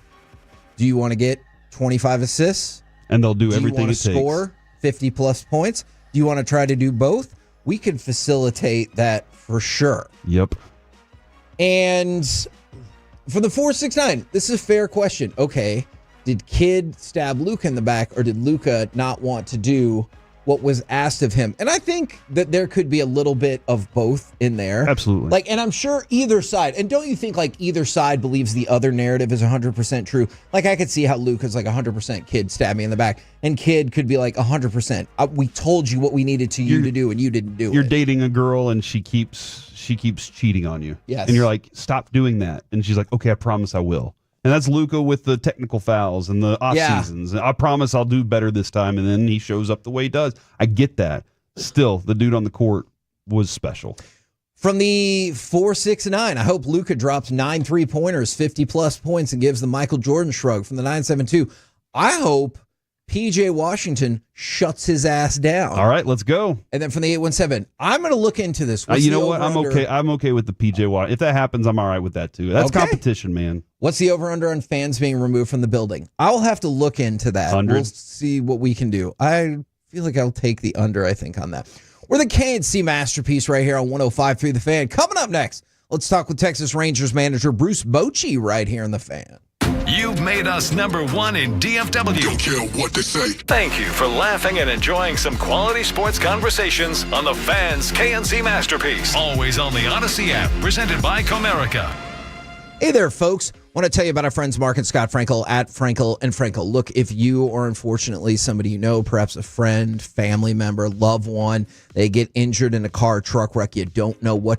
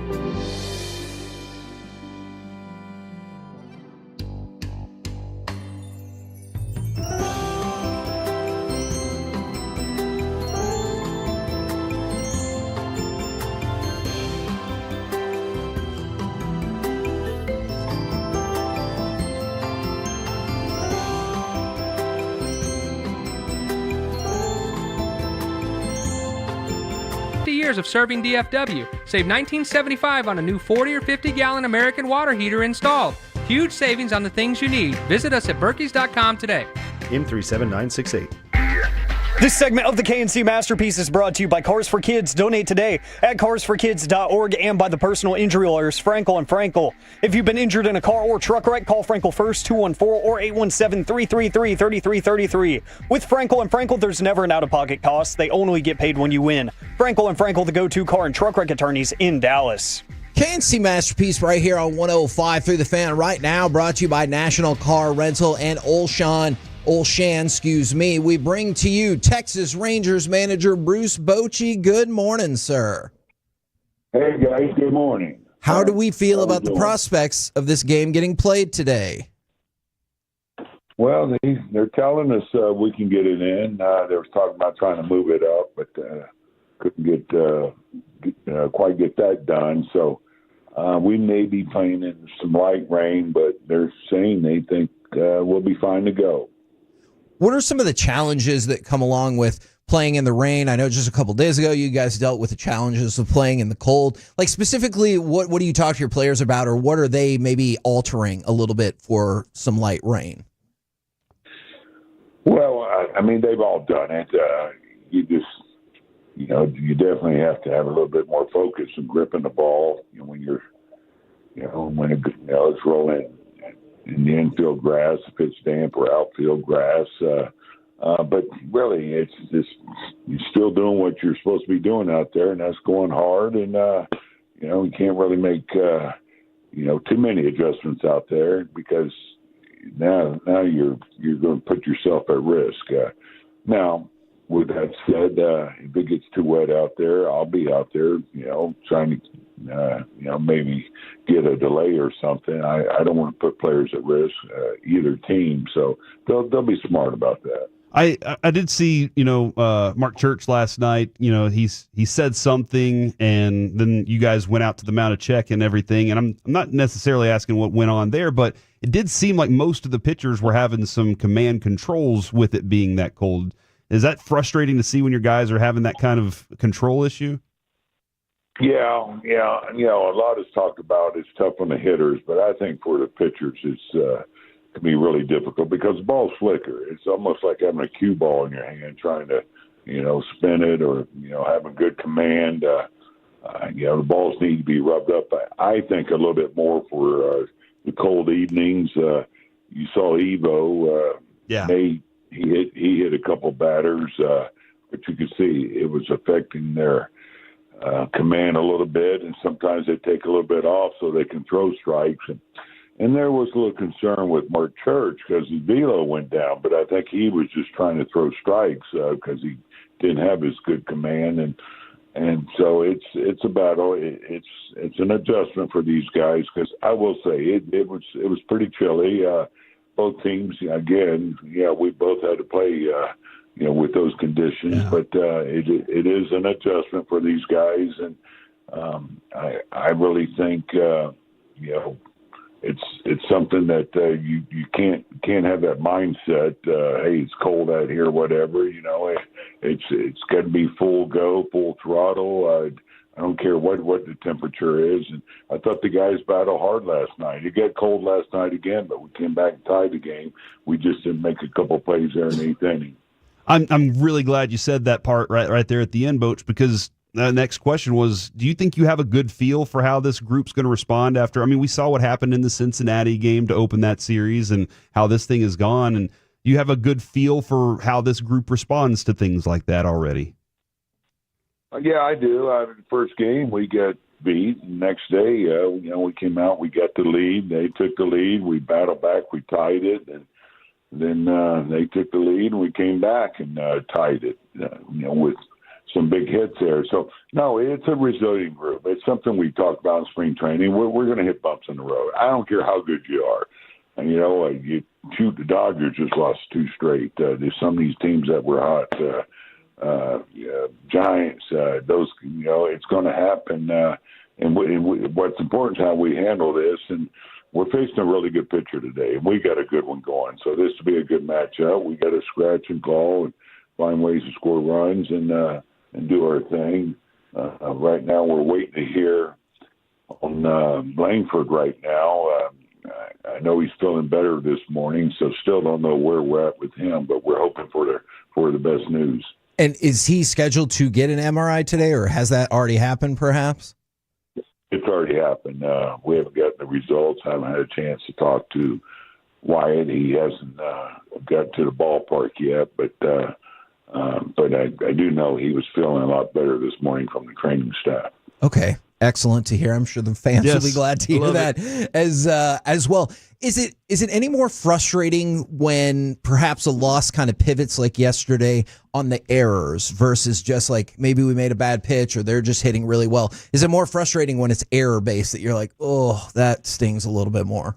No, I think that's fair to say. Anytime you beat yourself, yeah, that's sure. That's going to frustrate everybody. It's just like walking guys, and letting those guys score. But those are plays that we normally make. We didn't make, and in a tight ball game, that's the difference between winning and losing. We've been playing very well in close ball games. That's just one that got away. Sure, the elements were tough, but still, Leo catches that ball nine times out of 10. He just got turned around a little bit. The wind was blowing, and their guy had a tough time on that ball down the right field line too. So, you know what? It's not something you like, but it's going to happen, and that's what happened last night. I've always been curious about how y'all do this on the road and during a season, but yesterday was Bobby Wilson's birthday. And how do y'all celebrate? How do guys typically celebrate a birthday? Is it the night before, when y'all have a day off? How do y'all handle that? Well, before the game, Tony Beasley, he likes to sing happy birthday to whose birthday it is. So that's kind of a ritual.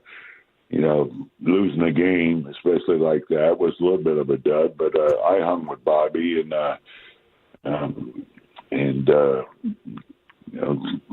to get him in a better mood on his birthday. So we stayed here pretty late last night, but anyway, I'm sure guys all. I think he got a couple of gifts too. Nice. I know Nate Evaldi got him. It's his favorite cocktail, and so anyway, you try to celebrate it. Again, it's a long season. You're gonna have tough times, but you can't forget to celebrate with the good wins and maybe a birthday here and there. Do you sing along with Tony Beasley in that time, or is that just like, no, that's on him? No, and I don't let Tony, I don't let B sing to me either. But, actually, he's a good singer, as you may know. But I know he had fun. We actually had another guy, Josh Frazier, who is one of our support staff guys, who had a birthday too. So we had two of them yesterday. We got one coming up here on the 10th, I know. So anyway. It's a birthday month. I like that. Talk with Bruce Bochy right here on 105.3 The Fan. Now, it might be as straightforward as because Duran has struggled at the plate, but can you walk us through why Ornelas is probably a better fit for the big club right now than Duran is? Well, more than anything, it was to get Duran going. We think a lot of him, and when the guy kind of goes through his struggles, maybe he needs those 3 or 4 bats consistently to get his swing down, just to find his game. And so we thought that was a good time, for Duran to go down. Now we may have to pivot on this depending on Wyatt, and so that's what we're talking about now. Whether how bad this tightness in the oblique is, and so that sure there's a possibility he could go on the IL, but there's a possibility he's not going to go on the IL. So we could pull a reversal here too. Is especially for younger players still like Ezekiel Duran, do you have to work on the mental aspect with him anymore? Because there's a couple of times that you've said like, hey, if he's struggling, he's trying so hard and like probably overextending himself just a little bit to get back on track. Yeah, I think it's important that you do. That's what good teammates do. And, it's same with the coaching staff. That's our job. It's easy, like your players, when they're going well, but when they're not going well, that's when they need you. I mean, guys hitting 350, he doesn't need you at that, at that time. So you try to touch base with them and, try to keep things light and loose and make sure that they know that you're still behind them because you need them. You need. I mean, it's a long season, so it is important that we do keep Zeke going. He's incredible. I tell you, his attitude. He's got a deep faith, and he's a great teammate. And no matter how it's going, you wouldn't know it with him. He gets down. I mean, we're all human when he feels like he's letting the team down, but he's there supporting them before the game. He brings that energy and the things that you love. So he's very well liked in this club. He's very popular. As you referenced earlier, the frustration with the errors, and I understand that, but having the bat of Josh Young back out there and what that does for the rest of the team outside of just his own hitting ability.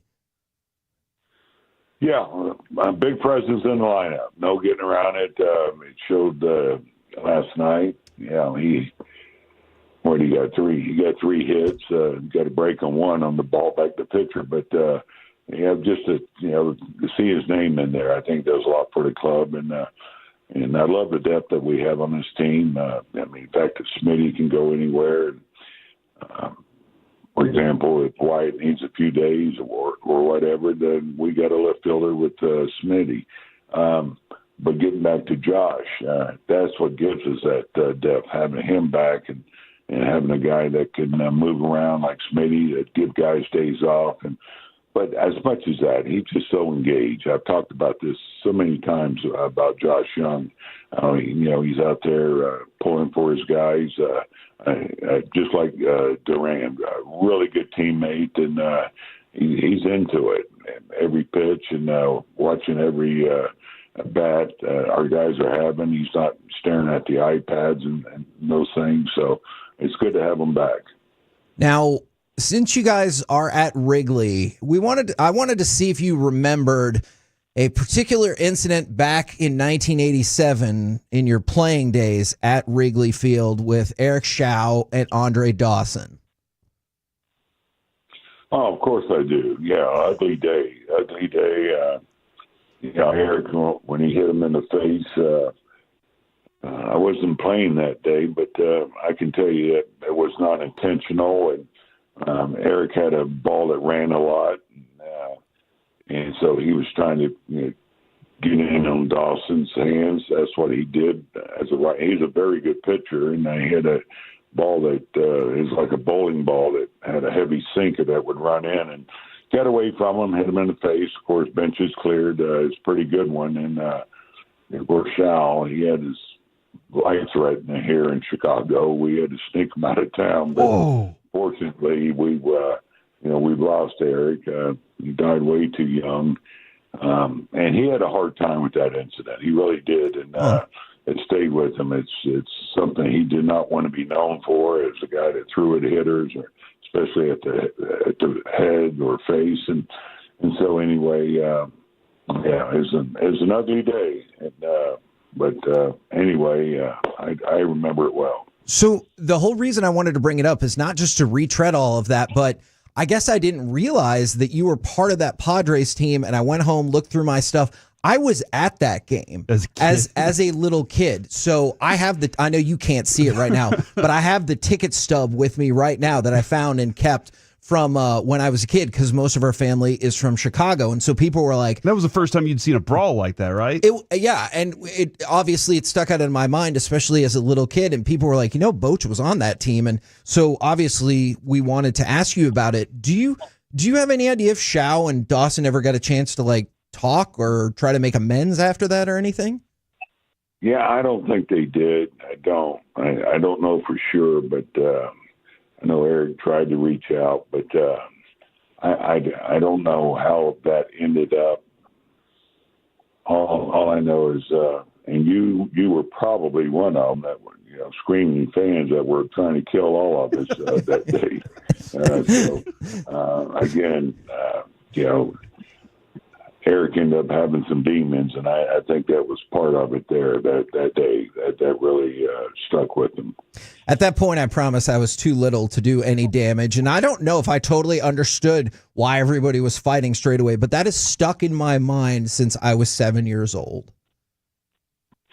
Yeah, Sutcliffe was on that team, and we became really good friends. And we were joking that we almost went at it that day. But man, it was a pretty good one. And Dawson's such a class guy, such a great guy, and you get it too when you get hit in the face. And it got him good. That he probably thought it was intentional, but. I can tell you, I knew Eric well enough to know that he was not trying to do that. Well, I appreciate you going back in time with us on that. Obviously, hoping the best for the Wyatt news, and then best of luck today. Well, thanks. I'll take any luck you send. That's part of it, so I appreciate that. There you go, ladies and gentlemen. Bruce Bochy right here on 105.3 The Fan. Coming up next. Let's transition from big guest to big guest. FC Dallas owner and president Dan Hunt joins us right here on 105.3 The Fan. Coming up in the next G-Bag Nation, a Wednesday show will be on after.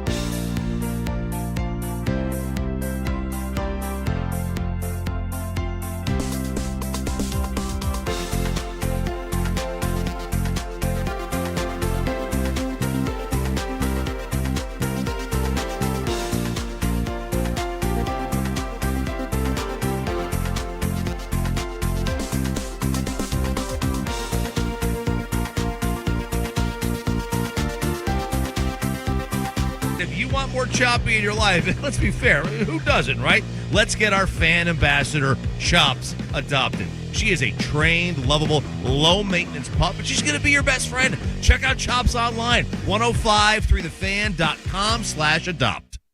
This segment is brought to you by Classic Chevrolet. If you're in the market to upgrade your vehicle, get to Classic Chevrolet in Grapevine. Back-to-back #1 Chevy dealership in the world. They've got more new Chevys than anyone, all priced to sell. Visit ClassicChevrolet.com. This is Texas. This is Classic Chevrolet. Together, let's drive. Based on new Chevy registrations 2023 and 2024. Acosta, Musa! Massive block by Gregerson! Second goal! Peter Musa and FC Dallas do what they do so well. Come from behind. KNC Masterpiece. Always a good day when that can happen right here on 105.3 The Fan. Right now, we bring on FC Dallas owner and president Dan Hunt. Good morning, sir.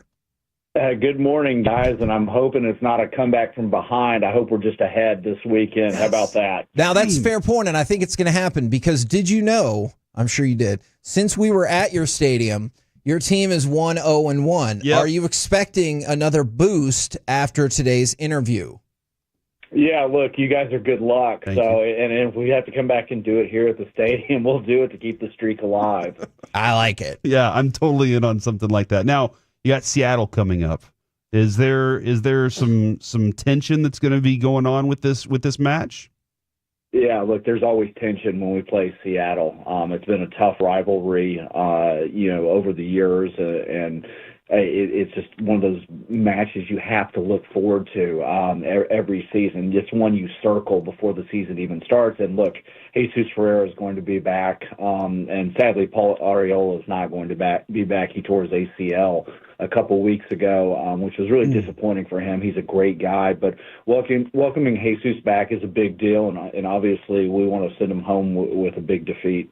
Now, you mentioned because Jesus is a homegrown talent, do you take like an extra level of pride in that, or you're like, hey, I hope you have a great rest of the season, but just really struggle today? Yeah, as I tell friends when we play against each other, I hope we pound you into the ground, but we'll be friends before and after that. No, Jesus is a great guy. I've known him here at the club since he was 8 or 9. Wow. When his dad, David, came here and was captain of FC Dallas, and Jesus had unbelievable moments at the club, and we're so thankful for him. And, I wish him well, except on Saturday night.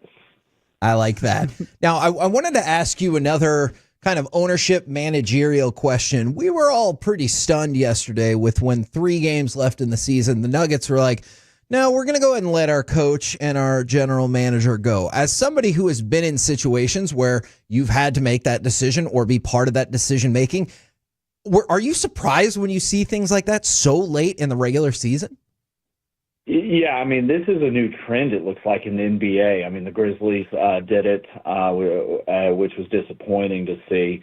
And you're going into the playoffs. I mean, as my dad always said, all you have to do is get in to be able to, win the championship, lift that trophy. And if you don't get in, then you have no chance. And so I can't imagine something so disruptive. And especially, in Denver, coming off of winning a championship a couple years ago, one of the best players in basketball there. So I really struggle with it because the chemistry is really what sets the great teams apart. And obviously there was some chemistry there because they did win the finals a couple years ago.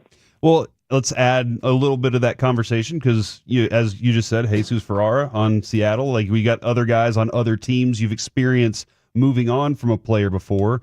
Tonight, the Mavericks have Luka coming back in town. I do believe you're going to be in the arena tonight, but that's got to be, when you trade away a player like that, for us, it's still a shock, but it's got to be kind of a weird thing whenever they do come back into your place. Yeah, it is. I mean, this feels kind of like homecoming weekend in Dallas a little bit with this game tonight, and not in a good way homecoming. Luka, I mean, it was a tough one. What a top talent, and I got to meet him, and a great guy, and it's hard. I mean, he was the face of the franchise people make decisions. It sometimes is not very popular. My 6-year-old still asks me why on Luka, and I don't have an answer. Nobody does. For her, and so that continues to lead to a lot of disappointment. But look, the Mavs are, I think, going to get in the play-in game, and we've got to cheer for them and wish them well and everything. And yeah, it's gonna be a weird one. I'll be there tonight, but it's going to have a lot of mixed emotions. Okay, so along those lines, Corey got fired up earlier hearing about how, there's thank you Luka t-shirts out there. We're going to do a pregame hype package for him. How do you feel about cheering an opponent before the game starts? Yeah, look, it's a tough one, but you also have to be thankful that your paths crossed and you were part of that journey as a fan of the Dallas Mavericks. I have so many incredible memories, and the excellence last year making it to the NBA final against an unbelievable Celtics team. I mean, those created lifetime memories for me and my girls. And so you have to support and cheer. And look, I'm a Jesus Ferreira fan, just not on Saturday night. I hope he does have success over time and gets back into the national team program. He's a homegrown, and we take a lot of pride in that. Luka was effectively a homegrown because he came to Dallas so young. I know he was in Spain before that. But I'll be cheering for him. But, we're Mavs fans and cheering them on tonight.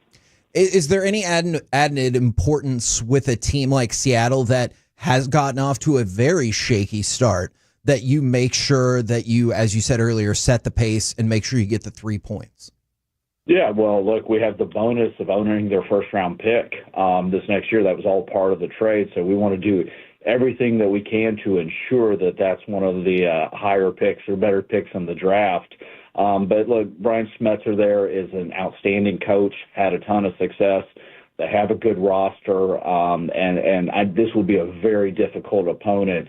But I think the number one thing for FC Dallas is to get out of the habit of giving up the first goal.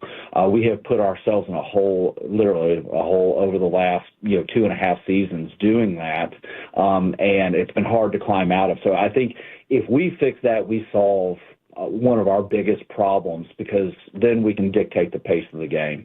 I don't know if you can speak on this just yet, but we got one of the semifinals for the 2026 Men's World Cup. And when I see 2031 Women's World Cup is going to be a joint United States-Mexico venture, I'm thinking that AT&T Stadium would be a fine venue for the final of that event. What do you say? I say you're right, sir. And there might have been some people in Zurich and Miami, that's where FIFA is located, that have already heard that from me. So I'm glad we have consistent messaging. Okay, good. I just needed to make sure before we went any further with our messaging. Thank you very much. The game, 7:30 Saturday night against Seattle at Toyota Stadium in Frisco. If you want to make your way out there, and we've said it a bunch, it's the best value in Metroplex sports. Mr. Hunt, thank you very much for jumping on with us. Yeah, thank you guys. Have a good one. Dude, it's always good to talk to him. He's fun. He's a fun guy to talk to, so down to earth. Now, he loves cards, too. Yes, he does. Kevin, I just got a text from my wife, Adrian. Okay. And this is a little bit of a brag. A little bit of a brag on our part. She said, we had a Tolo come in. She works at My Possibilities, where we do Peace-a-thon for every year. She said, we had a Tolo come in to volunteer today because he won something at Peace-a-thon and came in to pick it up. He said he's never volunteered anywhere before and works just down the street. So he decided, you know what? I've never done this before. I'm going to do this because my guys have been supporting them for so long. So we really appreciate that. Any Tolos out there that want to volunteer, need some volunteer hours, let us know. Yeah. There's always an opportunity. My Possibility is always taking that. So thank you very much. And then, Kevin, I don't know if you just saw Overshown wearing the number 0. Is that not the perfect person for his last name is an O. That's the perfect combination. Gilbert Arenas never made sense. But this is the perfect combo. Because it starts with an O. Yeah. Hey, as long as we're reading texts from our spouses, do I need to read this one from Jess? Looks like good weather outside, so you will have a short show. And I said, in Chicago? And she said, oh, I didn't have the heart to tell her also, she's been to the stadium numerous times here. She knows we have a retractable roof. What? So the weather wouldn't be an issue here either way. It does look, Kevin, the weather up in Chicago looks like it has now moved back. The rain has moved back to around 2 o'clock. So we'll see how things go. That was really fascinating that Boach said we tried to get the game moved earlier up. Yeah, so they would miss that window, but they just couldn't get it done. And we'll talk with Jared Sandler a little bit later, but keep in mind, one of the things that Boach, he didn't say flat out, but really heavily alluded to, that if Wyatt does need a minute, then perhaps Duran pops right back up with a big club to help fill some of that void. We're the KNC Masterpiece right here on 105.3 The Fan. Coming up next, segment I'm not looking forward to. Puck around and find out. After the Stars fell apart last night, is Dallas still the Stanley Cup favorite? We'll see. Next on The Fan. Full KNC Masterpiece shows available anytime on the Odyssey.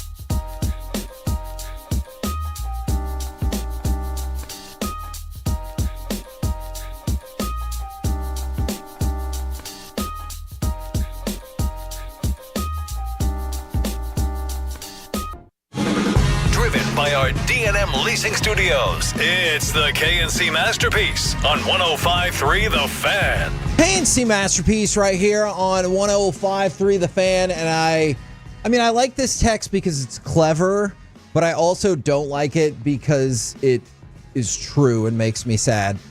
From the 903, literally the Stars pucked around and found out last night. They absolutely did last night. You can't. That was atrocious. I want to know, not the amount of times that a team has lost in that way. Okay. But I want to know the amount of times a team has put away an empty netter and lost. I get what you're saying. In this situation, it feels like once you get the empty net goal, you've capped everything off. You're good to go. All right, guys, let's go ahead and pack it in. The empty netter. If we go empty net again, they're probably going to score again. It's just going to be out of reach. How many times that has happened? Because last night it just seemed like Stars did that and went, okay, we've done it. And with 50 seconds left, there's no way they can come back. And it seems like the times that I've cursed the Stars, when I've said, guys, there's no way they can score 2 goals in this amount of time. Yeah. And they were like, we'll show you. And it happened. Well, look, ESPN stats and research did the work for part of that. Not the part that you're looking for right there. I will have to work on that. I'm always asking weird things. The Canucks are the first team in the history of the NHL to overcome a 3-goal deficit in the final minute of regulation. Now, I didn't say the first team this year. I didn't say the first team this decade, this century. The first team in the history of the NHL to overcome that deficit in the final minute. Pete DeBoer, this is really the only thing that you probably can say afterwards. I've won and lost a lot of games in this league. I don't think I've ever lost one in that fashion before. You haven't. No, because nobody has. Yeah. Exactly. In the history of the NHL. The Jamie Benn, he said the game should have been wrapped up. We should have found a way to get it done there. That loss is unacceptable. Kevin, and I know Stars fans that watch every single game have probably seen it frequently in his time, but I've only seen it twice in his time. Once was the Coyotes game where we ticked him off so much that he furiously snapped a stick in half. Right. And then last night he was so ticked off that he destroyed that stick on the goal. And I was like, I've seen that before. A lot of people may have been jarred by it. I've seen it happen. He does that. He's done that before in us. It's a shame, too, because there were so many elements of this game that we were fixing to like. I was liking. They were back. That was the feeling that I had, Kevin, was that was just a little blip in the radar over the weekend. And you know what? In the first 2 periods, you had not 1, not 2, but 3 power play goals. And we've talked about when this team is clicking. I'm sure you could argue this about a lot of NHL teams, but when this Stars team had especially been good with the turn of the calendar, is they had been really, really good on the power play. And that had led to just elevated play across the board. And then DeSmith was having a nice, tidy little game, even with the beginning of the 3rd period. And it all turned so quickly. By the way, I know you already know this, Corey. For people who don't, fresh episode of Spits and Suds out there wherever you get your podcasts if you want to take a listen to all of the breakdown of that game. Now, I wanted to stick with that, but kind of include something else. And by the way, let's go back to the power play for just 1 second. I made a note of this before. The Stars had been 1 for 13 in their last 4 games in the power play. So the fact that they excelled on the power play, you're like, great, we're feeling super good. Just pretend like the last minute of the game hasn't happened. And by the way, this is the first back-to-back home games that they've lost since December. So you talk about wanting to peak at the right time. Like, it absolutely feels like the Stars are cratering at the wrong time. From the 972, didn't you guys just make a statement yesterday concerning historically bad stuff happening to your teams? Yeah. It just seems like when nobody's ever done this before, Dallas will. In some way, shape, or form. Maybe it's Texas, maybe it's the Rangers, but whatever it is, it seems to be our teams that we root for. This seems to happen to, and I hate that, Kevin. Like you're saying, I was feeling on that stretch where Wyatt couldn't not score. I was like, oh my gosh, this team, it's going to hit its stride right before the end of the season, and then you're going to add a couple elements to it that are going to make it even better. Yeah, and this little, as you said, crater that's kind of gotten in the way here does not make me feel any better. That being said, a game against Luzapeg and a win there, could definitely change my mind. All right. So let's talk about that facet of this whole deal. And by the way, look, Colorado could still I need to check the tiebreakers, but you're pretty much locked in at C2. You only need one more point the rest of the season to make sure that is the case. And by the way, St. Louis finally lost, so there's that. But take a look at Winnipeg. You both have 4 games left to go. Lose-a-peg, excuse me. So if the Stars win all of those games, you'll be up to 114 points. Okay. All right? Let's assume you have to beat Winnipeg in regulation. The Jets. So they get no points. So that puts them at 110, and here are their 3 other games. Anaheim, who's not good, and their season is over.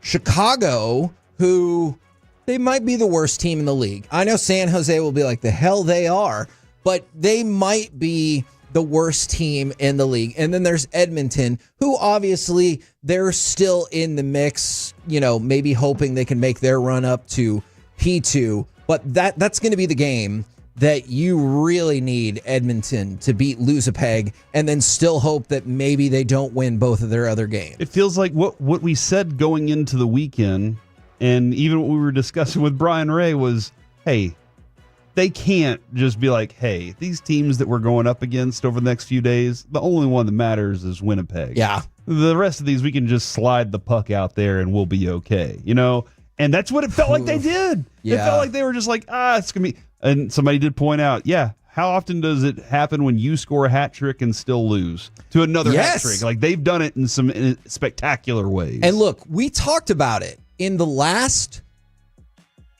8 games. The Stars needed to go 6-1-1.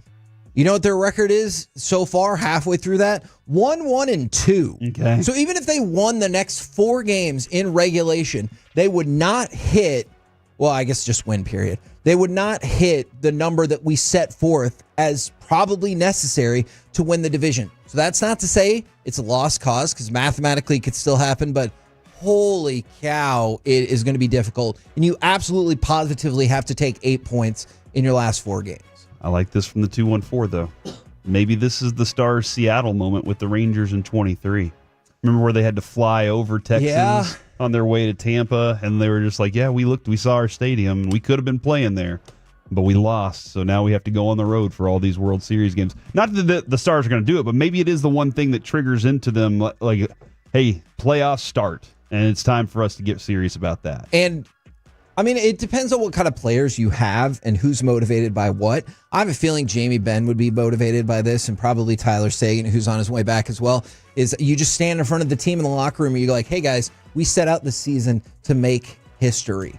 Guess what? You just did. We did. In the wrong way. You have the worst blown lead in the history of organized professional hockey. Now go do it in the other way. Yeah, exactly. Score the most goals in the history of professional hockey. Unless you want this to be what defines your season. And you still have 4 games to turn it around. And it's amazing how much these 4 games can change, right? Because let's say the Stars continue to sputter along and they end up losing to Colorado in the opening round of the playoffs. You could see that, right? You would look at that and be like, yeah, I guess the writing's kind of on the wall. But if you can go on a hot streak, if Winnipeg stumbles and you can get to C1, you'll have home ice throughout the rest of the playoffs. And obviously, there's a decent chance you end up winning the President's Trophy as well, President's Cup if you're fancy. And I hope that happens. It's not looking great right now. Kevin, it looks like the Montreal Canadiens scored 16 goals in 1920, 16-3 over Quebec. Man, whatever the Nordiques, the Bulldogs actually at the time. Oh, what? I did not know the next team at 15 goals, 15 goals in one game. The Minnesota North Stars did it. The Minnesota against the Winnipeg Jets, Kevin. Oh, you are kidding me right now. Go out there and score the most goals ever scored in a single hockey game and do it against Winnipeg, and then you're matching what you did before you stole that team from them. I would support that, but I will say, for the record, I would be okay if the power play just looks good and you win these last 4 games. I'll settle for that. I'll settle for that, You Corey. couldn't see my eye roll. I just saw. now. Yeah. I saw his eye roll. But here's the next part of my question. Yeah. And I'm really asking this before we get to Winnipeg. They scored 5 power play goals in that game, Kevin. See? So there you go. That could be the thing. The Dallas Stars right now are still a slight favorite to take the Stanley Cup. Actually, to be fair, this was as of yesterday afternoon, so maybe it changed. Yeah, it could. But that's just ahead of Florida, Colorado, Washington, Edmonton, Carolina. With the way this team is played, not that you don't think they can win the Stanley Cup, because I still do, but you wouldn't would you peg them as the favorite right now? Probably not, right? No, not based on how they just are playing in these 3 games. Now, 3 games before this, before these 3 games, absolutely, I would have been like, they're the ones. And I mean, it feels like St. Louis has been on this run that you're just like, when are they going to stop? And you're kind of concerned about what they're up to. But yeah, I think I wouldn't right now. Oh, I guess St. Louis did lose. That's nice. Yes. Yeah, so that's a nice thing. All right, I have good Stars news for you. But because they failed us last night, to get to the good Stars news, you need more bad news first. No, that's not necessarily how it has to be. You don't want to hear the good news about Miro? Oh, yeah, I do. Okay, then first, here is your punishment that you have to do. I want to hear the good news without the bad. Give me cut number 2 first, in case you forgot about the historic nature of the Stars' collapse last night. Here's a reminder from Sportsnet. Quinn Hughes, 10 seconds left. His shot. Oh, Hroy dismissed at the side. They score! Hughes Sooners got another one. Can you believe this? The Canucks, 3 straight goals in the final minute, and the game is tied at 5. Remember, the good news on the other side is about Miro. Give me cut number 1, because it's important. He better be back that tonight. You remember, well, they don't play tonight, and so he won't be back tonight. But remember how badly this game went. Oh, check away by Harley. He then gets knocked down. Play goes on and scored by Sherwood.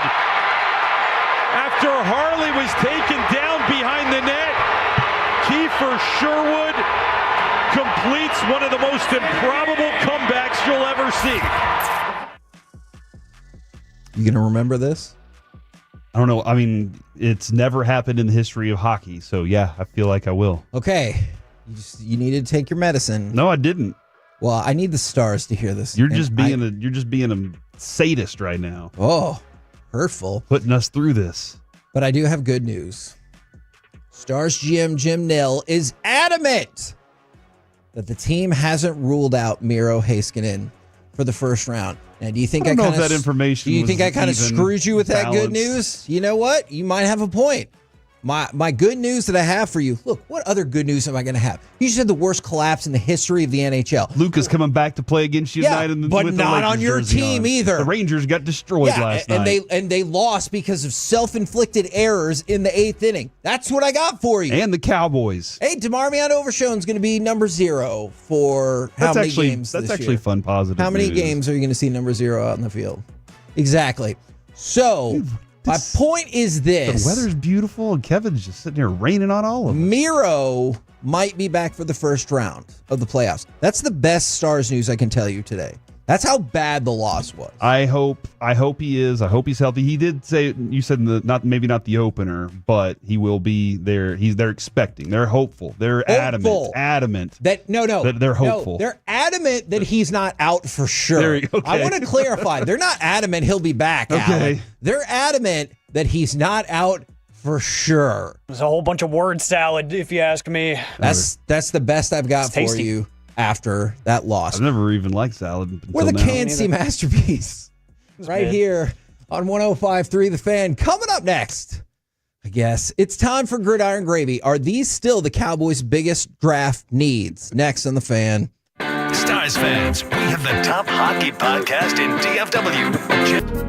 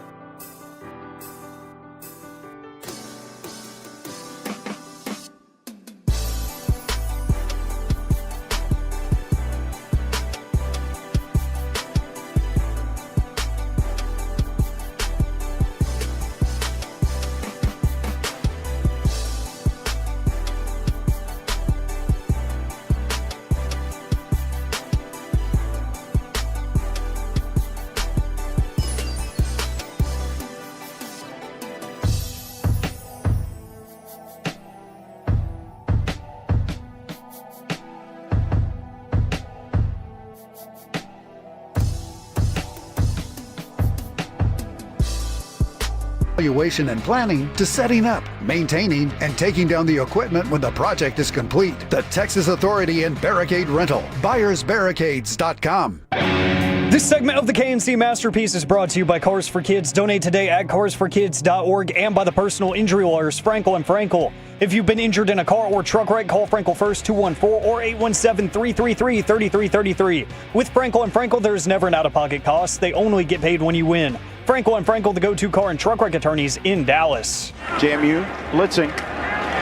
Hampton gets through to the second level and into the third level, stays on his feet in the end zone for a touchdown, a 15-yard score.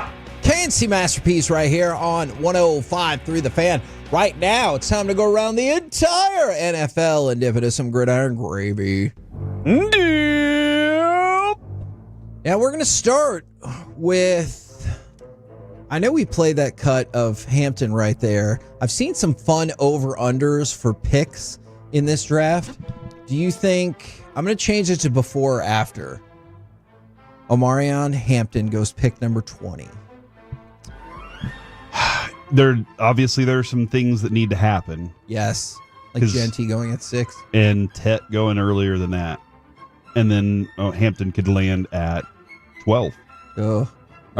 Which... obviously, like listening to Dane Brugler this morning with Choppy and Bobby, he was like, I still think with as deep as this draft is, Hampton's later than that. Yeah. He said for my value purposes. But I'll say later. Okay. Well, let me ask one more. As long as we're at it, I'm really enjoying looking at some of these. Before or after? After. Ashton Genty at pick 8. Do you think it's before? Because you think he's going to the Raiders? Yeah, I do. Now, I even saw a mock draft last night, and I know you love mock drafts. At this point, they're fine. That had the Bears taking Ashton Genty. And I was like, whoa, all right. So, because they're at 5. They would be at 5 in that instance, and taking them right before the Raiders. So Hampton is visiting the Steelers today. Quinn Ewers is visiting the Colts today. Yesterday we told you that Travis Hunter was the betting favorite at pick number 2. So that would go Ward, then Hunter. Abdul Carter is the favorite to go 3rd overall in the draft. So I think one of the fascinations of this entire draft obviously is going to be who's at pick number 2, but then also where Shedeur Sanders is going to go, because he is visiting with the Raiders today. And I know that's caught some people by surprise because the Raiders are outside, or excuse me, he also visited the Steelers. He is visiting the Raiders today, but he also visited with the Steelers, who are outside the top 10 and even outside the top 20. This is a smart move, I think, though, because you never know which teams might try to trade up. I am of the opinion that if you know you don't know you're going number 1, you should visit with plenty of other teams. Yeah. Oh, absolutely, dude. Absolutely. Find out every place you'd like to land, and maybe I could see that. Because maybe even it's not just where you get drafted, but maybe you get an opportunity like Milton did. Hey, where do you want to go? We'll try and give you the best place to go. He's like, I want to go to Dallas. And so you think Shedeur after this year is going to request a trade? I'm not necessarily, but I think it's a smart decision on I agree with you. Where you want to be. Now, again, if you're visiting in the spring, sometimes the weather isn't very conducive to what it's going to be in football season. So you show up and you're like, hey, that's a good point. What happened? Chicago was really nice that day that I showed up here. And they're like, oh, yeah, it's not winter time yet. So do you think if you're a really savvy player, you'd schedule your own group of visits to the team that teams you identified would be low or high in the draft? Yes. And be like, I'm going to go visit them in November. Yeah. Really kind of see what it's really like here, or even December. Okay. Interesting. Now, or January. Okay. I get it. Mid-February, maybe. The winter months, Kevin. Nashawn Wright has signed with the Bears. What? He just got cut yesterday. I know. We had a little fun with how shocking it was that he got cut. Well, guess what? He was immediately picked up by the Bears. I still think, and I thought this when he was drafted, that he was one of those guys that they looked at on the chart and they were like, all right, he's tall and long. We're trying to get taller and we're trying to get longer and faster. Let's get that guy.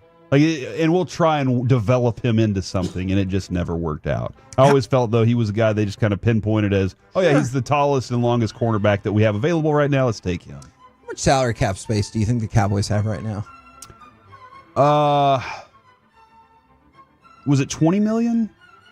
Is that your official guess? I'm going to go with $20 million. Alec, how much salary cap space do you believe the Dallas Cowboys have? $21 million.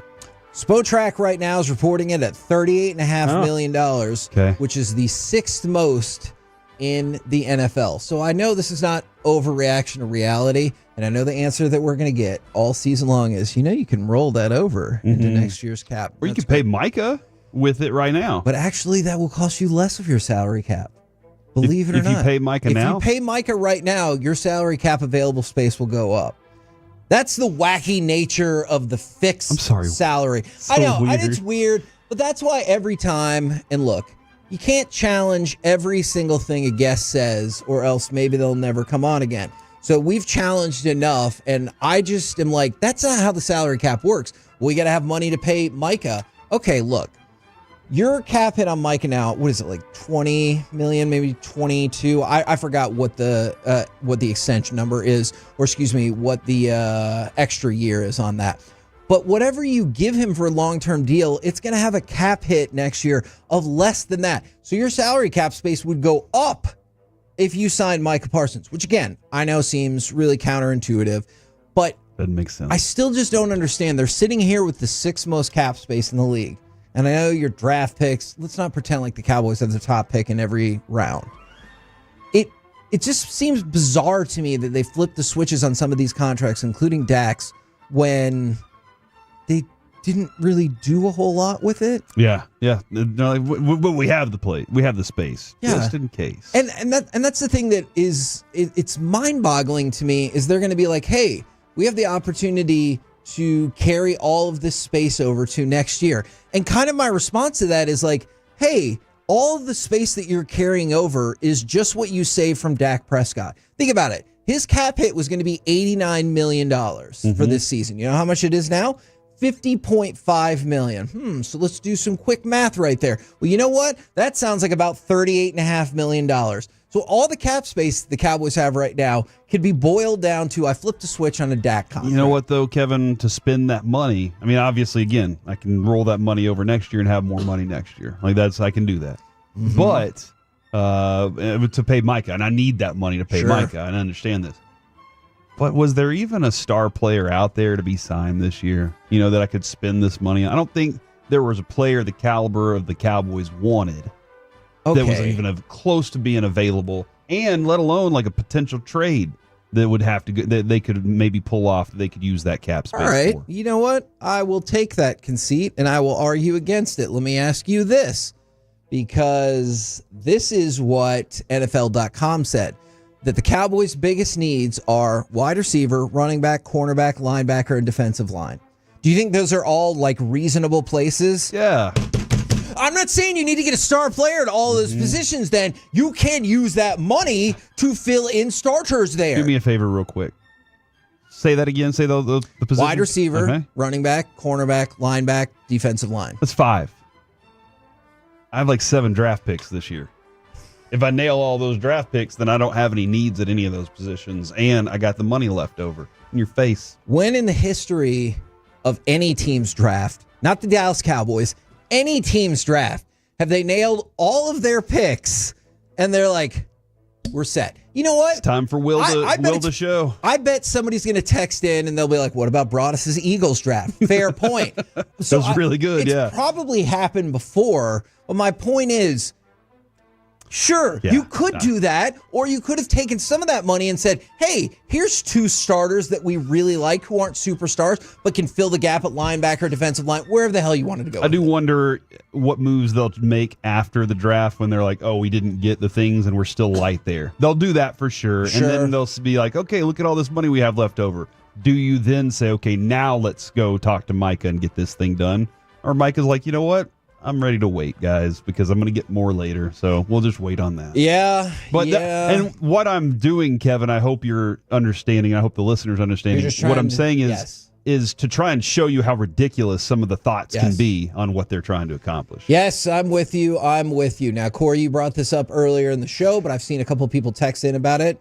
DeMarvion Overshone is, in fact, going to become the first Cowboys player to wear number 0. Somebody said, Kevin, based on what you were just saying, in the history of the draft, hey, history can happen. Ask the stars about it. So you put us through that earlier. That's a good point. That is is a very good point. It happens. Hey, guys, don't worry about any of this. We're going to trade. Nico's going to trade Dak, CD, and Micah for Aaron Rodgers. You know what? He's a free agent right now. You can go sign him. Nico doesn't run those teams yet. Just wait. Yet. But yeah, DeMarvion Overshone. That's cool, man. That wear number 0. That's cool for him. I hope he can. I just want him to be healthy and on the field because that dude is an electric playmaker when he's on the field. It's just, we've seen these things happen before. What do they say, Kevin, about injured players? They get hurt. They get injured. Actually, you know what? Matthew Golden will be here to visit with the Cowboys tomorrow. He is still an underdog, but not as much as you might think, to be the first wide receiver drafted. And the way they've set these up is they don't count Travis Hunter as a wide receiver or a defensive back. They're like, you know what? He's a special player. Athlete. We're not counting it. Yeah. So first wide receiver drafted that's not Travis Hunter, because he is not included, is Tet McMillan at -180. But Matthew Golden, not too far behind, at +125. I know we've talked about Ted a lot. What do we feel about Matthew Golden if that ended up being the pick at 12? So not trade down or anything like that. He is a dynamic receiver. He's explosive in and out of routes. He can be the type of dude that you're like, all right, he's my guy. I think Tet's a little bit of a more complete receiver at this point and gives you a little more at 6'4", a little more to work with. But the speed and the route running ability of Golden is something you'd love to have on your team. So I'd be okay with it. I'd be okay with it. You don't sound pumped. I'm a little different when it comes to undersized players in the NFL. I feel like a lot of times undersized players are kind of bit guys or gadget guys. Tyreek Hill may be the exception to the rule, although Tyreek Hill's best play is his speed, and that has really less to do with his size. But most of the time, if you're taller and longer, bigger and stronger, you have an advantage when you line up. And so that's where I am on that is, does the speed of Matthew Golden burst past all these secondary players, or is Tet the main option because he's got a size advantage over most everybody and is a great hand catcher? From the 903, who did it better, Duke's collapse or the Stars collapse? It's definitely the Stars because it's never happened before. Duke's was pretty bad. Houston's was pretty bad. So all of those are fair things to throw out there. All right. And by the way, I guess I don't view it this way at all. From the 972, enough of the Nico hate. I don't really view that as hate at all. Just kind of, poking joke fun. jab. Yeah, poking fun at him. Joke jab. Now, you've made reference to this off air. You talked about Dane Brugler being on with us this morning. The Beast came out today. I love it. For people who are not familiar, Corey, can you give a quick synopsis on what the Beast is? So the Beast in history has been, you could print it out. It's like 300 pages long of the most in-depth information on every single person he expects to be involved in this draft. And I think he even goes a little further. This year includes more than 400 player profiles, rankings for nearly 2,700 prospects. So that's interesting. So 400 player profile, lots of profiles out there. Gives you a great breakdown. Gives you every single number you're looking for, height, weight, all the measurables that you got in the combine. Everything's included. And then he gives you a little write-up on where he thinks they fit, where he has them kind of ranked. I listened to them this morning, too. He was like, listen, my board is my feeling on where those players rank. My mock draft is what I'm hearing from other people. Okay, and so when you're looking at these things on the Beast, I think it's a great tool. And we've used it for many years, even when we were on nights doing the coverage there. I did really like seeing all the people that were excited, and they're like, "Hey, happy Beastmas!" or Happy Beast It's all, Eve yeah, it and is everything cool. like that. Dude, it's an exhaustive amount of work that he does. No doubt. And I appreciate it and respect what he does. We're the KNC Masterpiece right here on 105.3 The Fan. Coming up next, let's talk with Mavs beat writer for the Dallas Morning News. It is Mike Curtis next right here on The Fan. Coming up in the next G-Bag Nation, a Wednesday show will be on after Rangers and Cubs.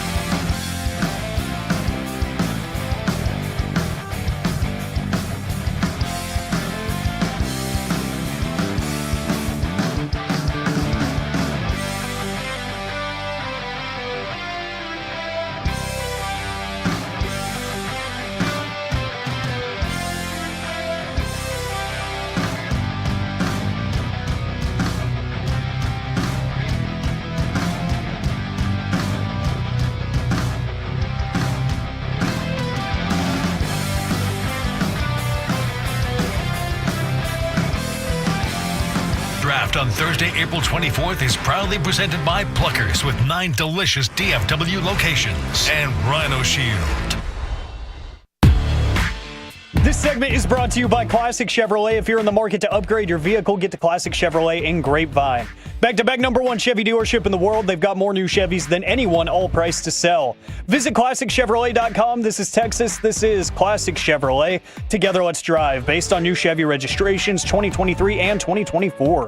Dončić has the ball, down by 2. There's the switch. Corbin out there. Dončić maneuvers for the lead. Got it! Got it! What a shot! Dallas has taken the lead. Those were in the better times. There were good times. KNC Masterpiece back here on 105.3 The Fan. Lakers, Mavericks tonight. Luka back in the DFW right now. Let's talk about it with Mavs beat writer for the Dallas Morning News. It is Mike Curtis. Good morning, sir. Good morning. Good morning. Happy to be here. How's everything going? Well, look, we're putting a brave face on. Some of us have still not been able to move on with our lives, but I wanted to know if you think we should all take the tactic of Anthony Davis. Is he right when he says us media folks are making this game out to be bigger than it actually is? I don't want to say that. I think he has every right to say that, and that's his opinion. Obviously, he's the one that has to actually go through it and play the game. But I think when he said that, he's coming from it from the standpoint of, like, experience. He's had the experience of going back to a city and playing his first game. Obviously, as a member of the Lakers, he went back to play the Pelicans back in 2019. I think he scored 42 points in that game. So he has a good track record in those type of situations. But this is definitely something different type of circumstance. He requested a trade out of New Orleans. Luka Dončić, to my knowledge, did not request a trade out of Dallas. And they shipped him away in the middle of the night, just as he was getting healthy. Obviously, he was coming back a couple of weeks later. So it's definitely a different situation. But this isn't your typical game in April, regular season. It's definitely going to be one with heightened emotions, and I'm looking forward to seeing what's going to happen tonight. Yeah, that's the heightened emotions part of it from the Mavs side. What has been your feel on their own vibe inside that locker room about how they feel about Luka? I feel like they're saying all the right things, but is there any animosity there or anything that could be some dynamite tonight between them? I mean, inside the locker room, especially among his teammates, I know there's still love there, especially from the guys who have been here before. You mentioned guys like P.J. Washington, Kyrie Irving, Derek Lively, Spencer Dinwiddie spent a lot of time with Luka. Like those guys like Daniel Gafford, those guys still have they're still close. Yeah, they still talk.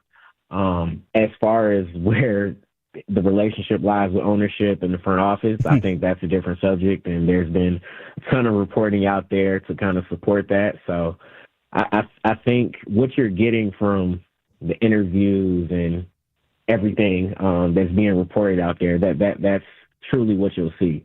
I think tonight, once you see the interactions on the court, that'll probably tell you a little bit more. How are guys approaching Luka? How are they reacting to each other? I'm pretty sure it'll be some chirping just because that's the nature of the game. But, I mean, this is what happens when guys switch teams. They come back and there's a little bit more competitive fire. You think about Najee Marshall. Every time he plays the Pelicans, he's talking trash to his old friends over there. But at the end of the day, he still enjoys, like, they're their guys. So it's going to be interesting to see how it pans out tonight. Or it's just kind of like the Phoenix Suns when they're talking among themselves, right? Because that team can't stand each other. Yeah, it could always be a little bit worse. I'll say that. There you go. The one of the things that we were kind of hoping for and were told about this trade, though, was that the defense would be better. That was the goal, was to really solidify the defense on this side of the ball. Have you felt that that's been that much of a change for this team? And I know they've been injured throughout this time, but is the defense looking like it's starting to get into that groove yet? I mean, we got a glimpse of it, a really small glimpse of the potential that this team could be defensively in Anthony Davis's debut. Obviously, they had 18, franchise record, 18 blocks in that game. And Anthony Davis was phenomenal in every aspect until he suffered that adductor strain. Ever since he's come back, and obviously Daniel Gafford and Lively are back as well, PJ has been in and out of the lineup, but there's been so much inconsistency from an availability standpoint that I don't think they've been able to gel as much as they should, as much as they wanted. And a guy like Caleb Martin, who was also brought over to be a big help on the defensive end, I don't think he's 100% with that hip injury either. So it just hasn't come to fruition at this point, especially with all the minute restrictions and guys not being able to be in the game for a consistent amount of time. I think once we see some continuity and consistency from that standpoint, then the defense will improve. But so far, it hasn't looked well, especially after giving up 130 points to the Clippers. Now, in terms of, like, I understand, we all understand all the storylines going into tonight's game, but the Mavericks hopefully probably look at simplistically as, hey, let's win this game and hopefully have home court advantage against the Kings going into the play-in, because I know that's still a long shot, but obviously you want to pick up these last 3 wins if you can to potentially at least make the 9-10 game more advantageous, right? Yeah, it's definitely going to be a long shot to get to the 9th seed in the play-in picture. Right now, they're 1 game behind the Kings. Obviously, if you win this game tonight, you're going to be half a game behind the Kings, and I think the Kings will play. Yeah, the Kings play Denver tonight as well. So a lot is going to be teetering on. They don't control their own destiny anymore, right? For lack of a better word. And you want to win this game, but if you win this game, you're in the play-in picture, solidified. Like, if you win this game, Phoenix no longer has a chance to make the play-in. So getting this game is very important. I think they're looking at that more so than just the emotions that's going to come with Luka Dončić returning. Now, you mentioned the Kings playing Denver, and, you know, we go back a few weeks to Taylor Jenkins getting fired. Now, yesterday, Michael Malone and Calvin Booth being told that he won't come back. You go back just a few years, Budenholzer, Vogel. Like, what has happened to the window that one would assume you would get after winning a championship, or even this year putting your team in the playoffs? Yeah, it's very interesting. I think a lot of these owners and just governors they have a short leash, and I think that they see a small window for consistency and pretty much championship level teams. We think about where this Denver Nuggets team was 2 years ago, and they were NBA champions. Obviously, things haven't gone as they wanted, especially post All-Star break. They just don't look like the same team. And obviously, the injury with Jamal Murray plays a big part in that, because he's their starting point guard and an All-Star caliber player right next to Jokic. But that fit with Westbrook, it's had its good moments, and we've seen it's had its low moments as well. Taylor Jenkins is another guy who's a really good coach, and I don't think the one thing about it, those guys served well in their positions. I don't think they'll be without a job for long, especially once the offseason rolls around.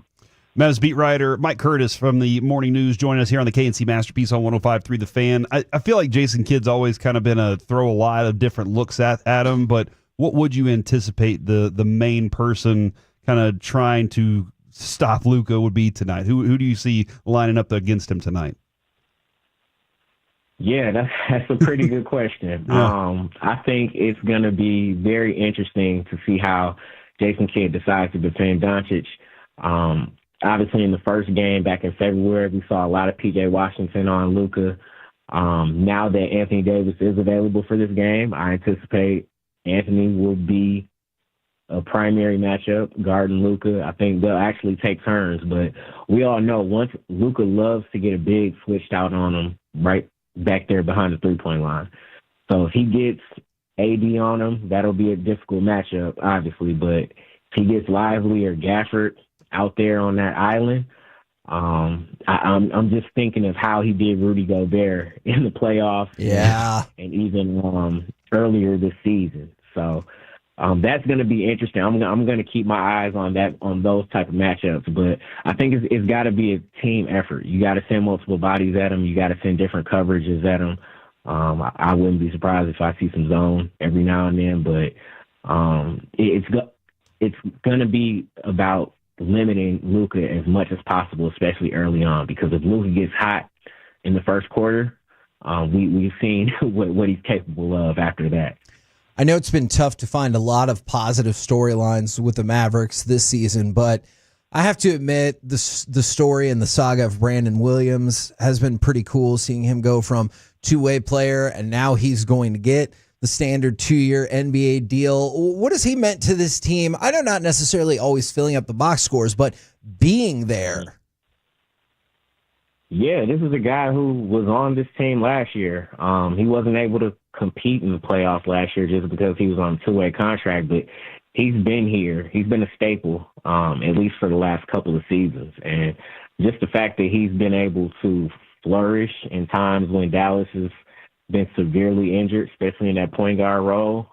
Immediately after Kyrie Irving went down with the torn ACL, he was thrusted into an opportunity where he really got to show what he's capable of. He's a guy who's very quick with the ball. He can finish at the basket.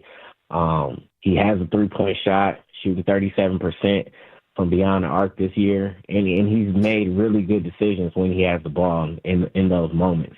Obviously, he's a smaller guard, so we all know the sort of disadvantages that come with being a smaller guard in this league, but you wouldn't be able to tell if you watch Brandon Williams play. And the fact that he's able to get that standard contract, I think he's served his role and position and exceeded expectations more than I think they thought that he would. And the fact that he hasn't been available for these last 4 games, they've needed him because all they have is Spencer Dinwiddie right now. But it's interesting because Dante Exum got upgraded to questionable for tonight's game. So I'm sure we'll get an update on his status during pregame with Jason Kidd's press conference.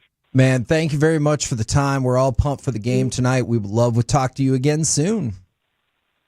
Thanks for having me, guys. Hope you enjoy the game tonight. Yes, sir. There you go. Mike Curtis right here on 105.3 The Fan. One thing I'm kind of curious about is how Kai's going to be tonight. What's he going to do whenever he sees I don't Luka? know. That'll be interesting. I do not know. Coming up next, let's talk with Texas Rangers broadcaster and the man who knows everything about baseball. It is Jared Sandler next right here on The Fan.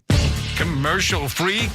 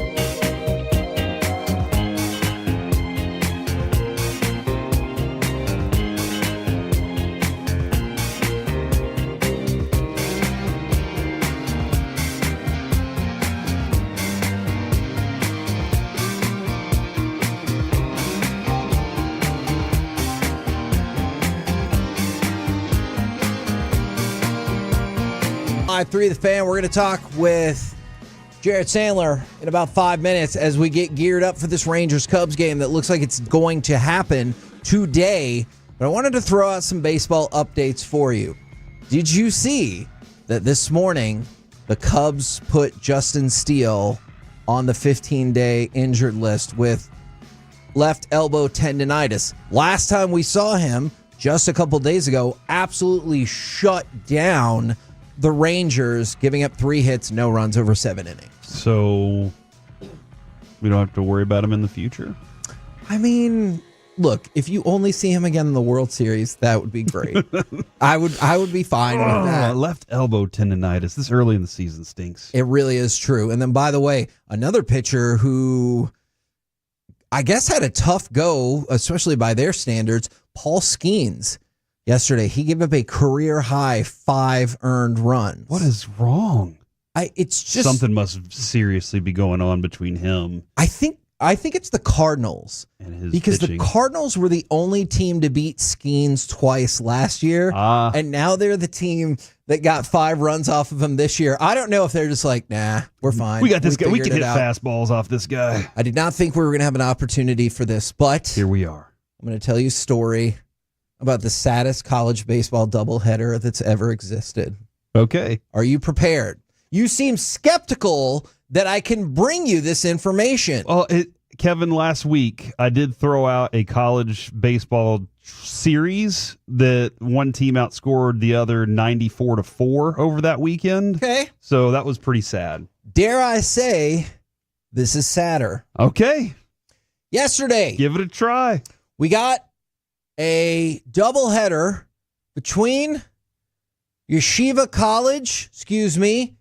University in Washington Heights versus Bronx Lehman College. Now, what makes this matchup so sad?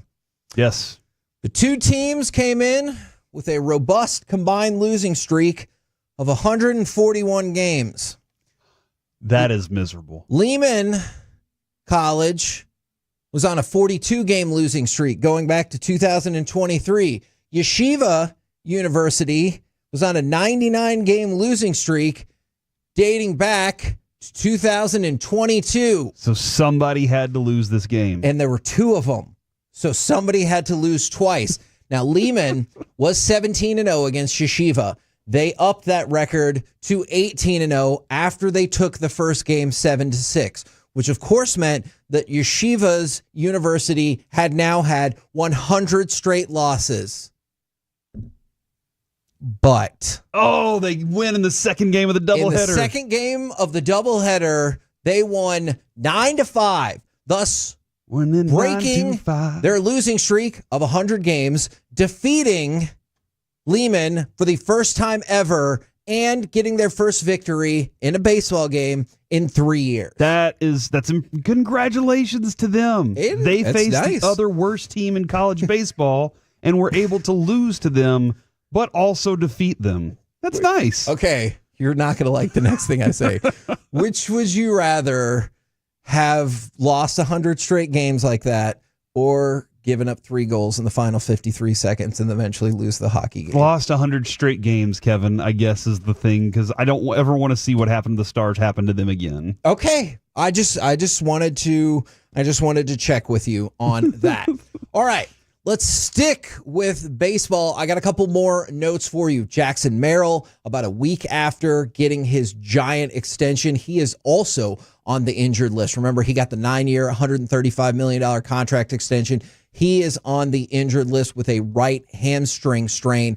And then for the Mariners, man, this was gross. Victor Robles, he got put on the 10-day injured list after a left shoulder dislocation. And there was some hope that, hey, maybe we can move this along and he'll be okay. But now they think he's going to be out at least 12 weeks. Oh, no. So 6 weeks to heal, 6 weeks rehab process. So the Mariners are saying they think he'll be out at least 12 weeks, and that is on the conservative side of it. It was a really rough injury, and you could kind of see, if you were really paying attention, you could see the shoulder dislocation. I don't know if people want to see that or not. Kevin, from the 817, when I was researching these two teams yesterday, I found something even sadder. Caltech baseball lost 228 consecutive games, and I went and looked it up. In 2013, Caltech ended their 228-game losing streak on a Saturday against Pacifica with a 9-7 victory. That's a decade. That's 10 years of losing baseball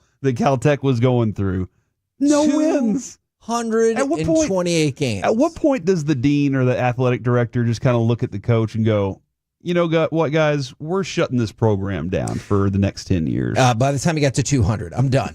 Right now, brought to you by Blue Nail Roofing. It is our Texas Rangers broadcaster and the man who knows everything about baseball, Jared Sandler. Good morning, sir. Good afternoon, sir.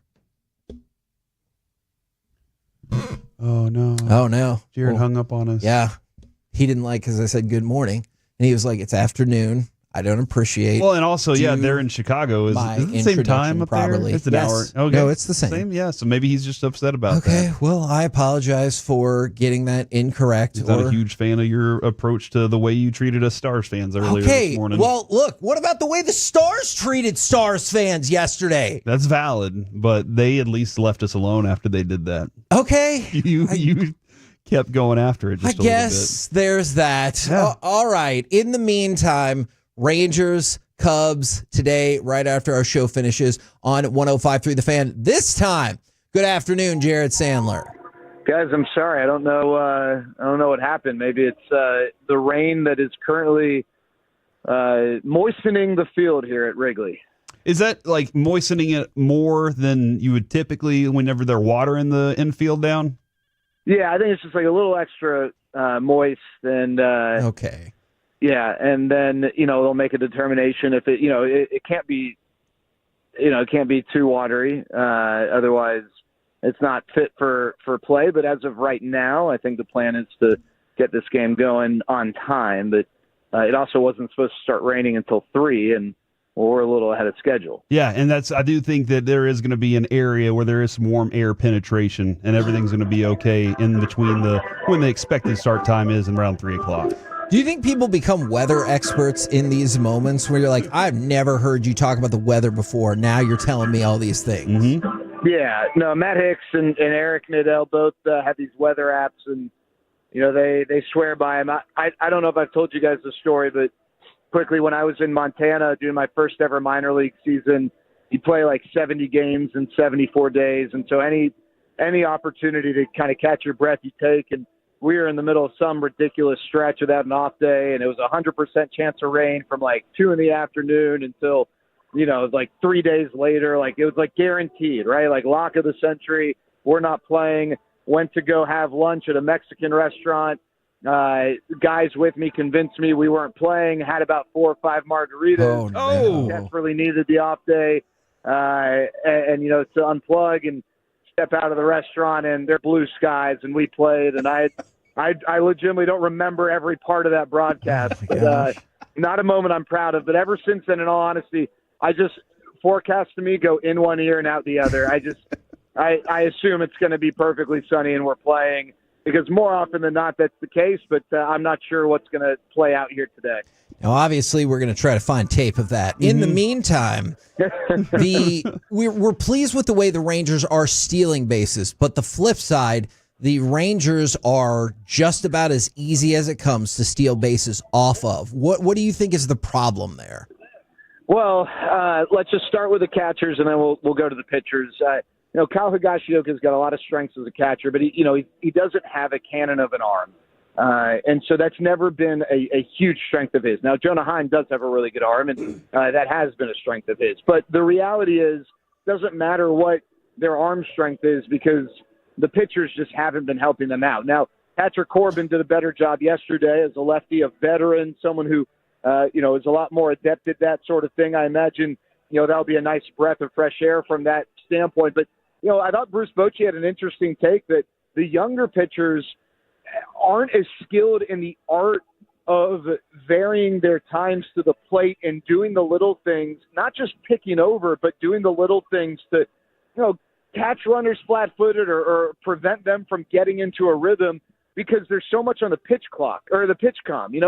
It's not just, hey, call fastball, slider, curveball, whatever. It's pick over, shake off. And they, there's a tendency to kind of rely on it and not think. And, pitchers before this technology, they were forced to not only think how they wanted to get the hitter out and think how they, were going to attack, each pitch, but think when there were runners, how they're going to go about controlling the running game. And there's not as much of that thinking going on. At least that's what Boch is suggesting. That makes sense. But at the end of the day, the pitchers need to do a better job of controlling the running game, because there are a lot of these stolen bases where the catcher just has not had a chance to make the play because of the jump that the base runner has been able to get. Now, it's kind of sounded like that might be the direction it went this morning when we talked with Boch, but it sounds like Wyatt Langford is out for today. And it really did seem like Boch was saying that if this is a lengthier hiatus, Ezekiel Duran will be back up to take that spot. Yeah. No, Duran, I think the other option we were talking about last night who would make sense is Dustin Harris because he's on the 40-man. And really, what you got to ask yourself is whenever a guy gets hurt, there are a lot of questions, but one, do I need a player who's going to play every day, or am I bumping up a guy that I already have on the roster, and thus I need a bench player? And if it's a bench player, you need someone who can fill roles, right? If it's an everyday player, then okay, you get the best guy. But someone saying, hey, why don't you get Justin Foscue up? He's been swinging it all right. Well, the problem is I don't know that there's an everyday role for Justin Foscue, and he doesn't really offer the assets you need in a bench player. So Ezekiel Duran's got that versatility. Dustin Harris as well, both guys on the 40. It seems like it would be Zeke, but yeah, the other option I think that made sense in this situation was Dustin Harris. But with Wyatt, I think the hope is that it's minor, but even if it's minor, it might require an IL stint just because the IL now is 10 days for position players. With a hard swinger like Wyatt, you just don't want to do anything to make it worse. So hopefully it's a brief stint. If they do need to make a roster move, you can get him back in a couple weeks. But that whack-a-mole feel really stinks, right? You get Josh Young back, and now you lose Wyatt. Yep. It would just be great to have, your core 5 guys all healthy at the same time. It really would, Jared. Thank you very much for the time. We will talk with you later. All right, fellas. Take care. Later, buddy. It does look like Rangers transactions. Wyatt on the 10-day IL.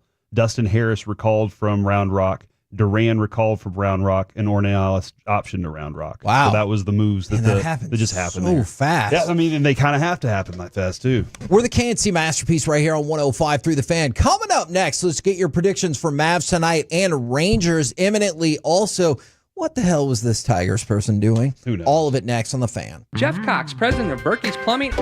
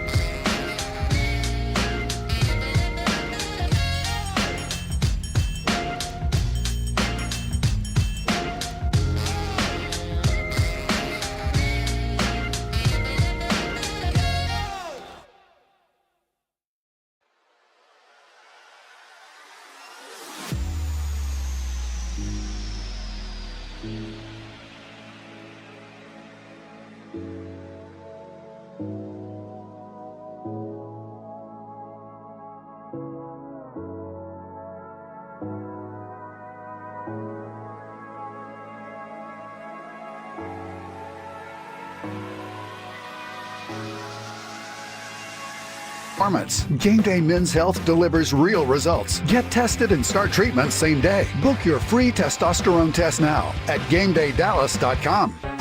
This segment of the KNC Masterpiece is brought to you by Cars for Kids. Donate today at carsforkids.org and by the personal injury lawyers Frankel & Frankel. If you've been injured in a car or truck wreck, call Frankel first, 214 or 817-333-3333. With Frankel & Frankel, there's never an out-of-pocket cost. They only get paid when you win. Frankel & Frankel, the go-to car and truck wreck attorneys in Dallas. KNC Masterpiece back here on 105 through the fan, leading you into Rangers Cubs, which for now is still set to go. So a variety of other things I wanted to go through with you. But one of the things, if you missed it on the other side, as Corey mentioned, we did get the MRI results back. Wyatt Langford is going on the 10-day injured list. This is good news at the minor league level. Is Evan Carter avoided serious injury after he took a pitch off his left hand, because if nothing else, like, what you absolutely don't want for him right now is to miss time. Like, I realize he's going to struggle and you hope he gets as much experience as possible, but an injury would really derail any opportunity for progress. That would be a huge setback, because what he's doing right now, and he's not having a lot of success in the minors right now. And that's true. That's frustrating. But what he is doing is he's trying to get all those types of at-bats that set him up for, hey, I'm back to what I looked like before. And even those at-bats that we're hoping that he gets left-handers in the minors, so he doesn't have to get those in the major leagues and really cost the team anymore. And then I take you to the Tigers, where I just don't understand why this keeps happening, but here we are. So Tigers executive Sam Menzin had to resign after a probe revealed that he allegedly sent unsolicited lewd photos to multiple women on the staff. He was the assistant general manager. I don't understand it for a couple of reasons, not the least of which is, what kind of bold confidence do you have to send an unsolicited picture like that to somebody? I've never understood it. Like, I never have understood it. Even most women I talk to are like, I don't want to even see it. Like, most women we hear from are like, don't send those. Like, what's the point in that? Like, even to my wife, I'd be like, I don't know about that. And like, just to people you work with that you're not in a relationship with or whatever. I feel like somebody's going to have to take a class after this. You know, somebody's going to have to take an online course or a little curriculum to teach them not to do that again. That is, although it seems like you should just know. My bad. It really does. But sometimes when I look at some of these questions on these HR models, I'm like, they really do think we're dumb, or they have to cover every possible basis. But all right, some people out there. That's true. Alec, real quick, can you give me cut number 8? What do you guys think Luka is going to put up tonight? And the Lakers with the basketball. Dončić well behind the three-point line, and Luka Dončić delivers another three. What is your stat prediction, or perhaps game prediction, for Luka against the Mavericks tonight? I feel like Luka's going to have, a good 35 points, probably, 30 of those in the first quarter. And then he'll kind of, because he does that typically, he'll cruise in the second part of a game. He's going to have 12 rebounds. He's going to have, I think he's going to have 11 assists too. I'm really interested in how LeBron's playing tonight, because I know you said, Kevin, he might not even have played last night. Yeah, but he did get out there. Yeah. And I also want to know where his emotions are, Luka's emotions, because he got ejected last night. And I wonder if that's kind of sitting with him a little more, and if he's going to walk into this thing kind of looking at it going, I'm too emotional, I can't handle it, and I'm probably going to get ejected again because I'm letting it take over. Alec, what do you think is going to happen this evening? I think somewhere in the range of 30 points is pretty reasonable. I know we were talking to Mike Curtis about it. It's just another game for some of these players. It won't be especially for Luka. AD. I did get what he was saying with that. Yeah, for Luka, there's still tension there. There's still hurt feelings. I think he's going to have 30 points, if not more. And outside of that, I think it's just totally up to the Mavs to try to stop everybody around him, because I think they're going to lose this game. Yeah, and if they lose that game, that could technically prevent them from clinching their spot in the play-in. It is still overwhelmingly likely. I believe the Suns would have to win their last 3, and the Mavericks would have to lose their last 3 for them to fall out of that and lose that opportunity. But once the Mavericks make it, if they make it, they could still be in the lottery if they don't make the actual playoffs, which I think is what I would predict, and I think a lot of people would predict. All right. We're the KNC Masterpiece right here on 105.3 The Fan. We're still going to be here probably on standby just in case the weather is problematic and we need to jump back in there and they're not ready for rain delay theater. Otherwise, coming up next, it is Cubs and Rangers right here on The Fan. Come back with us tomorrow. The KNC Masterpiece, 10 a.m. to 2 p.m. Full show right here on 105.3 The Fan. 1877 cars for